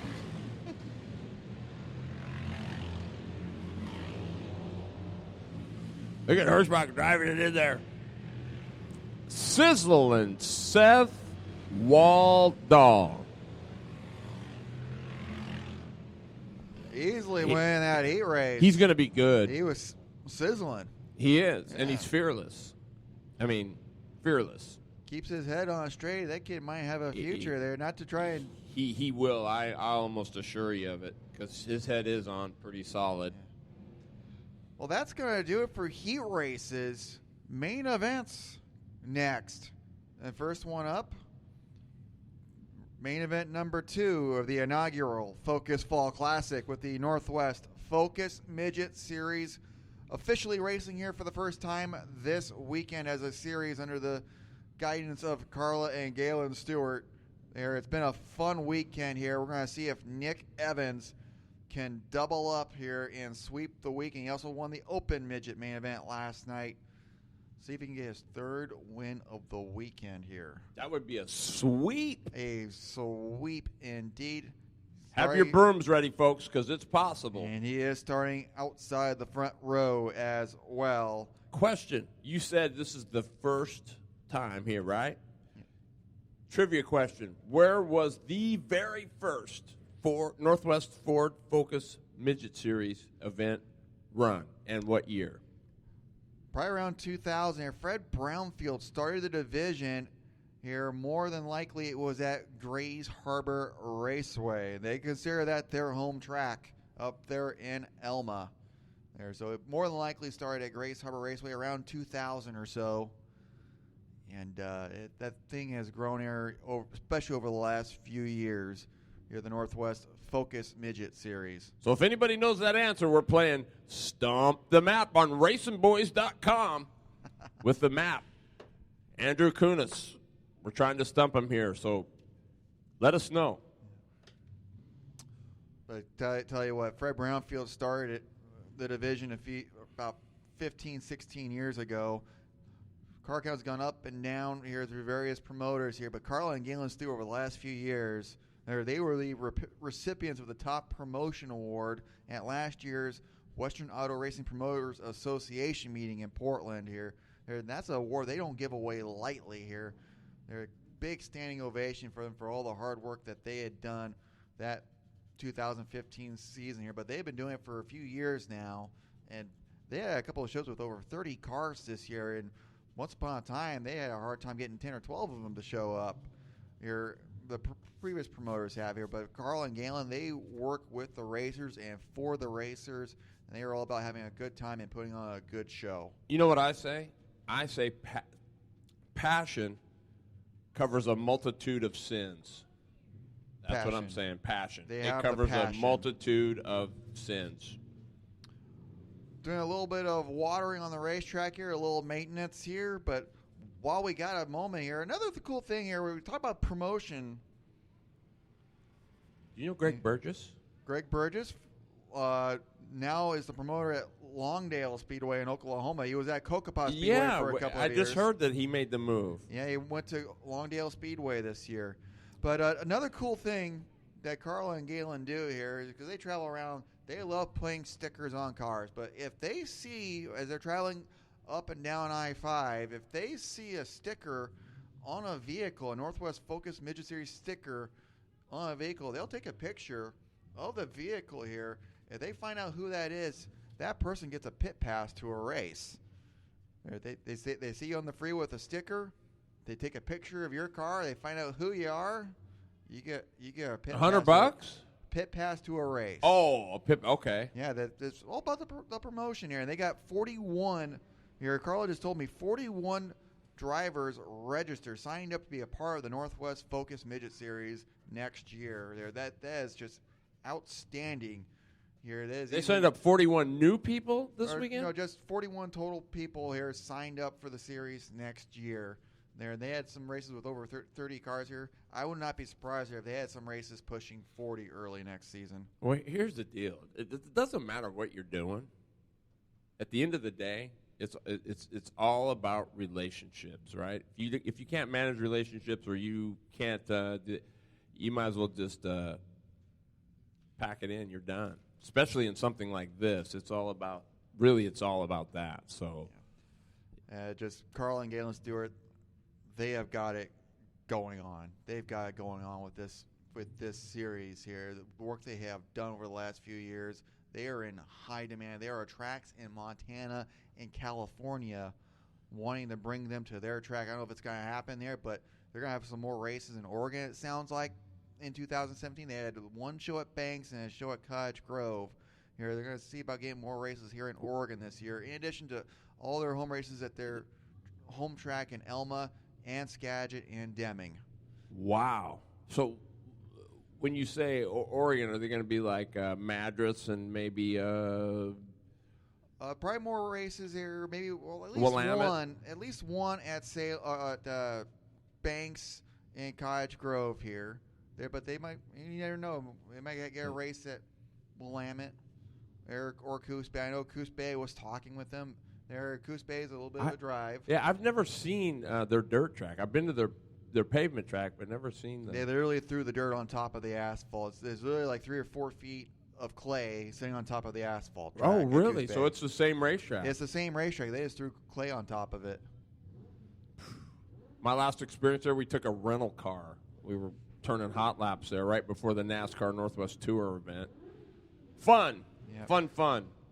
Well, meanwhile, let's go ahead and get the lineup here for this Northwest Focus Midget Series Focus Fall Classic main event. I know who's on the pole. You know who's on the pole? Because I told you. From Woodinville, the 2A of Miss Renee Angel. Renee Angel, who has raced here before in the karts.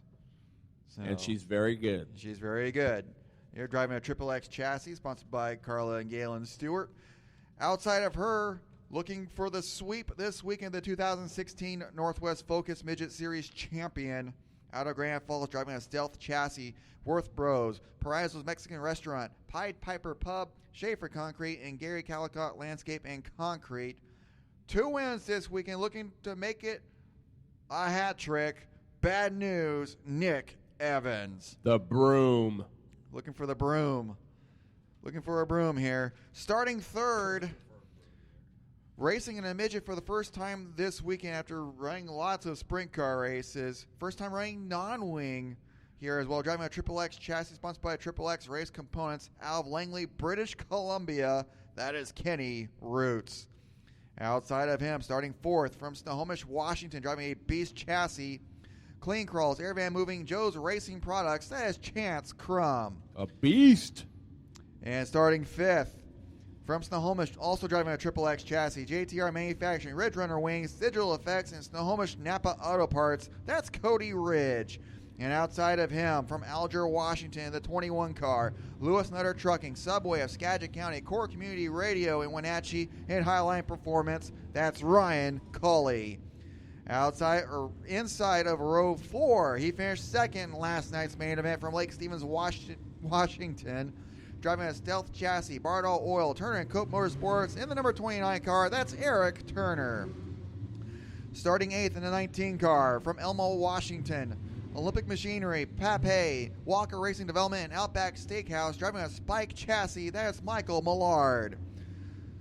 Starting 9th in the 16 car from Graham, driving a Triple X chassis, Performance Contracting, Kent Collision Center, and Shine Connection. That's Nick Larson. And in the 77, that's Jeremiah Franklin. Starting 11th in the 3 car from Shoreline, driving a Beast chassis, Powder Coating Incorporated, Alternative Blasters, and O'Reilly Auto Parts. That's Hannah Lindquist. In the number 17 car from Arlington, Washington, driving a Triple X chassis, Arlington Power Equipment, OPC Exclusive, the Happy Picker, and the Northwest Focus Midgets. That's Chris Bullock. And in the 44 car, starting 13th, out of Bow, Washington, driving a Triple X chassis, Highline Performance, Jerry Smith Chevrolet in Anacortes, and Subway of Skagit County. That's Shane Smith. And outside of him, starting 14th from Cedro-Woolley, Washington, the announcer at Skagit Speedway, Triple X Race Components, RPM Race Co., Subway of Skagit County, and Core Community Radio in Wenatchee. That is Caleb Hart. And bring up the rear of the field out of Kent, Washington, driving a Beast chassis, sponsored by A to B Auto in Kent and Boo Boo's Bakery in Usk, Washington. That is Ray Stebbins. Ray Stebbins in the number 30 car. 15 cars scheduled to go, 25 laps in this, the final main event of the inaugural Focus Fall Classic here at the Salem Indoor Speedway. Perhaps the best series going in the Pacific Northwest right now, the Northwest Focus Midget Series. I would have to say this is a W as far as for an inaugural event, right? I mean, a definite W here. It's kind of an experiment putting these cars and this many cars on this small a racetrack here, but they said they had fun last night. They're probably looking forward to doing this again in the future. That's Bob Leach and his track crew doing the job. Every year we get a racetrack here all season that's like this. And Leach just loves to ride his tractor. He doesn't like dealing with all the other stuff. That's what Jason does. But he is on his tractor out here, watering, grading, doing everything, always constantly working on it. And he does it all, from putting it in to taking it out to moving the cinder blocks. He does it all. Same thing when he and his brother Russell had Cottage Grove Speedway. He was always working on the track. And that's for the racer, right? That's for the racer here. They decided to go with a B main last night and start 12 in the main here, but with 15 cars, they're like, let's just go ahead and start all 15 of them here today. We'll see how that works out. I was going to say, we'll see if greed is good. And we talked about the balance needed here between patience and aggressive passing here, because passing is at a premium on this track with the tight quarters here. You got to be patient there, but when you make a pass or try to, you got to be aggressive. Well, so now, how many did we start last night? We started 12. We had a little B main last night, but we had 15 cars today, so they decided let's go ahead and start all 15 in the main. So that's only, you got to think that's only 3 cars. But 3 extra cars. But that's 3 extra cars. So, yeah, you're right. Patience. Look at that field right there. On this kind of a small track, you've got to pick and choose your battles. You're not going to win it in turn 1, that's for sure. They are given the 1 to go. They will turn them loose next time by. What a weekend we've had here in Salem. The inaugural Focus Fall Classic. Renee Angel, Nick Evans front row, Northwest Focus Midget Series, main event racing here in Salem. Nick Evans gonna take the lead going down the back straightaway. Renee Angel settles into second as Evans leads lap number 1. Kenny Roots in third, but Chance Crum battling with him for the position. Cody Ridge in fourth. Eric Turner already up a couple of spots. Into 7th. Cars getting together here. Turner out of shape, goes in the infield here. Cars stacking up here, but we stay green. Oh my goodness, great job everyone to keep it going. Look at Ridge, he's rim riding up Cody there, and he is Ridge. flat flying. Cody Ridge here. Move up to 4th. Chance Crum also up to 3rd as Kenny Root slides back to 5th.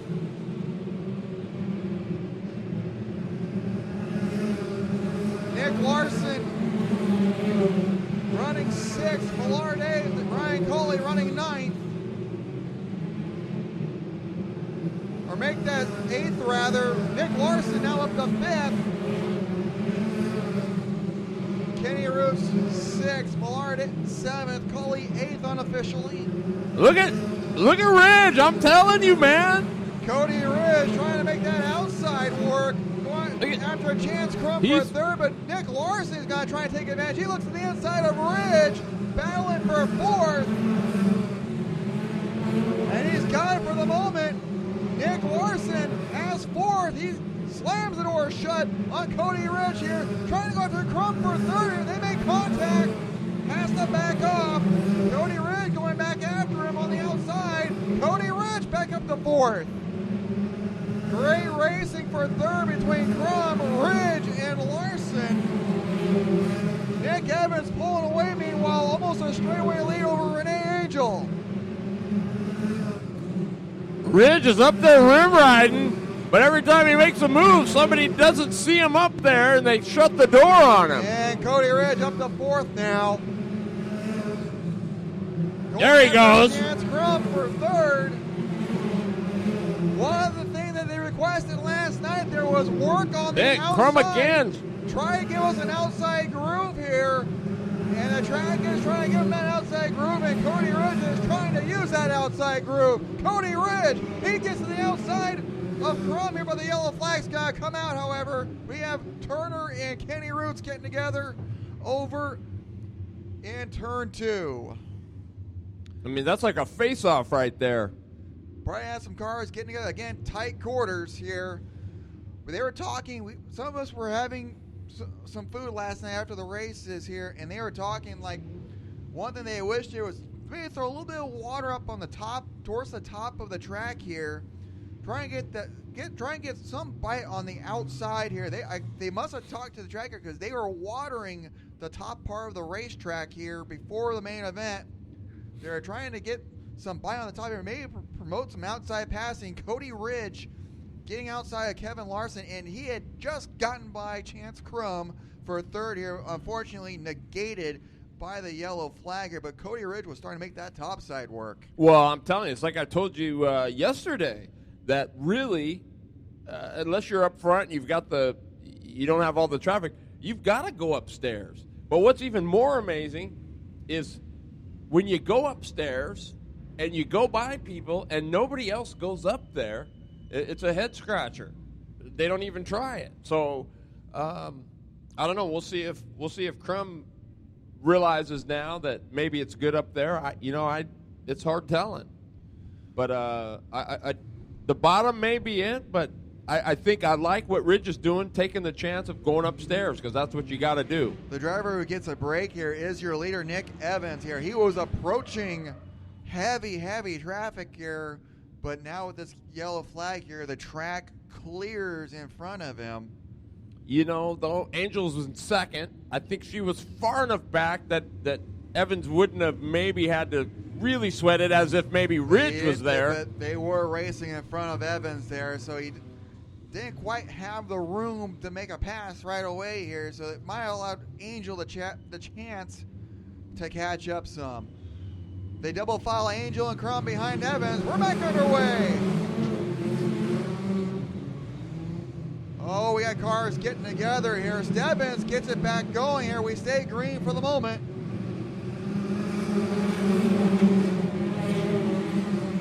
Oh, Stebbins rather, has a problem with the left front. He stops in the infield just inside of the backstretch. And that's going to bring the yellow flag back out.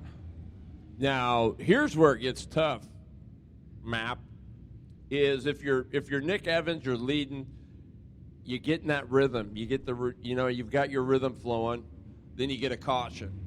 Now you go 2 and another caution. Restarts are tough because you got to stay smooth, you got to stay on the ball. You don't get a rhythm. Stop, go, stop, go. So Evans right now looks good, but it's those restarts that can be killers. You got to be really, really good on them.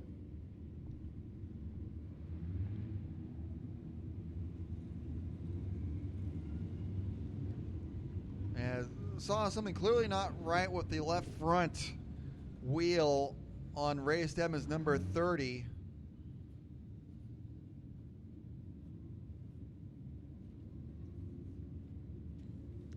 And they push his car further into the infield as he climbs out. He is done. Tough weekend for Ray. Tough day. He also had a loose wire issue in his heat race. You know, there's days, you've probably seen it, where you could probably drive a whole nother car underneath it, and you're still just a 8th or 9th or 10th place car. It's just like that sometimes. So they double fob up behind Nick Evans. Renee Angel takes the inside of that first double file row. Chance Crum will line up alongside of her. Cody Ridge, Nick Larson, that second row. Ryan Coley, Shane Smith, the next row back. As they're given the one to go this time by. One time, not quite as good as he was last night, I don't think. But it's still early. Unofficially running 7th right now for this restart. Clear track ahead for Nick Evans. We're back underway. Oh, we got cars going, getting together. That was Smith. Smith gets turned around. Kenny Root stops to avoid. And I think we got some drivers maybe losing a little patience here. They just wanting to get back to racing here and probably getting frustrated with all these cautions now. Well, you know what they say, cautions breed cautions. Is that? I don't know how true that is. I have heard that before here. You get a long green flag run. Sometimes the cars get separate. Now, all of a sudden, you got everyone right back around you. Yep. And especially on these smaller tracks, there was not a lot of room here. Like we've been talking about, you gotta be careful. Got to pick those battles. But sometimes, like I do, it's not really, you're just wrong place, wrong time. Wrong Nothing time you can here. do. Sometimes there's a couple of cars going for the same piece of real estate. And I believe for the main event, there's the 3 yellow rule for the main event for the Focus Midgets. And I believe that's 2 on Kenny Roots. If they charge him, he did come to a stop to avoid. I don't know if they're going to charge him or not with the yellow flag. He does go to the back of the field. It's still Nick Evans, your leader. Renee Angel, second. Chance Crum, third. Cody Ridge, fourth. Nick Larson, fifth. Ryan Coley up to sixth now. Hannah Lindquist, seventh. If I'm not mistaken, if Angel can hang on to that second place that she's got right now, I think that might be her best. Might be her best finish. Best finish in the series. Yep. They start the double file again.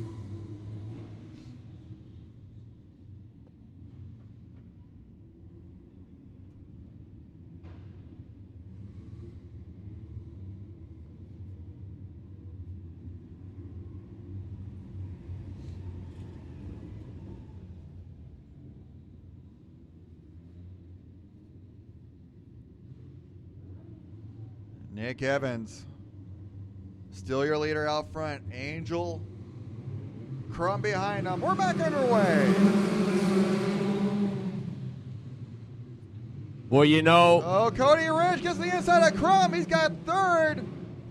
But they're going to throw the yellow flag because we got cars getting together over in turns 1 and 2 again. And it's a red flag. We may have had one go upside down. See Eric Turner in the 29, Chris Bullock in the 17. All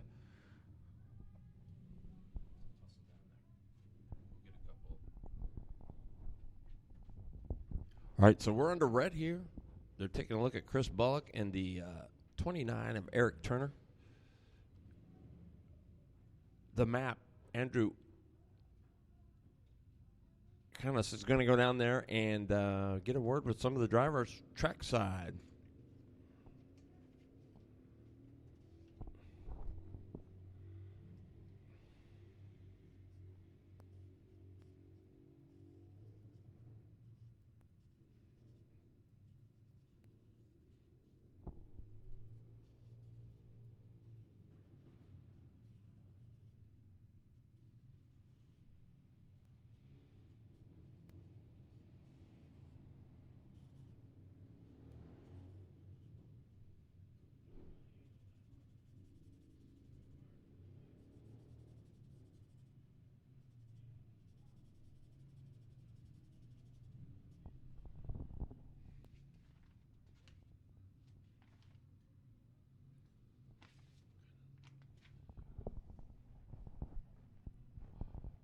All right.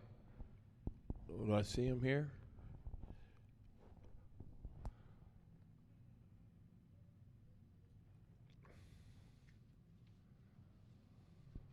There he is.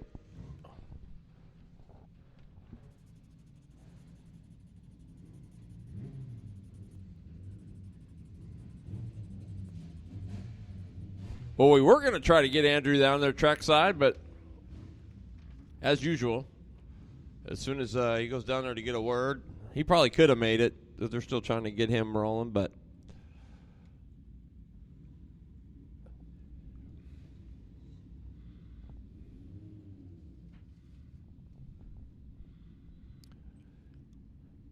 so defending series champ Nick Evans, your leader. Chance Crum, the young superstar. He had a great season last year. Won some big events. Renee Angel's in the third spot. And the man that probably so far in my book gets the drive so far is the 12 of Cody Ridge. You almost made it. Dang it. I went the wrong way, or I couldn't find a way to go on the track. I had to run back this way. I know we go this way now. Too slow, Big Joe. But I was wanting to talk to Cody Ridge here, but yeah, he's one of the few guys making the outside work. But yeah, a good run going on the inside here. He had gotten third and was going for second. But unfortunately, they were tangling behind him. And we go back to the last complete, right? So that just kills you.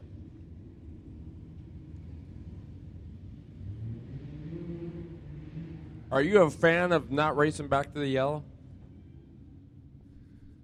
For safety reasons, I totally get why they do it, not racing back to the yellow. For scoring reasons, too, I would imagine. Let's go back to the last completed lap. Call it good.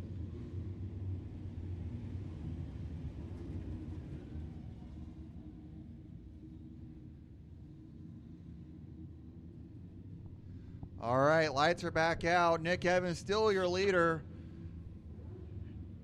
Having some caution in the red zone. Let's see if we get a long green flag run. We're back underway. Oh, we got cars getting there. Angel gets turned into the infield. And she'll just stay there, I'm sure, because she knows that's pretty much a for Renee Angel. We had a car brush the front stretch wall as well right now. Chance Crum up to second, but Nick Larson tries to muscle his way in. I bet she's not a happy camper right now. I don't know what the yellow flag was for, but Renee Angel rejoins the field. Phantom. You didn't see? They threw some roll bar padding out onto the racetrack. NASCAR debris caution. That's it. The Phantom Yellow. Well, now Chance Crum running in second. Nick Larson up to third. Cody Ridge didn't get as good a restart as he did before. And I don't know if he got into the back a little bit of Renee. It's hard telling there, but close quarters there. Cars stack up, especially on those starts here. So we're looking to get that long green flag run here. Get some of these laps knocked down. If you're Nick Larson, you certainly are. I mean, you don't like to see this continue on. And Nick Larson running in third here. Nick Evans, he's like, what are we doing here? Clear track in front of him here. He's like, hey, let's get back going here. That's why you never say anything, right? The first half is smooth as sailing. We're looking like, yeah, we're good. And then, boom. Yeah. Try and get the running order straightened out. So what do you, if you're Nick Larson, what are you thinking about right now? The third place car or your leader, Nick Evans? I mean, Nick Evans, I'm sorry. Well, what are you thinking about right now? I mean, are you thinking, boy, keep it smooth, keep it, don't jump on it too hard, don't break the tires. He's probably thinking to himself here, just keep doing what you're doing. No one's been able to pass him all weekend. I don't think a single car has passed him this weekend in anything. All right, he's just got to keep doing what he is doing until he sees someone show a nose. And it's been working for him there. When we had that long green flag run to start the race, he had a straightaway lead at one point over Renee Angel here. He was about to get into some heavy traffic here, but the caution flag came out and cleared the track for him. He's going to have a lot of clear track in front of him still for a while, especially now that we've had a couple of cars drop out.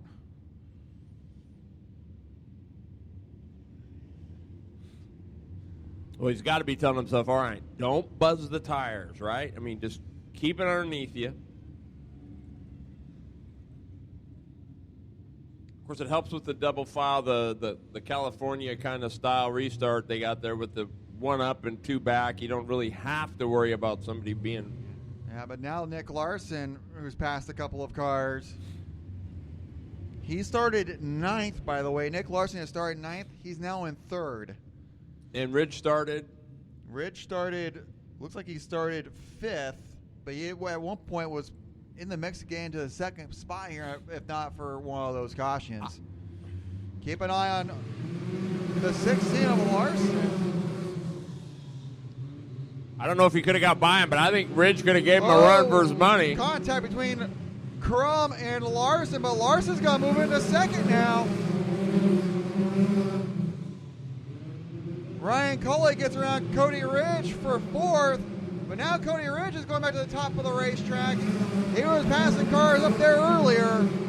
And I like that. And Hannah Lindquist now looking at the inside of Cody Ridge here. Hannah Lindquist battling with Ridge for fifth.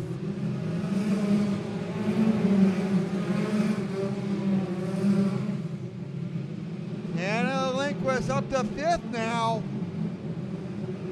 Also on the top, really not working for Cody Ridge. Unless he can find some momentum, he goes back to the bottom and turns 1 and 2. Oh, Nick Larson, baby, they touched. Just touched wheels barely with Nick Evans. Yeah, Ridge has lost the rhythm. First time today, really, that Nick Evans has been challenged in any manner. On any level, I should say.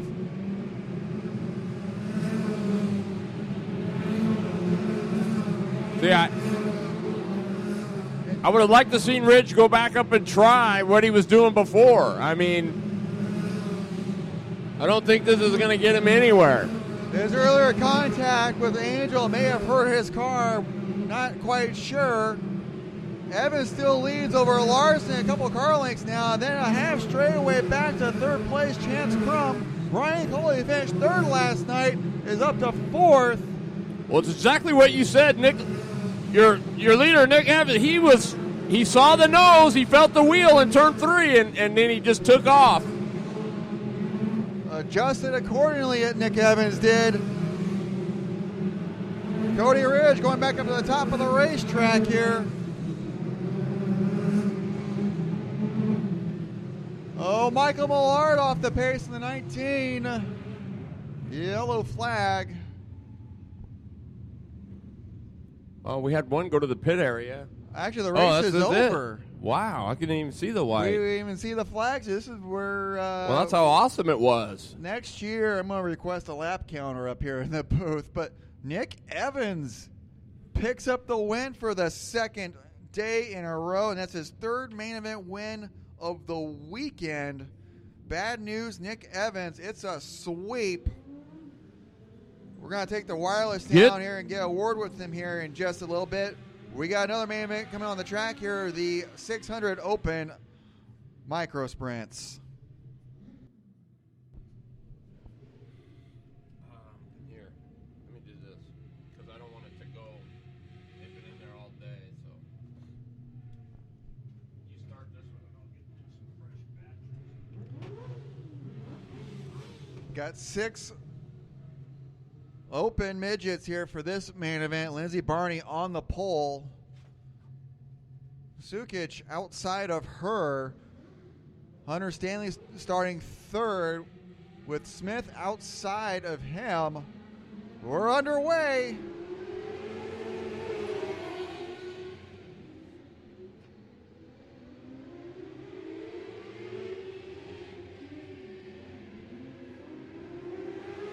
Lindsey Barney leads that lap over Sukic.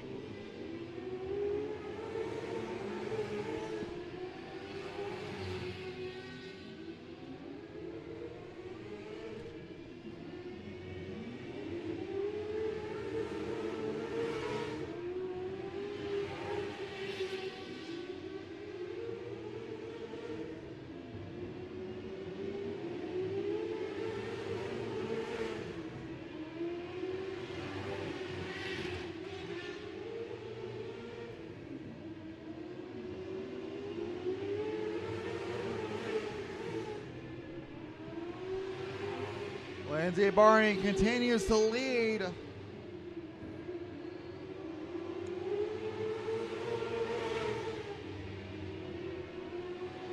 Sukic third, Hunter Stanley in fourth, or third rather, Smith in fourth.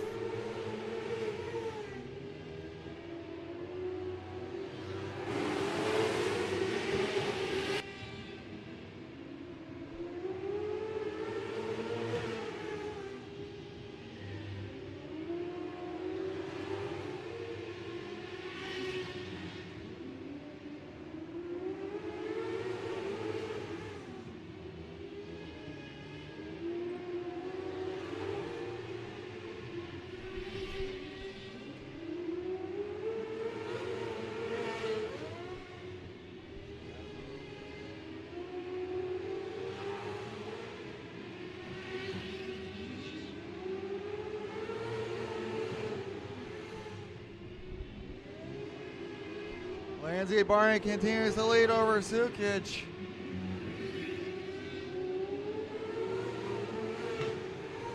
Been all green so far.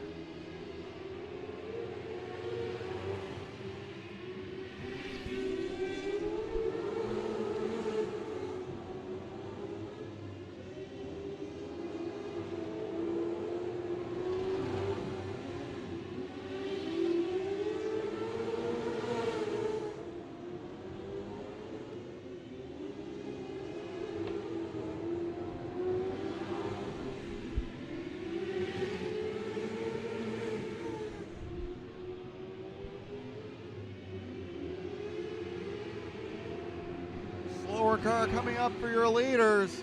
Sukic trying to challenge Barney for the lead. Take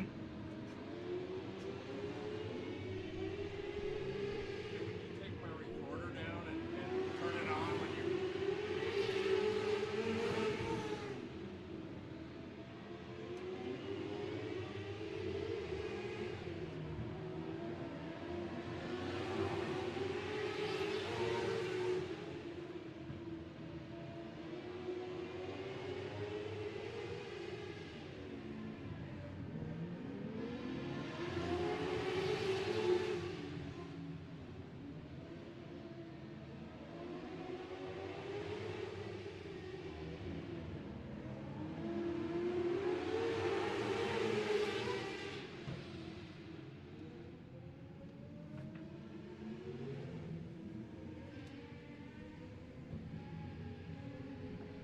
And Lindsey Barney takes the checkered flag, wins it over Bailey Jean Sukic. The girls finish 1-2. Bailey Jean does it again.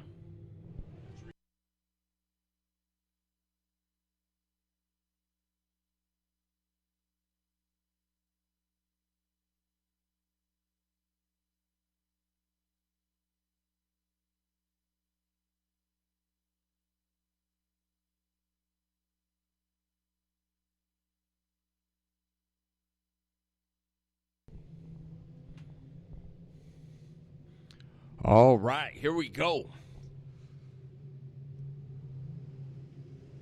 Our restricteds coming at you on the point. The 18 machine, and he has had one heck of a weekend. That is Peyton Hagen. On the outside, that's the 77 of Levi Klatt from Langley, BC. Looking for her, though. Ben Ferrara getting it done in the second spot. Theron Smith is fourth.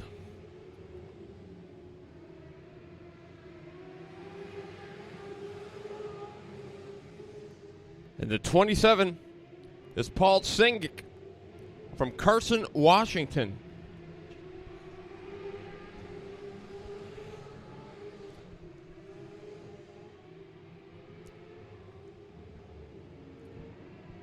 So Smith nowhere near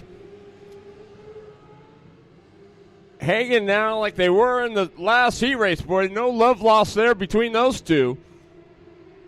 They flat went at it. Ben Ferrara, though, in the second spot. Third is Klatt, the Canadian, running tough in the double sevens. Smith now working on Klatt, trying to close that gap. That would be for third. Peyton Hagen is just checking out.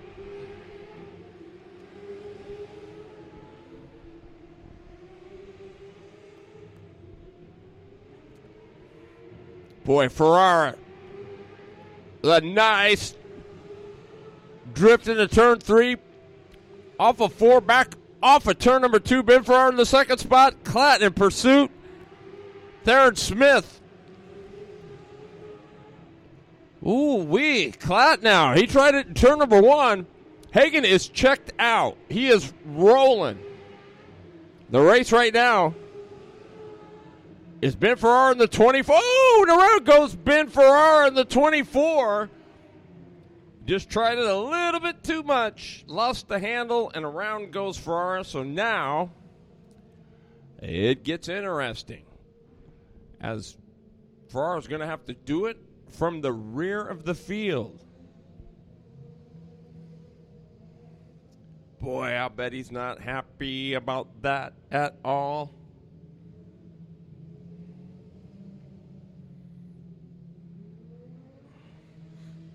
Just a little bit too much pivot there for the 24.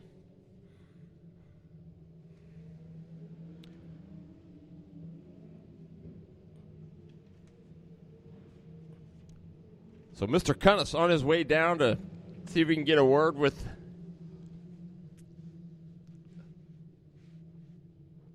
Mr. Evans.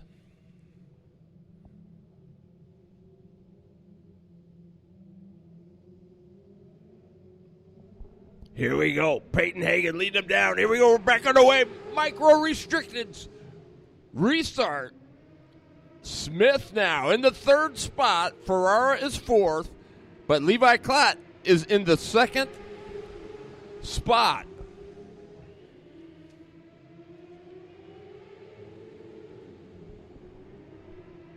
The Canadian has rolled tough this weekend. Ferrara got the right rear into the backstretch wall as he goes into turn number 3 off of 4. Pretty much the same distance First to second, second to third, third to fourth. They are right there.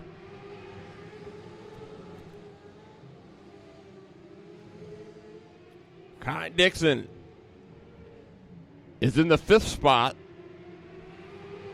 And 6th is Sinjic from Carson, Washington. Clapp might have something for Hagen here. He has definitely closed the gap. Hagen not driving away like he was earlier. Oh, a little bobble there off of turn number 2. Oh, he got it in there too high. There goes Klatt. He took a peek. So now he's got him a little rattled here. Can he regroup? Peyton Hagen, your leader.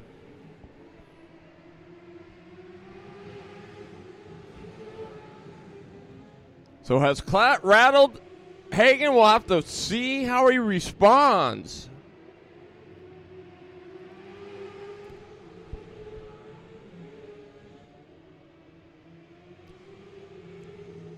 Boy, Darren Smith is in the 3rd spot. 4th is Ben Ferrara. Too bad for Ben in that spin. Because that was a hole. He's going to have, oh, troubles for 3rd. No. Yes. No. It's over. Did I not see the flag, or are we caution here? That is it. Wow. Peyton Hagen, your winner. Levi Klatt, what a drive by the Canadian, bringing it home in the 2nd spot. 3rd was Darren Smith. 4th is Ben Ferrara. Kai Dixon was 5th. Paul Sinjic was 6th. Mason Deneen did not start. And that is a tough break. All right, Terry, do you hear me? Yeah, go ahead, Andrew. All right, I got Nick Evans here. Nick, we're live on terrybridges.com and Racing Boys, but it's a weekend sweep for you here. What do you think of the weekend? Well, that's pretty awesome weekend to do a clean sweep, and I just appreciate Salem Fairgrounds for having us, and let's come back here probably in a couple of months or so. All right, who you got for sponsors on number 24 car? Sponsors? Yeah, I guys got to thank Parejo's Mexican Restaurant, Pied Piper Pub, Worth Brothers, and say Parejo's, Evans Gang, Galen and Carter Stewart, all the fans. All right, Northwest Focus Midget Series here is growing here. Just talk a little bit about what Carl and Galen Stewart have done. Oh, man. Well, it'll take an hour to do that, but just what they do for this sport, all the time and effort they put in, and going out and just getting the word out about the series and growing it and getting cars here, and just amazing. I've been around for a long time, and I've never been a part of a series like this. All right, sounds good. Well done this weekend, Nick. Here, 3 main event wins here. You go home with a few trophies today. Well done. All right, thank you.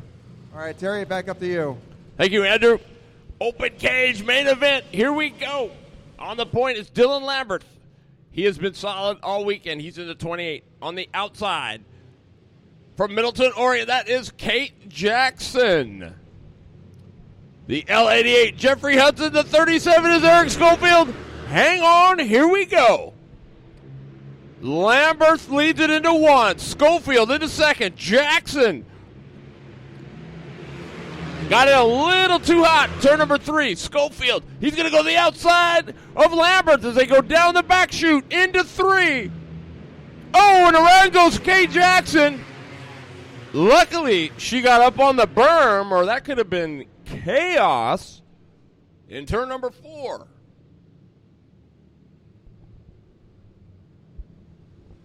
The line doesn't look fast for Dylan Lambert, but it is. Nobody can seem to do anything with him yet. We'll have to see. Schofield's tried the high groove, but Lambert's just glued down there on the bottom. It doesn't look fast, but it is. The 151 of Duke Johnson is in the 3rd spot in the Oregon Outlaw Speed Shop machine, right behind, and scoring still trying to get him gathered back up. is the L88 of Jeffrey Hudson, who I think could get up there and maybe do some damage. He's been solid all weekend. The 8, Devin Borden. We all know about Devin. He's in the second of 3 Oregon Outlaw Speed Shop house cars. The 91. I like this guy, too. There's so many good ones here. Ben Haney from Longmont, Colorado. He's in the 6th spot. 7th, another one. Keith Heisman. Here we go. Restart. And Lambert again. Getting it done. Schofield. Look at the Duke. Boy, Hudson is still 3rd. Johnson is 4th. Borden now is coming. Borden gets underneath the Duke. Borden is 5th. 6th is Ben Haney. 7th is Keith Heisman. Christian Osborne. The struggles continue for the 199. That thing's bent. For sure that deal's bent. But Lambert, your leader, I mean, the 199 comes into turn number 3, and it just drops onto the right front and picks the whole rest of the card up. Schofield now has lost a little bit of ground to Lambert, who is just motoring around on the bottom. But look who's coming. Jackson in the 20. Oh! Ben Haney having problems.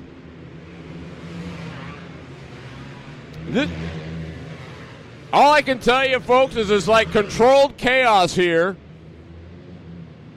They are open outlaws. I mean, they are going so fast, and stuff is happening so quick.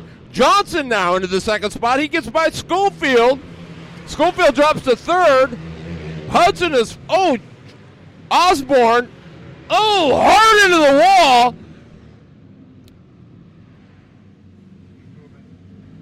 He's okay, I'm pretty sure. He appears to be. But he just, it's on the verge of being out of control. It's just crazy. I mean, you can't even, it's borderline controlled chaos out there.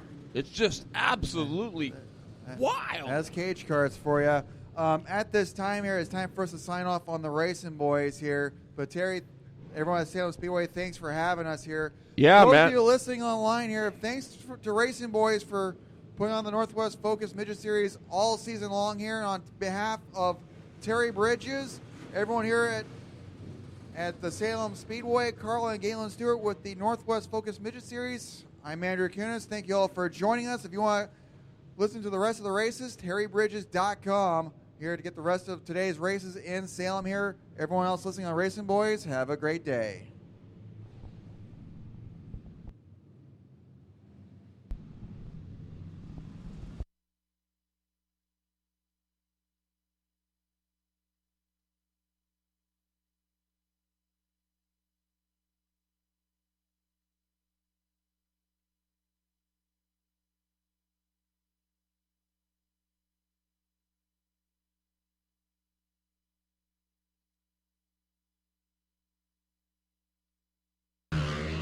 Here we go. Back underway.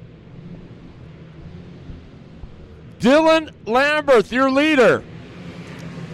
But I'm telling you what, Duke Johnson turning up the heat. Oh, we got 2 around. And it's Hudson and Borden.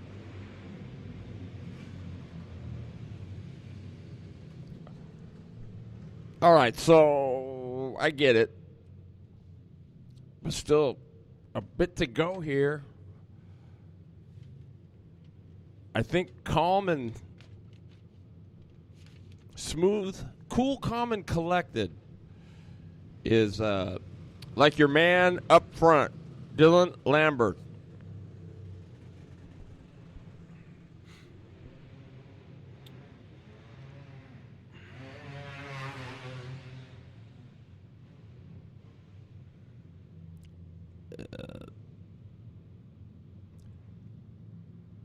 Lambert has been the man.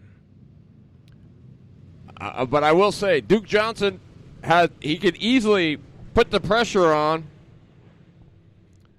and get something done here. He's in the second spot. Third is the Schofield kid, Eric Schofield. Case Jackson back up to the fourth spot. Wow-wee. And here we go. Everybody kind of stacking up there off of turn number 4 on the restart. And you know what? I can't believe he's still rolling it. Osborne, that thing has got to be a mess. Jackson goes around again. Look at Borden.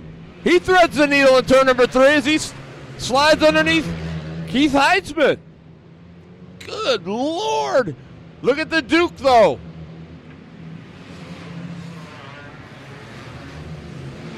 Lambert. Oh, Johnson with problems. He slows on the backstretch.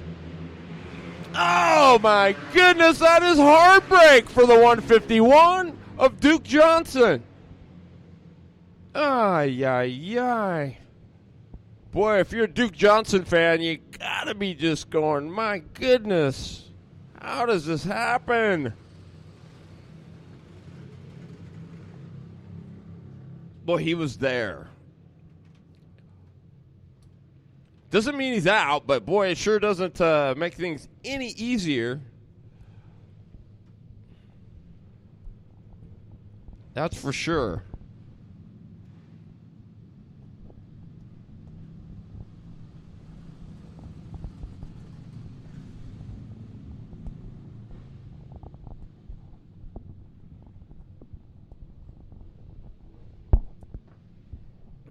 Just want to give a big shout out to Galen and Carla Stewart and my man Andrew the Map Kunas for allowing me to be a part of the Racing Boys broadcast and the first annual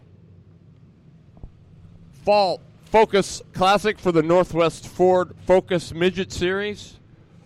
It was an honor and a privilege to get to do that.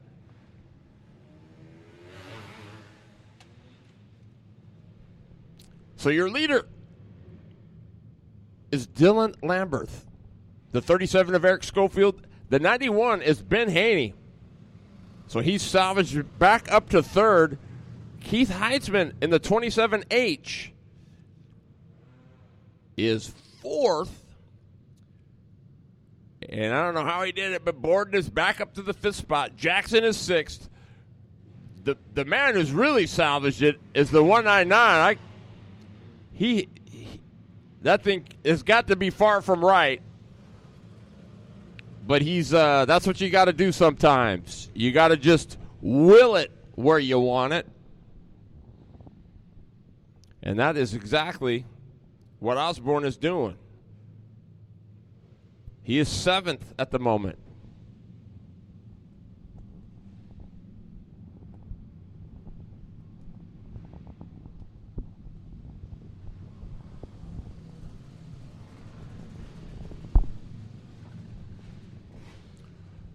So we're under caution. Lap's got to be getting close. Dylan Lamberth, bell to bell, so far in the 28. Again, he hasn't looked like a speedy rocket, but boy, when you get him on the racetrack, he is just solid today. Penguin Motorsports, Ryan Foster Chassis. And he has got that baby out in front of the Schofield kid. Schofield Carts and Parts. Eric Schofield, who's got the speed. And he's sparking underneath. The rotor is glowing red on the 37, so he's got something dragging. It's actually sparking. That thing's going to catch on fire, I do believe. I mean, it is cherry red right now. Yep, you can see it sparking, and it gets worse at the slow speed, so this caution is not helping out Schofield. Yeah, it is cherry red.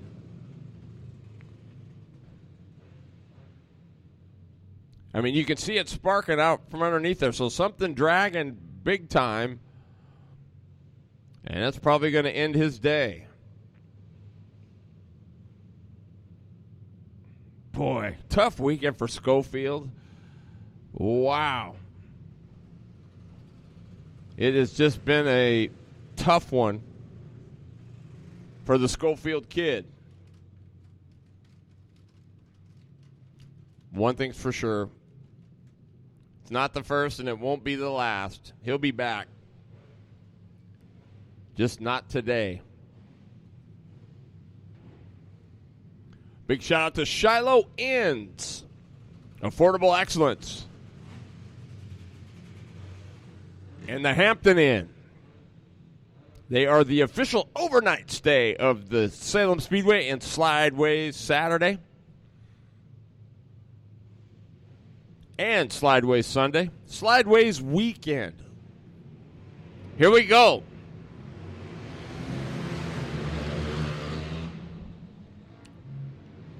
Osborne goes to the top side.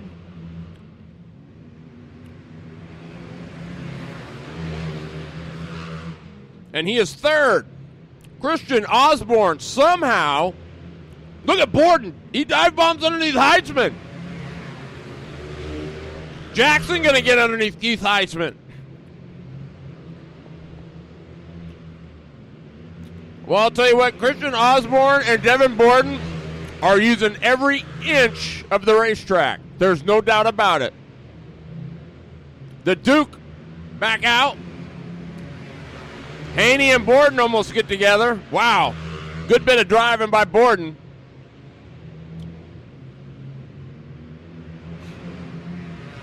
Oh, the Duke and Jeffrey Hudson together in turn number 3. Right on the low side. Everybody going to get woed up.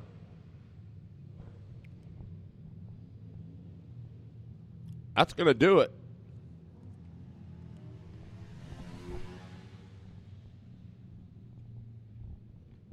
Lambert's going to win it.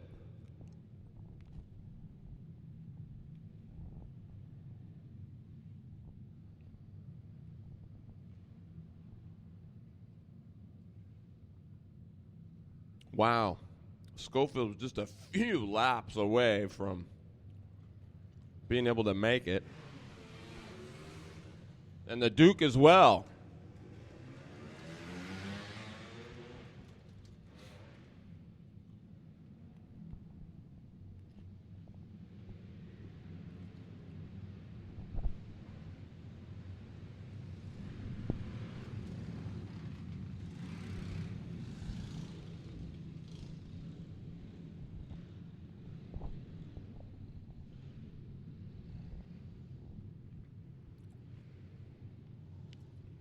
Box stock coming at you next. The Cowboy. Jaden Trupp on the point. On the outside. There's little Bubba. Brandon Suchich. The Blue Line Graphics.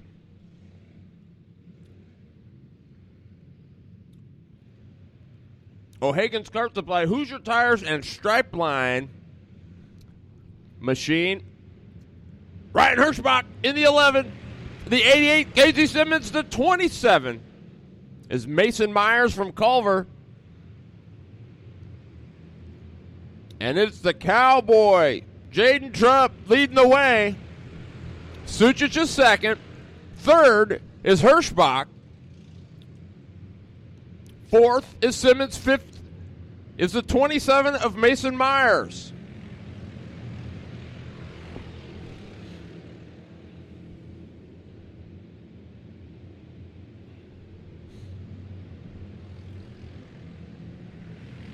Hirschbach now working on Suchich for the second spot. Look at Myers. He's going to go top slide. Simmons is going to go top slide, so Myers says, I'll go to the bottom. Nice move. Oh! Back at you. Simmons into 3 underneath Myers. Myers says, nope, crisscross and some applesauce. And he shuts the door this time. Oh, Hirschbach goes around. Oh, my goodness. Good save by Zach Massey. He's probably going, what is going on today? I'm so tired of stuff appearing in front of me. I could just,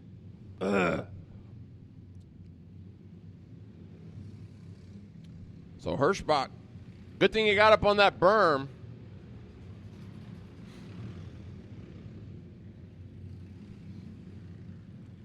So it's a Cowboy. Jaden Trupp, your leader. Suchich is second. Third is Simmons. Fourth is Myers. Fifth, I believe, will be Massey. We'll have to see. Scoring probably trying to get things squared away.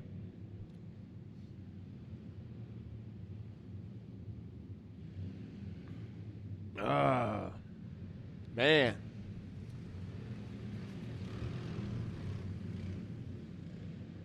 Yeah, it looks good. So Myers will be fourth. Massey fifth. Winningham sixth. Seventh will be Hudson. Here we go, back underway. Oh, Myers and Massey again. Wrong place, wrong time, caution out. Yes.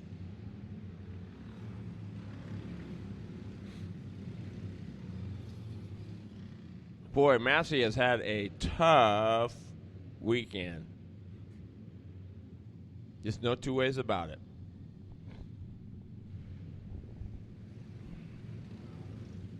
Wow, but he's hanging in there. He's a tough old coot, I'll tell you. Hanging right in there.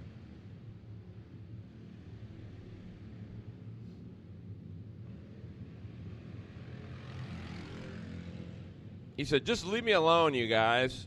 I just want to go race. The Cowboy, Jaden Trupp, your leader. Suchich second. Simmons third. Fourth will be Winningham. Fifth will be Hudson. Sixth will be Ryan Hirschbach. Seventh will be Myers. Eighth will be Ellie Mae Jones. And then Mr. Massey.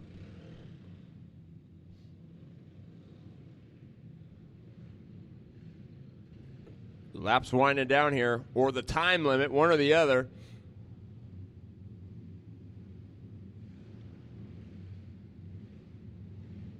Ten pretty darn good box stalkers going at it here. Main event, Slideways Saturday, part of the inaugural Northwest Ford Focus Midget Series Fall Focus Classic, which I would say was a big W.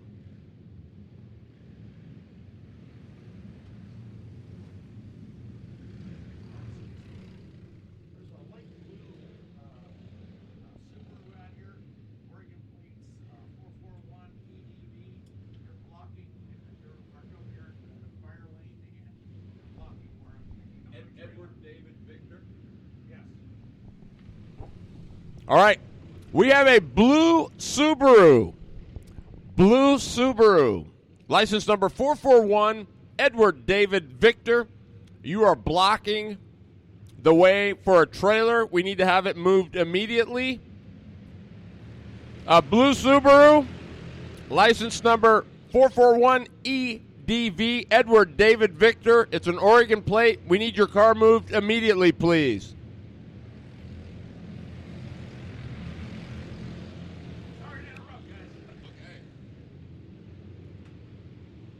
Mr. Tobash will not be responsible for what happens when he moves his trailer out.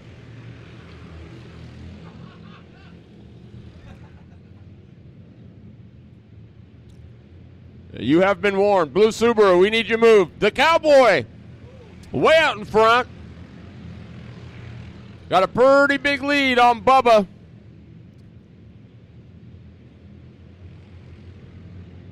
Blue line, Bubba.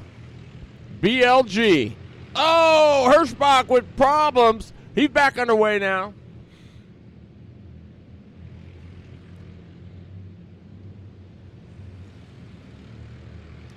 Oh, Myers with some issues.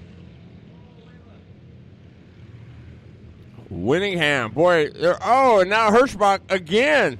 This time, he's dead in the water.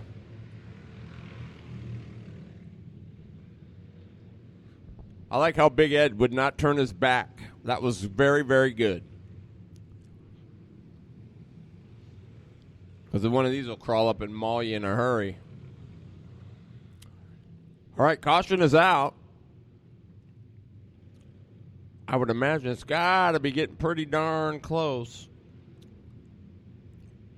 Jaden Trupp been in command the whole way. Sucic in second. Simmons is third. Hey, but look who's fourth. Old ZM. Zach Massey.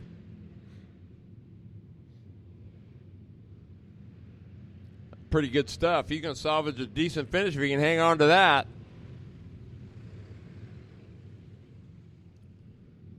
There's the 72 of Ashley Borden. Allie Mae Jones in the 16. Well, they're going to put Hirschbach to the fanny of the field.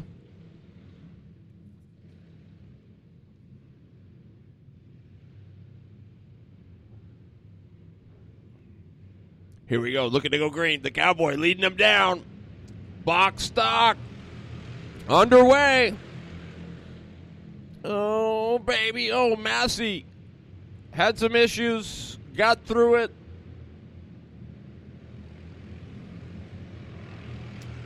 Well, they just drive him in there. It doesn't bother them somebody's on the outside.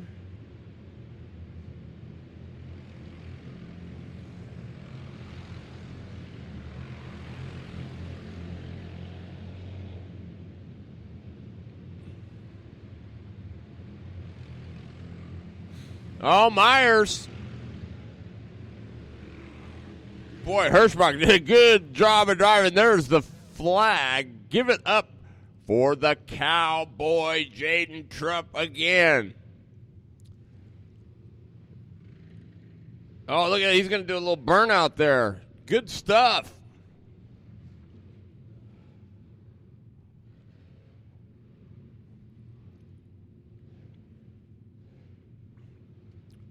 Bubba, not bad.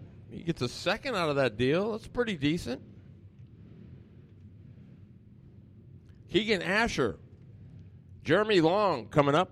Our Pee Wee Subaru main event. Pee Wee non-Subaru, you should be on the grid. Ready to go. 125 cages. You as well should be pushing up. Quarter midget animal. You should be thinking about putting your final touches on and working your way to the grid as well.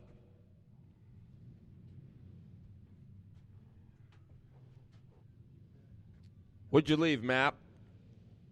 Oh, you left your Atlas here. I got you. I think I left my Heroes program. Oh, they got the Oh, no, it's in open the. Keep it. Go ahead, keep it. I got another one here. Go ahead, keep it so you can learn about the midget racers.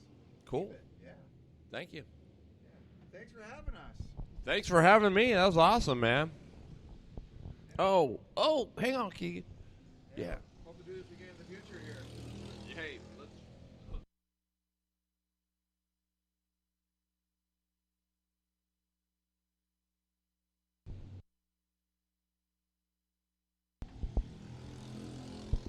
Asher.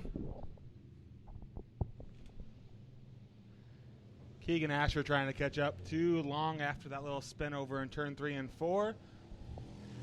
Definitely one of the classes I always look forward to watching here, the Pee Wee class. Definitely want to see it grow a little bigger than what we That's have. for sure. What was bigger the first one? They had quite a few more there, I think. They had a mix the first race. They decided to go back to separating the Subarus from the non-Sub Predators. But two very experienced drivers on the track right now. Jeremy Long, I know, has raced for a few years. Keegan Asher, champion at Willamette Speedway this year in Pee Wees. So two very experienced drivers trying to get better every week. Did you paint that Salem on there? I did.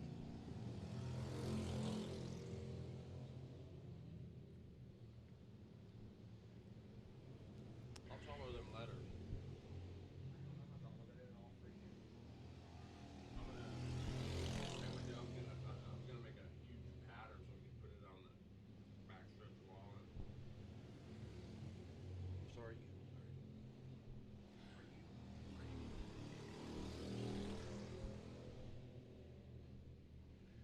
Really no gain, no loss right now for Asher on Long. Long, I think, just as long as he keeps the four wheels moving straight, I think he's probably going to have this one sealed up. Well, you never know. No, that's true. We said that to the Cowboy, too, and you saw what happened in turn 1. Pee-wee non-Subaru, you should be on the grid, strapped in, ready to go. 125, CC Cage Kart, you as well. Should be right behind. Getting ready to jump in.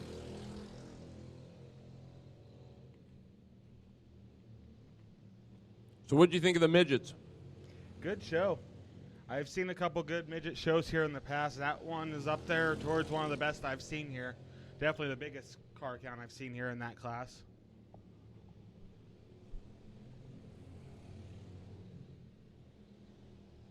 That just shows you what solid promote does. Yeah, for sure. That series has definitely been probably the biggest growing series in the Pacific Northwest in any type of form of motorsports the last couple of years. Been very, very impressed. Their numbers can reach over 30 at some of the tracks they race during the summer, which is just unreal. Yeah, you get 30 cars anywhere anymore, and it's a win.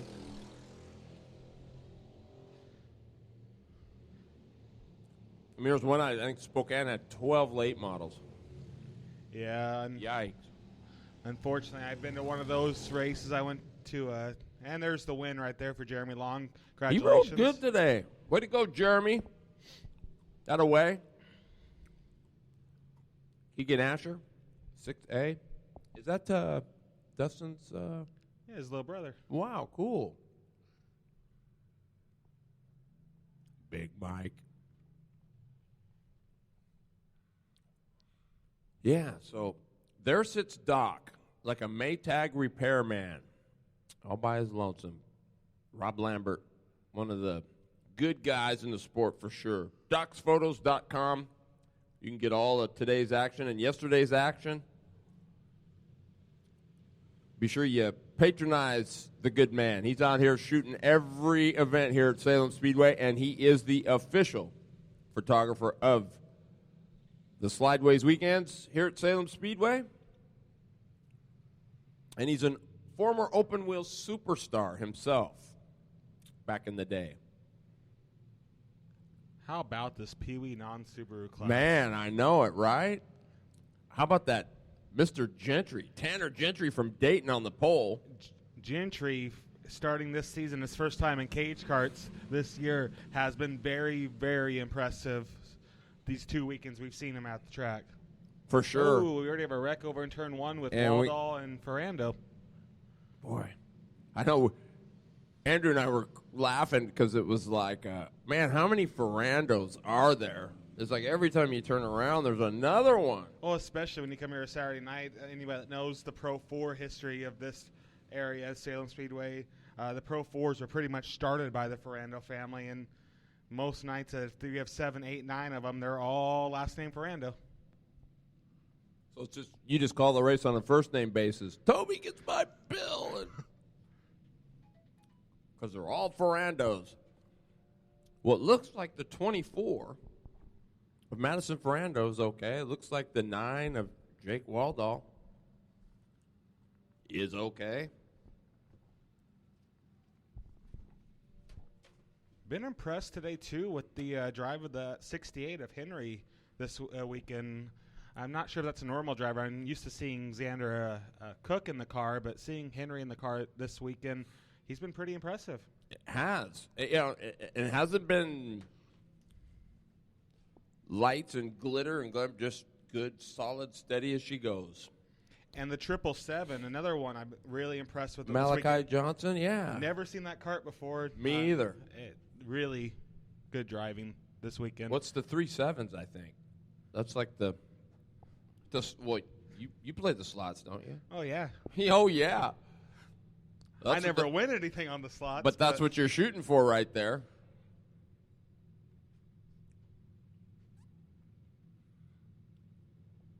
You know, but you look at, like, Tanner Gentry. It just comes from good blood. You know, that family's been racing between Dad and Grandpa, and Oh, I mean, for sure.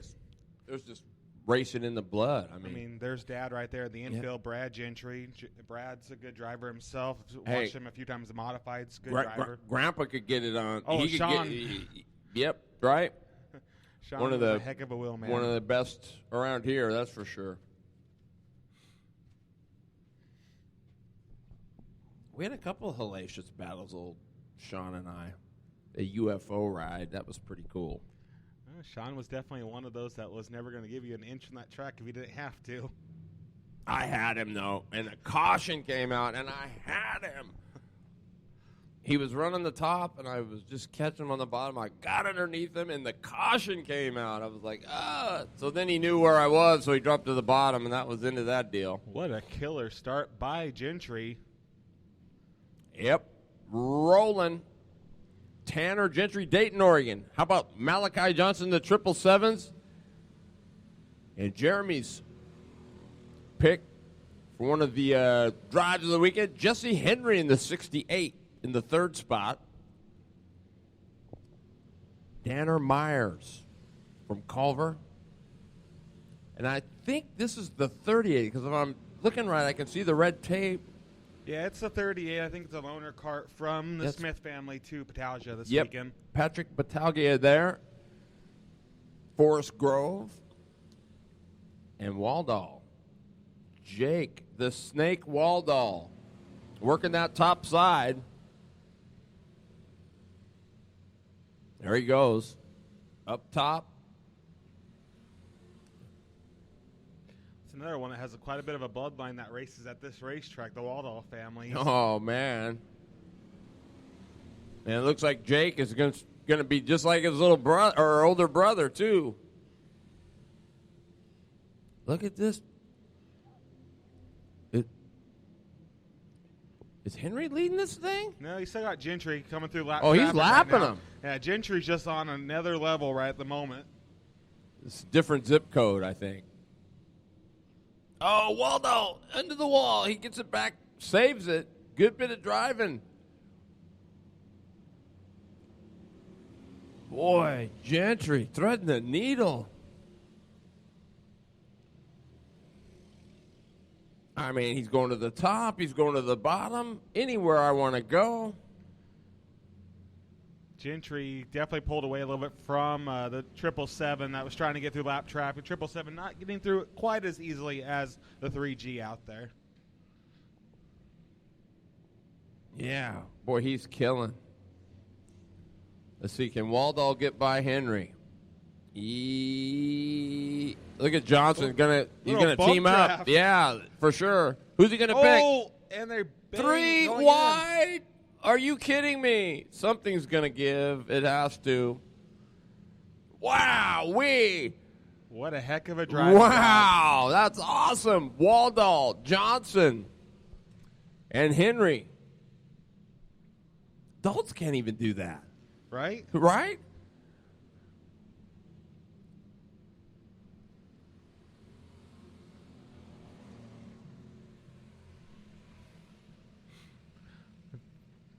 Oh, Waldall's. He's smelling it. He's going to go to the outside. Something not quite acting right on the 68 now all of a sudden. Looks like something was amiss there for a second. Yeah. 777s, though. Malachi Johnson doing it. Here comes Waldall. He is doing the job. Can he go to the bottom? Is he going to go to the bottom? Will he go to the bottom? Speed City helping out Jake Waldall. He is trying everything on that top side groove.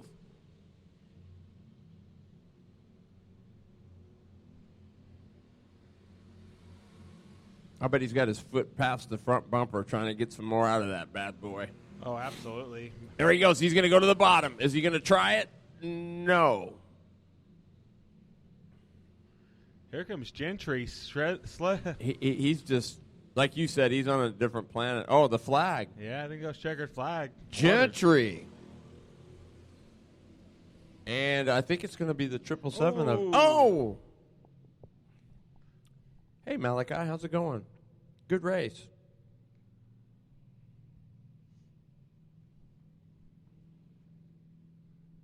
So 777, I think, was second. Yeah, 777 second. The 9 finishes third. 68, fourth. Good stuff. Well, okay. 125ers, you are up. Quarter midget animal, you should be on the grid as well.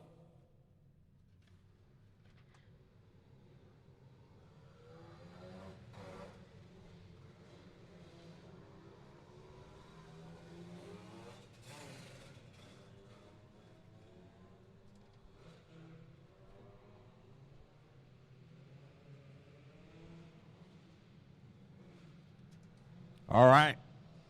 Cole Borden on the point. The 20M, Miles Massey.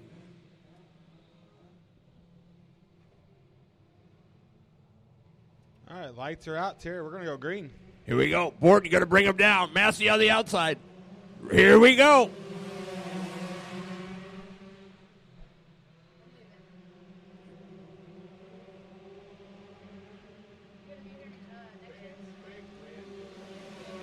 Borden, your early race leader, over Massey in the number 20M.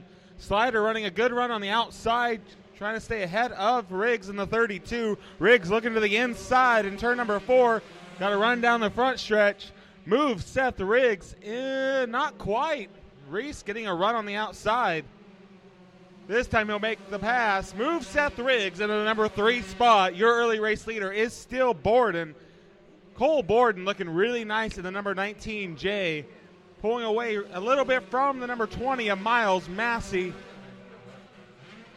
Slider looked like might be having problems in the 9, but gets it back going.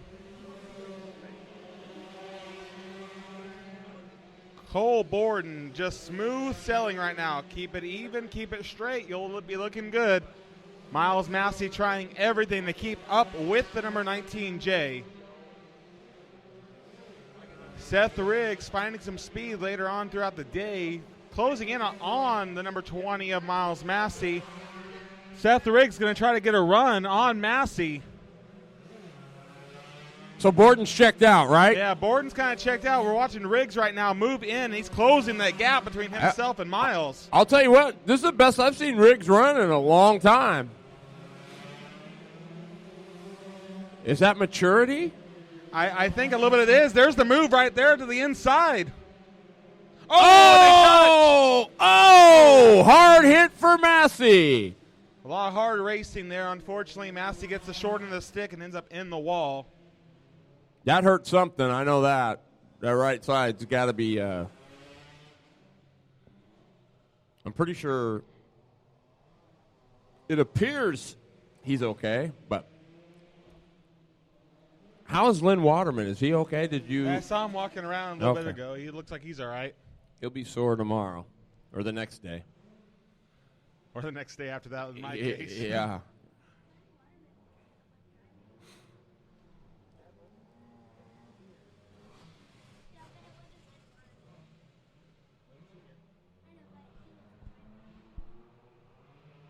Oh, boy, I can't. But, boy, those things are tough. I'll tell you what, that's a testament to those cars because that was a pretty hard whack. Yeah, I believe I see the Oregon Outlaw sticker on the front of that car. I believe it's an RFC. Those RFCs are built super tough. Well, I should have broke something by as hard as it hit. It looks like, but, boy, howdy. Lights are out. Let's see if Riggs has anything for Cole Borden. I don't know. We'll see here.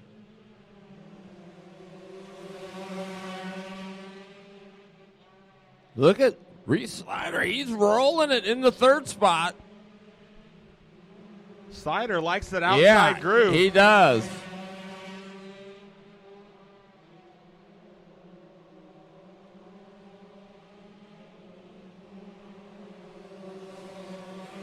And just like that, Cole Borden starting to pull away from the field. Like, thanks, guys. That was I fun, just don't know how they drive 10 and 2. I just don't see how you could drive one of those like that without overdriving it. Nice move by Massey. Slider having some difficulties with the clutch on his kart today. It seemed like it bogs down really bad on the exit of the corners today. Yeah. That's got to be frustrating too, right? I mean, These things, it's that fine line right there. They want to be on that power band, but if you lose any bit of momentum in this class, you're a lap or a lap and a half away from catching back up.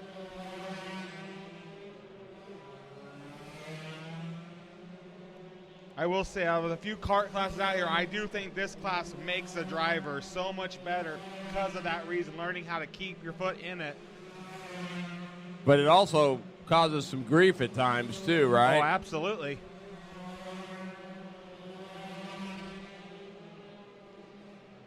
See, I don't think that's his fault.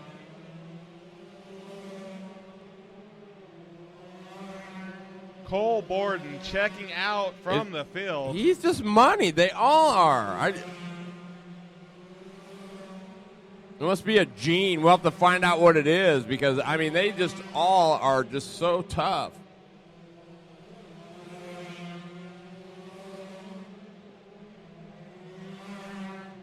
And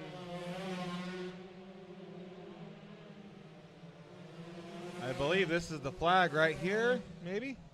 I didn't see it wave, but Yeah, that looks like that's the flag give it right up, there. Cole Borden. One of, well, I shouldn't say, well, it's many. But what a great job. Give it up. That away, Cole Borden. Yeah, the Washington boy giving it to all the Oregon kids. Yes, indeed. Boy, how about Lambert, though?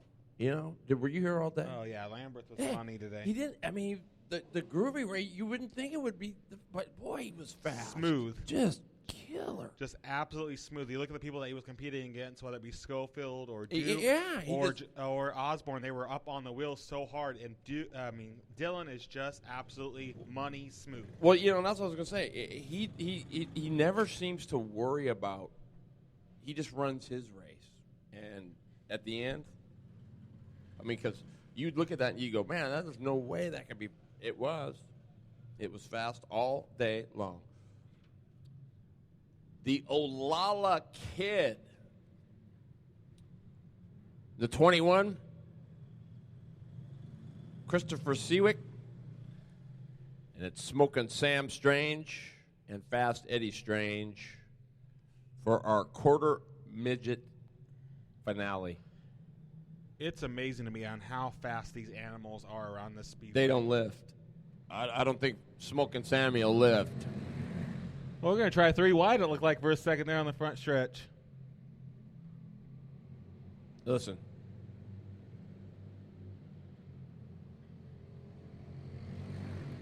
I mean, I don't care what you're doing. It would be hard to hold your foot in that. Oh, absolutely. The way that these guys drive these carts on the edge of out of control is just unreal to me, that they can keep their foot in the gas around the whole place.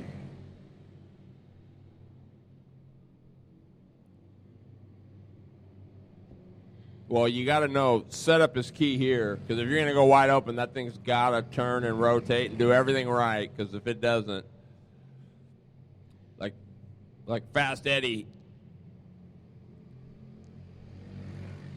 Yeah, this is one of those classes watching. I've watched them a few times on the dirt, a few times in the asphalt. It amazes me these drivers take the same cart and run asphalt one weekend, dirt the next weekend, and not end up losing a little bit on the track. There's no really preference. They drive the same on asphalt as they do dirt. I can remember having 50 to 60 of these things at Oakwood during the BK weekend. I mean, it was like, and then we'd have anywhere from 40 to 50 on a normal thing. It was crazy. I had my first quarter midget experience at the Grace Harbor Raceway in Elma. They have a little E on the backside. I went my first ever quarter midget race there, and it blew me away to see 200 cars there and just toter homes for quarter midgets. Yep. Money galore. I mean, those Deco motors, they're getting $7,000 for that thing. I mean, it's like, you can buy a good running V8 for that. That's cheaper than a crate motor. Oh, absolutely. 99 of Strange is just on Yeah, the rail that's right the now. 99X. Here's the 99E of Fast Eddie from Tacoma. But Smokin' Sam Strange, Evoke, JS Customs, Mom and Dad sponsoring that wheel man right there.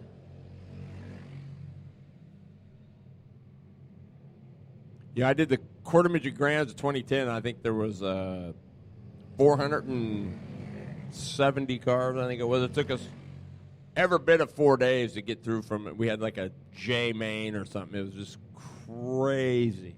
Yeah, quarter midget is definitely a class that has not died down one bit. I know they're kind of low at this track, and it's kind of deceiving on that fact.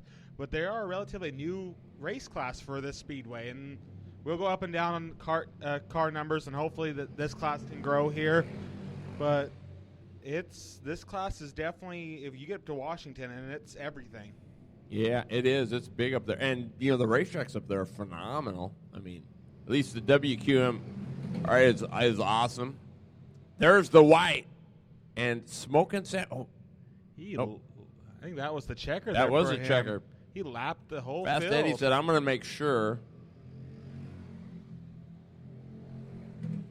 And the Olala kid, Christopher Seawick, in the 21 will bring it home third. There is the man himself, the legendary kart shop owner, Mr. Jerry O'Hagan's. All right, here comes the class I've been looking forward to all day long.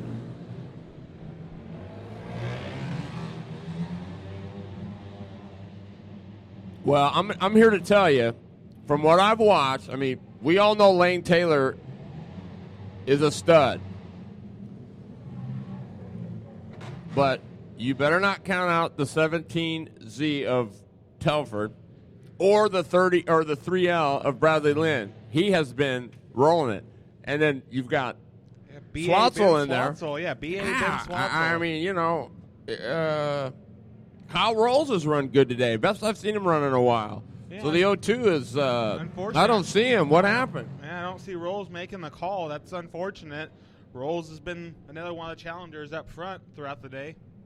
Lights are out. We're going to go green with Telford and Taylor on the front row. Here we go. Telford gave him. Oh! Telford, good save. And looks like Osborne. Yeah, So we'll be doing that one again. Telford and Grace Osborne get together over there. That's unfortunate. Telford got a good run on the outside. Got fed a little bit of the right rear, but unfortunately that's part of the problem with the open wheel racing, sometimes in the middle of the corner. Yep, absolutely. So I think we'll line it up, do it again. It's actually going to move. I always thought it was half the field, though, right? It's. I mean, that by rule, that's what however, if half the field spins, then you restart. Otherwise, it's. It will be a complete restart because they didn't get a lap in the books, but Telford and Osborne will have to go to the back, giving them the new front row should be Lane Taylor and B.A. Ben Swatzel. Ooh. I don't. Well, yeah, you can't. How do you know fault there? I mean, it didn't appear that he was out of line, but here we go. Swatzel better be careful if he jumps the start. Been a long day. Do you ever get like that? Boy, if he jumps this thing, he's going to the back. Right, here they go, heading to the box. Oh. Boy, Taylor's got some horsepower. Oh, Telford, up and over. Oh, boy, big flip. He got some air. Good job, all drivers, for getting woed up. Nicely done.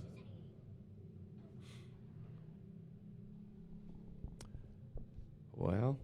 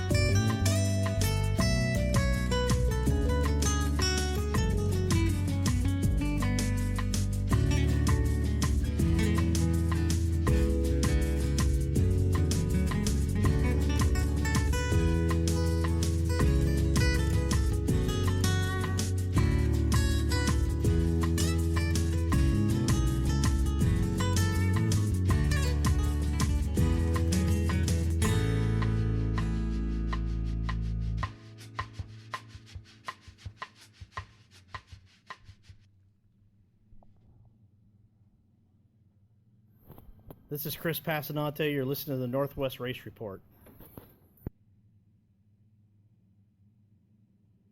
Hi, race fans. This is Renee Angel, and you're listening to the Northwest Race Report.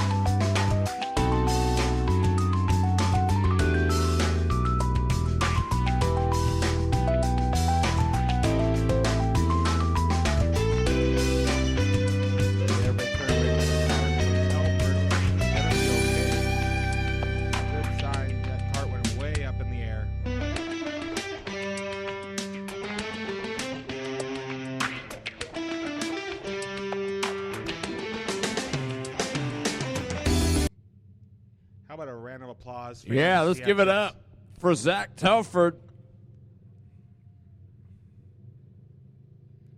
Looks like he might be actually heading to the hot pit area. You may see him still continue. If it's got 4 wheels and a chain and it'll move, I'm going to come back. All right, Bill's getting pushed off again.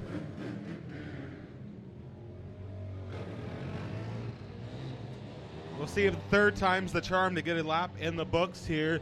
It looks like both times that actually Lane Taylor got beat off the start a little bit, just had a little more get up and go and got into turn one a little hotter than the car on the outside of him.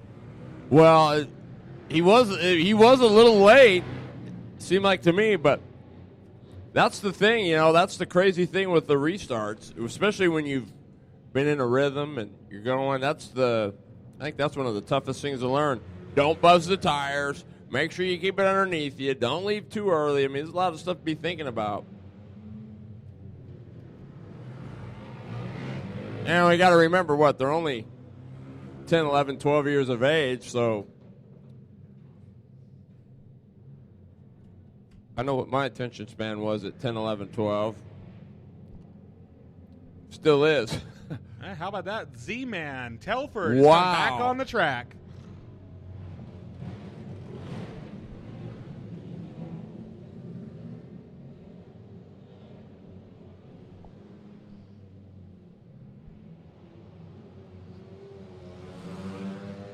Another one of those situations, another RFC card. Those RFC cards are built tough. Bulletproof. Bulletproof. Here we go. It's going to be a single file restart this time. We still don't have any laps in the books. Lights are out, Terry. Lane Here we go. Taylor, Swatzel, Bradley Lynn, Grace Osborne, Levi Jones. Here we go. Taylor was awake on that. Look at that move by Bradley Lynn. He went upstairs and did a crinkle cut right down through the bottom, but Swatzel gets it back. That was a heads-up move by Bradley Lynn. Too bad he couldn't hold on to it. But look who's checking out. Mr. Ice, the Iceman. I mean, that dude is so good. Even under the gun, he's good.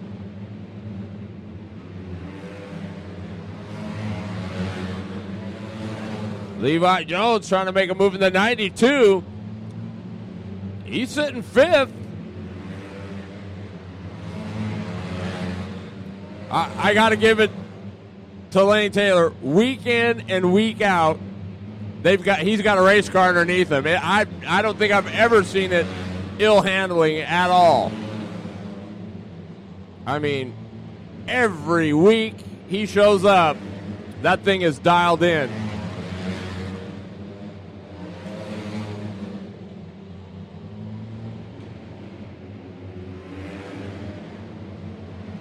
So the battle is for fourth between Osborne, Telford, and Levi Jones. Telford definitely not as good as he was, but he's there.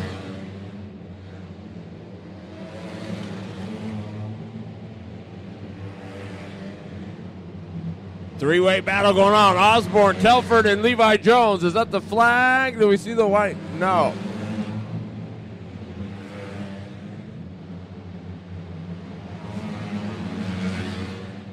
Look at Taylor. Wow. Nice move by Telford looking to the inside of Osborne. Yeah, the rotor's glowing. He's got the same problem, something dragging on that, so. The Iceman, Lane Taylor.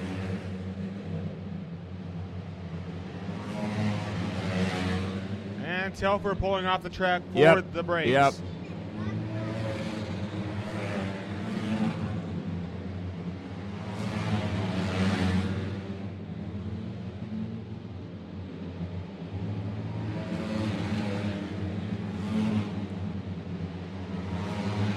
Bradley Lynn. He is third. Boy, Taylor has lapped all the way up to what? Fourth place.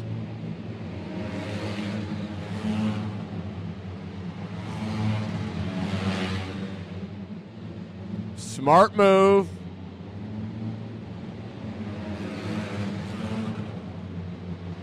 There it is. The Iceman, Lane Taylor.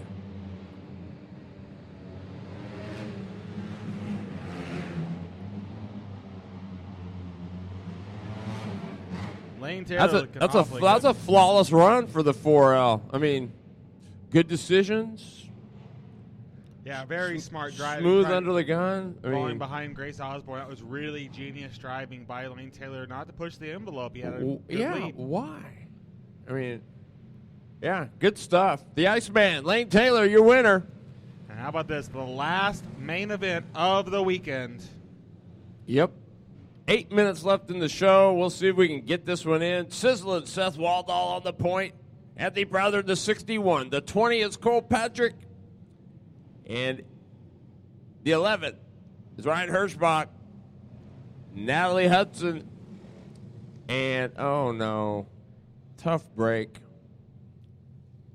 That is a bummer. But that's Alexandra Stutz from Sweet Home. Got it refired. They're showing one this time around. Sizzle and Seth, Speed City on the side of that. They're Southern Oregon's karting warehouse. They got some good stuff down there. Legend, QRC, Ultramax, underway. Sean and Lori Fuller, good people. They'll take good care of you. Speed City.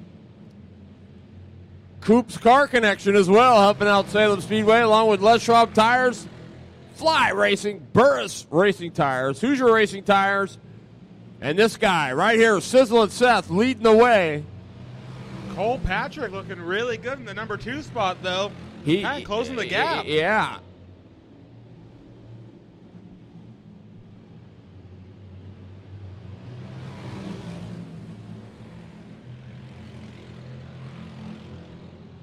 I don't know, watching him out there right now, I think Cole Patrick's car might be a little faster in the middle of the corner.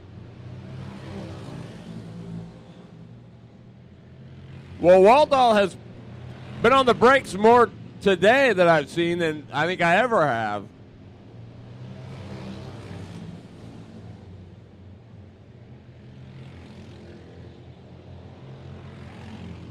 I imagine one of those would be a pretty good ride. Oh, absolutely. Those things, 5-horse open. People don't get that. I mean, just because little kids wheel them. Oh, and there goes Stutz around in turn number 3. Yellow flag out.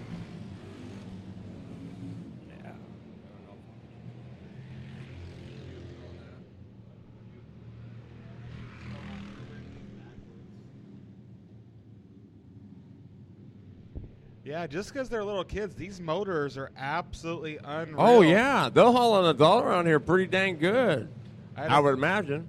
I had a friend of mine, their kid ran this, and I know taking it to the dyno that some of these will push on the dyno more than the 125 motors push on the dyno. That's nuts. What did somebody say? There was one down at Willamette one year at the 4-stroke Nationals they had there. It was 29 horsepower out of a 5-horse. Yeah, I want to say... but it was all billet and a big half-inch thick stud girdle on it. And the highest I've seen in one of these 5 horses that I saw was a 33 on there. Wow. And that was a big block Subaru. And it was a $4,000 pressure washer motor. It's insanity. All right, let's see if Patrick has anything for Waldo up front.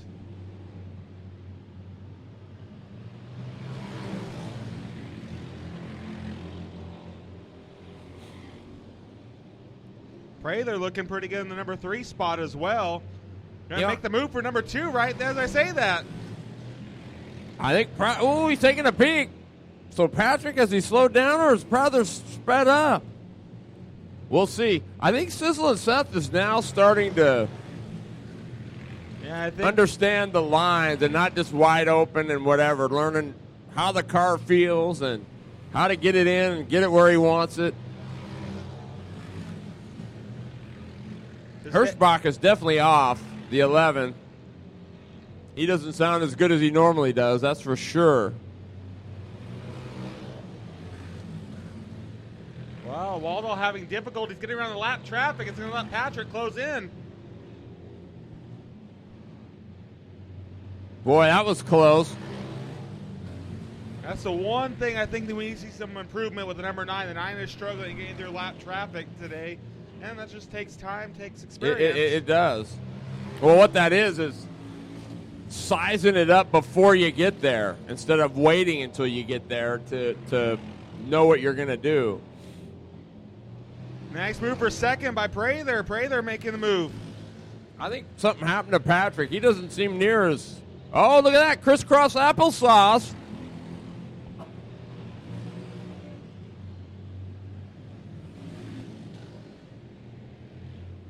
I think that... Is that going to do it? That's it. We made it. Oh, yeah. Good stuff. Jeremy, thanks for sitting in. Absolutely. Congrats to Waldo. I'll take it the Yeah, win. Sizzle and Seth. I thought he ran very heads up today.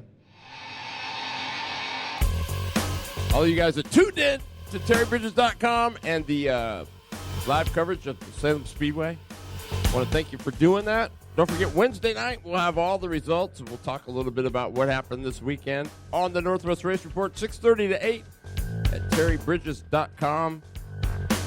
Yes, it is free.